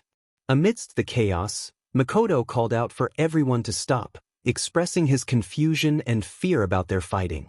He suggested that he could hold each of their hands separately, which made the girls pause and consider his words. Mikan expressed her fear, questioning whether everyone truly loved her. In a moment of vulnerability, she conveyed that if someone asked her to end her life, she would do so without hesitation. Makoto was taken aback, shocked by her words. Mikan hesitated, feeling a rush of emotions. She wondered why he would think she would say something like that. Makoto, noticing her uncertainty, reassured her that she was far too appealing to entertain such thoughts. Mikan felt a thrill at the compliment, her heart racing at the idea that he found her appealing. Meanwhile, the other members of Makoto's group exchanged glances, feeling a mix of envy and admiration. Makoto then revealed that he had significant challenges to face. Mukuro, curious, pressed him for details, while Junko's expression shifted to concern as she asked if he was implying he had feelings for boys. Makoto quickly clarified that he was not gay, prompting Junko to express relief. Determined to share his situation, Makoto explained everything to the girls, who listened in surprise, except for Kamaru and Yuriko, who were already aware of the circumstances. Toko stammered as she processed the revelation, asking if he was saying that his older brother had debts with the Tiger Yakuza. Tenko added that it was connected to the Demon Triad, while Mukuro mentioned the Dragon Mafia. Kyoko pointed out that since his brother had gone into hiding, they had been trying to capture Makoto to get to him. Makoto sighed, acknowledging that he felt like a target. He then expressed his genuine feelings for all of them, hoping they would understand. Kamaru's eyes widened in disbelief and excitement at his admission. Makoto expressed concern for his sister, Kamaru, urging her to focus on more important matters. He conveyed his longing to protect her and their friends from the dangers that surrounded them. Tenko, filled with determination, tackled Makoto onto the couch, vowing never to let him go. Kyoko reassured him that as long as they were together, they would face any threat that came their way. Junko, with a fierce spirit, declared that they would confront any criminal organization to keep him safe. Pikoyama echoed this sentiment, stating her willingness to fight for him. Mikan dismissed any negativity from Makoto's brother, while Sayaka expressed her frustration with his gambling habits. Kamaru affirmed their support for Makoto, who felt grateful for their loyalty. As chaos erupted in the room, with playful fighting breaking out among the girls, Makoto found himself overwhelmed. He sighed, wishing for peace. Meanwhile, Izuku was brushing his teeth, feeling uneasy under the watchful gaze of his sister, Izumi. She questioned him about whether someone was spending the night in his room, and he insisted he was alone. Izumi, however, was not convinced and inspected his face closely, discovering a strand of silver hair. She confronted him about it, and Izuku tried to downplay the situation, but Izumi became increasingly agitated. In a moment of tension, Izumi pushed Izuku against the wall, revealing a hidden razor blade in her toothbrush. Izuku was shocked but managed to disarm her, leading to a surprising turn of events as Izumi unexpectedly kissed him. He was taken aback, realizing the depth of her feelings. Izumi playfully insisted that he should accept her affection, but Izuku resisted, pushing her away. Outside the bathroom, his friends heard the commotion and debated whether to intervene, but Najenda advised them to let Izuku handle it. Suddenly, Izumi shouted her intentions, and in a burst of energy, Izuku used a powerful move that sent her crashing through the walls. He looked at the damage and then turned to his friends, who had been eavesdropping. They discussed the situation, and Izuku explained the technique he had used. His friends were curious about the move, and he reassured them that it was nothing to worry about. They then realized they had the house to themselves, leading to a mix of excitement and apprehension. The scene shifted back to Izuku and Izumi, who were surrounded by his friends. Izumi revealed her long-standing feelings for him, claiming it was normal for siblings to feel that way. Izuku was taken aback by her confession and tried to reason with her, but she insisted on her perspective. His friends chimed in, reminding Izumi that she wasn't the only one interested in Izuku. The conversation took a surprising turn when Katsumi and Shoka burst into the room, eager to confront the situation. Monica quickly filled them in on the unfolding drama, and both Katsumi and Shoka were taken aback by the revelations. As the tension escalated, the girls expressed their intentions towards Izuku, leading to a chaotic but humorous exchange. They all vied for his attention, and despite the playful bickering, it was clear that their feelings for him were genuine. Izuku, caught in the middle of the whirlwind, could only hope for a resolution as the scene faded to black, leaving their story open for more adventures to come. As the other girls hurried to join Izuku, Izumi remained behind with a smirk. She grabbed her laptop from the coffee table, opening it to reveal a view of Izuku's room. She thought to herself that it was fortunate she had placed the camera there. With a mischievous grin, she settled in to watch, imagining the scene unfolding. 35 minutes later, Izuku and his friends had finished their activities and were now cleaning up, preparing to head to the store for supplies. After 15 minutes, everyone was ready to go. Izuku took a moment to address the group. He emphasized that if he spoke to any girl, there was no need for anyone to feel defensive or aggressive. Some of the girls voiced their concerns about other girls touching him, but Izuku reassured them that while he understood their feelings, they needed to act naturally in public and avoid glaring at passers-by. The girls agreed to try their best, and with that, they set off. Izuku led the way out the front door, followed closely by the girls as they walked down the sidewalk toward the store. He asked what they needed, and Ayano listed off groceries, cleaning supplies, and bathing items. Izuku reminded them to behave well while they were out, and the girls responded enthusiastically. As they walked, they received some curious glances from others, but nothing concerning. After 21 minutes, they arrived at the supermart and entered. Izuku suggested they split up to gather their items, but Aoyano insisted on sticking with him. Kaguya echoed her sentiment, but Najenda stepped in, urging the girls to let her handle things. Izuku reminded them of their earlier discussion, while Izumi claimed her status as his sister gave her a say in the matter. He quickly redirected Shoka, and they moved away from the group, with Shoka playfully sticking her tongue out at the other girls, who managed to keep their composure as they split off into the store. Meanwhile, Makoto was already inside with Mikan, Sayaka, and Pikoyama.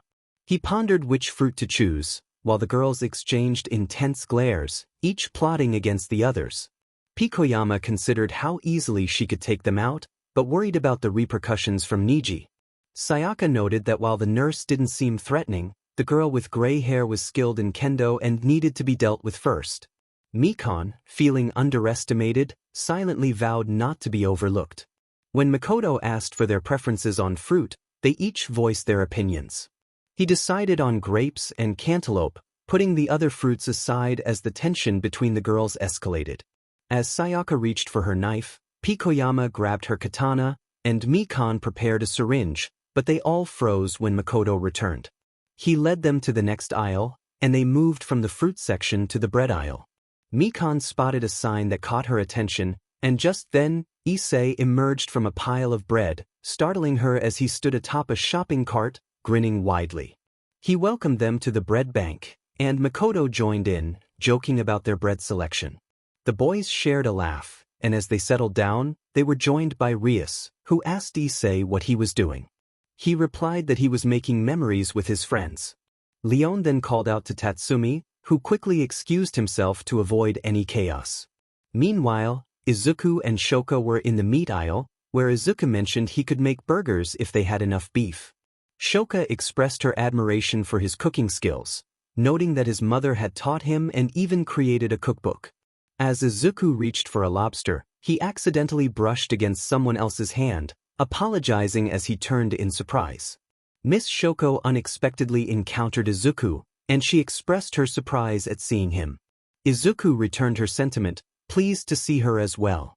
Shoko, reminding herself to remain calm, noted that she was just the school nurse and didn't harbor any particular feelings for Izuku. She inquired about his stitches, to which Izuku replied that they were healing well, allowing him to stretch without experiencing any pain. Shoko responded positively, pleased with his progress. Izuku was not alone. He had just split up with his friends. Shoko, curious, asked if he was with anyone. Izuku explained that the situation was complicated.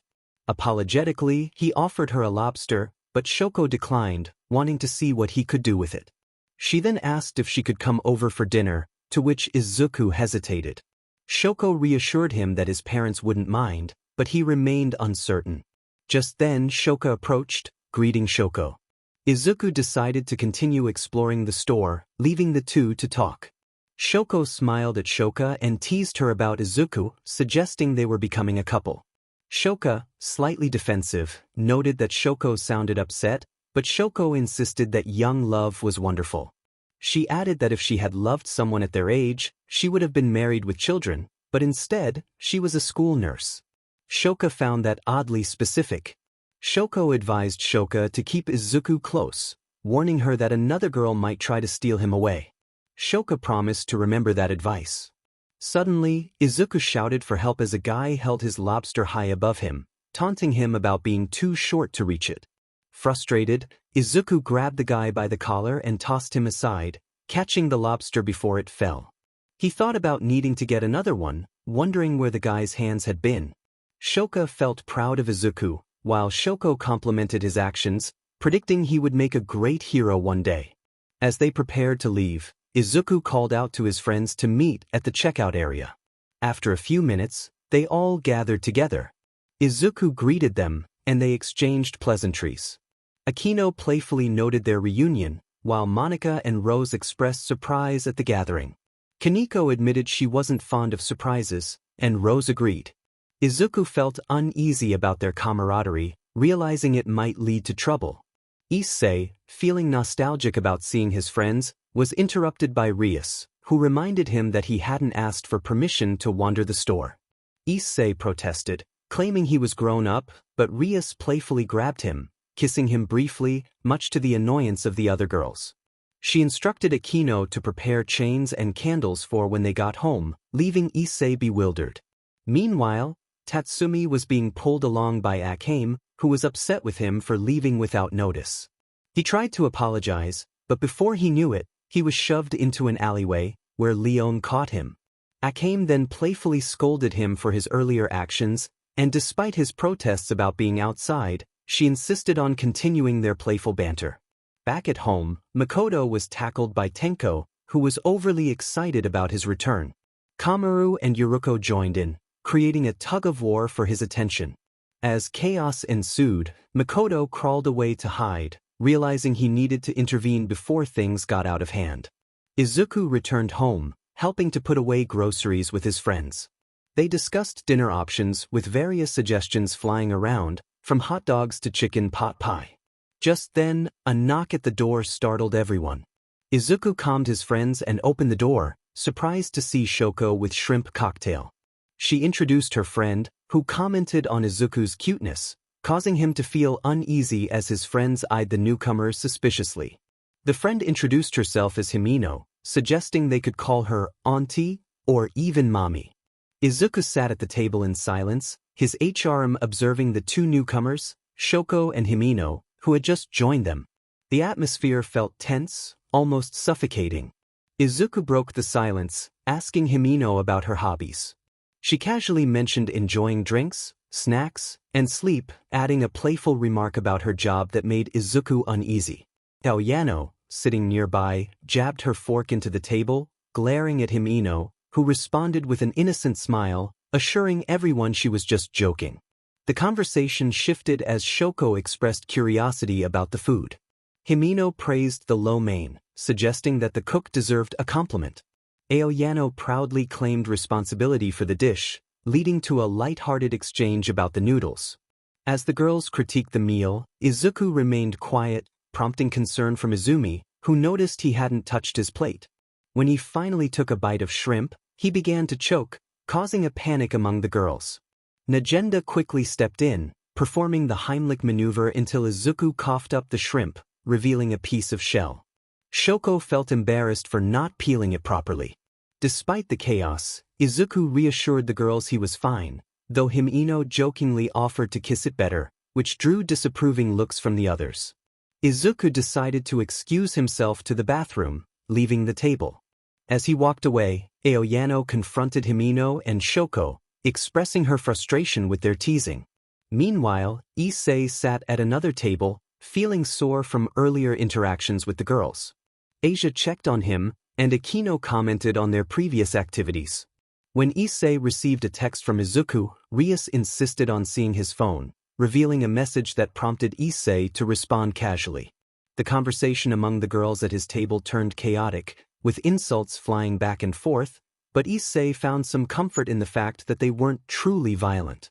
Back in the bathroom, Izuku was startled by Lucy, who had entered without him noticing. He prepared to return to the chaos downstairs when a loud crash interrupted him. Rushing back, he found the dining area in disarray, food splattered everywhere, and the girls in the midst of a playful scuffle. Izuku, using his quirk to deepen his voice, commanded their attention, expressing both frustration and admiration for how quickly they had created such a mess. As the girls apologized, Izuku slipped on a shrimp shell but was caught by Rose just in time. She glared at Shoko, playfully blaming her for the shrimp cocktail disaster. They all agreed to clean up the mess, and as they began, the atmosphere lightened, filled with laughter and camaraderie amidst the chaos. Izuku observed as the girl meticulously cleaned the kitchen, dining room, and living room. He marveled at how spotless everything appeared. Monica expressed her commitment to fulfilling all of Izuku's needs as his future wife. Rainier interjected, claiming she would be the future wife instead, to which Lucy questioned her authority. Najenda chimed in, teasing Rainier about her inability to handle Izuku. Toga countered that being a wife involved more than just physical intimacy, which led to a playful confrontation between Najenda and Toga. Najenda retaliated by playfully pushing Toga, who then leaped at Najenda with daggers drawn. In the ensuing scuffle, Najenda managed to subdue Toga momentarily, but Toga quickly escaped her grasp. Meanwhile, Rainier grabbed a chair and playfully swung it at Lucy, igniting a spirited duel between them. The two engaged in a mock sword fight atop the dining table, while Kaguya and Chika attempted to ambush Kotonoha with forks. Kotonoha skillfully evaded their attack and brandished her own weapon, chasing the two around the room. Aoyano found herself tackled by Monica, who playfully attempted to pin her down. Aoyano managed to throw Monoma off and retaliated by tossing a plate at Monica, who ducked and charged at her. The girls continued their playful brawl until Mayha suddenly noticed something amiss. She called out, wondering where Izuku had gone. The moment she spoke, the girls paused their antics and began searching for him, growing increasingly frantic. They soon heard noises coming from upstairs and realized that Rose, Shoko, and Himino were also missing. As they rushed upstairs, Toga kicked open the door, revealing Shoko and Himino playfully interacting with Izuku, while Rose was tied up in the corner. Himino greeted the girls with a teasing tone, suggesting they join in the fun. The atmosphere became charged with excitement as the girls watched, feeling a mix of emotions. Himino playfully ensnared the group, causing them to tumble to the floor as she and Shoko shared a kiss. They discussed their preferences, with Shoko expressing her fondness for Izuku. The playful chaos continued as the girls expressed their longing for Izuku's attention, leading to a humorous and chaotic scene. As the night wore on, Izuku found himself juggling the affections of all the girls, ensuring they were satisfied. Eventually, they all settled down, content and smiling in their sleep, while Izuku began cleaning up the mess they had made. Izumi appeared, offering to help, but Izuku assured her he could manage. She teased him about her intentions, leaving him to ponder how to handle her in the future. The next day, Makoto awoke peacefully until he was startled by Kamaru staring at him. She greeted him cheerfully, but the moment was interrupted when his HRM burst into the room, armed and ready for action. They were concerned about his safety, demanding to know what had happened. Makoto reassured them, trying to explain the situation. As the girls expressed their concerns and frustrations, Kamaru defended her actions, reminiscing about their childhood. The atmosphere was lively and filled with playful banter as they discussed the rules of their relationships. Makoto, eager to make breakfast, invited the girls to join him, and they eagerly accepted, excited for the meal he would prepare. As he headed to the kitchen, the girls admired him, their playful energy filling the air. In his pajamas, Mikuro thought about how adorable her future husband looked. Junko felt as though she was forgetting something, but dismissed it as probably unimportant. Makoto asked the girls if they wanted waffles or pancakes, and Pikoyama replied that she would like both if it wasn't a problem. Tenko offered to help, but Makoto assured her that he was fine and encouraged her to relax. Tenko felt she truly deserved him. As the girls exchanged glances filled with rivalry, Sayaka made her way downstairs, announcing her departure. Junko expressed her indifference, while Makoto wished Sayaka safety as she left. Before exiting, Sayaka playfully kissed Makoto on the neck and dashed off, giggling, prompting the other girls to chase after her in frustration. Sayaka called back to Makoto as she left, and the girls followed, leaving him chuckling as he returned to making breakfast. He mused about getting used to their antics and wondered what the others were doing.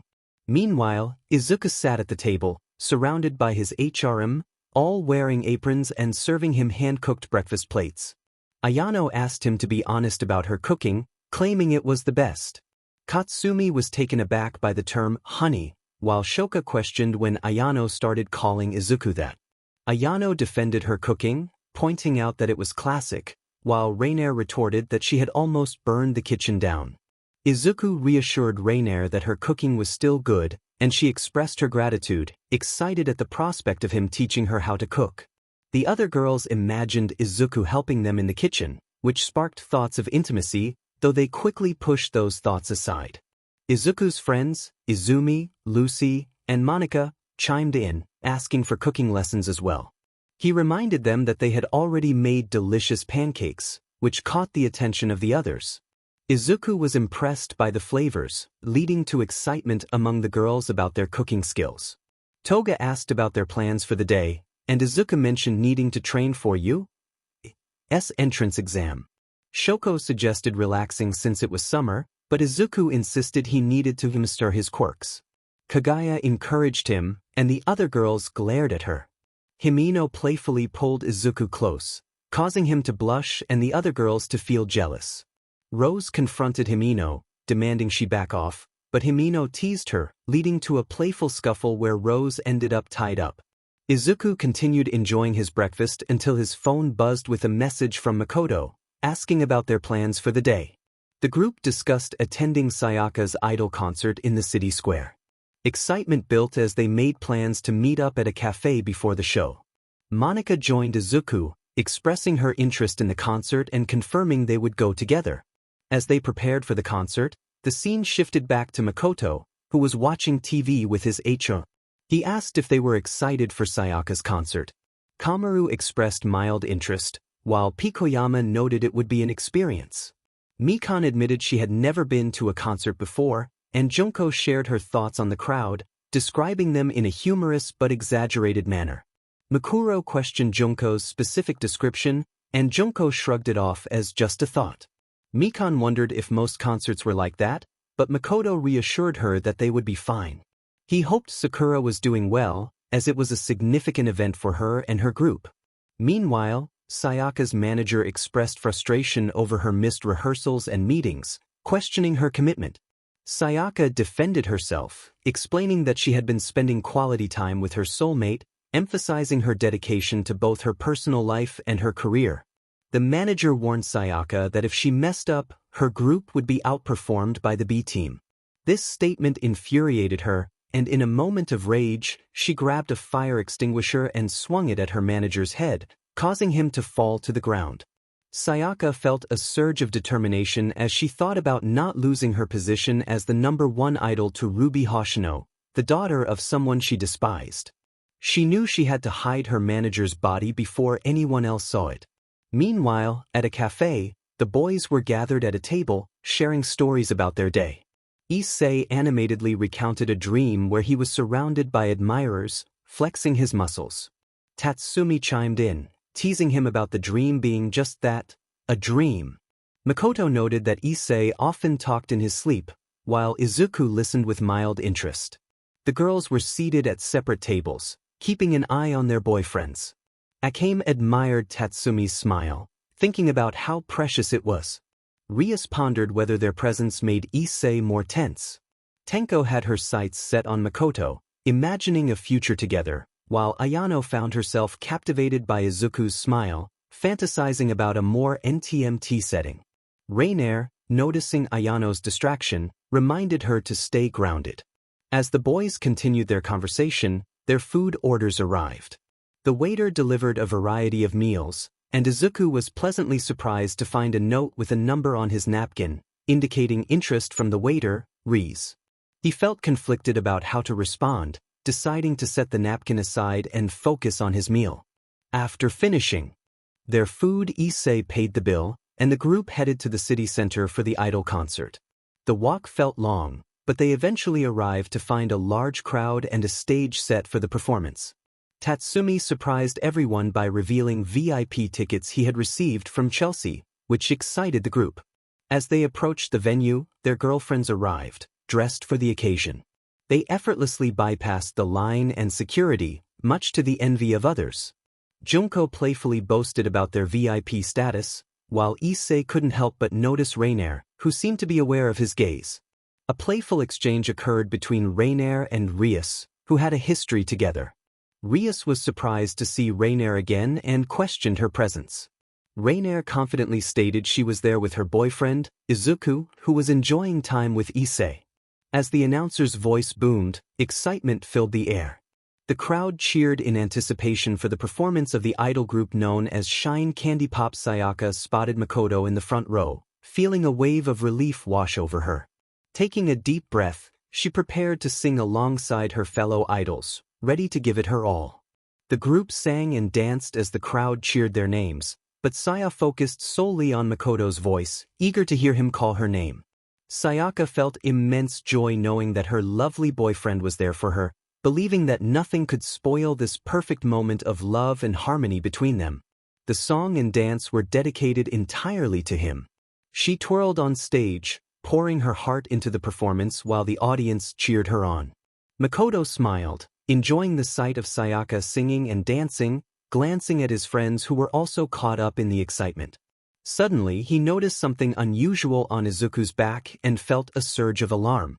He shouted a warning just as a laser beam shot through the air. In a split second, Makoto pushed Izuku out of the way, but a sniper's shot rang out. Izuku watched in horror as Makoto staggered, clutching his side and collapsing to the ground.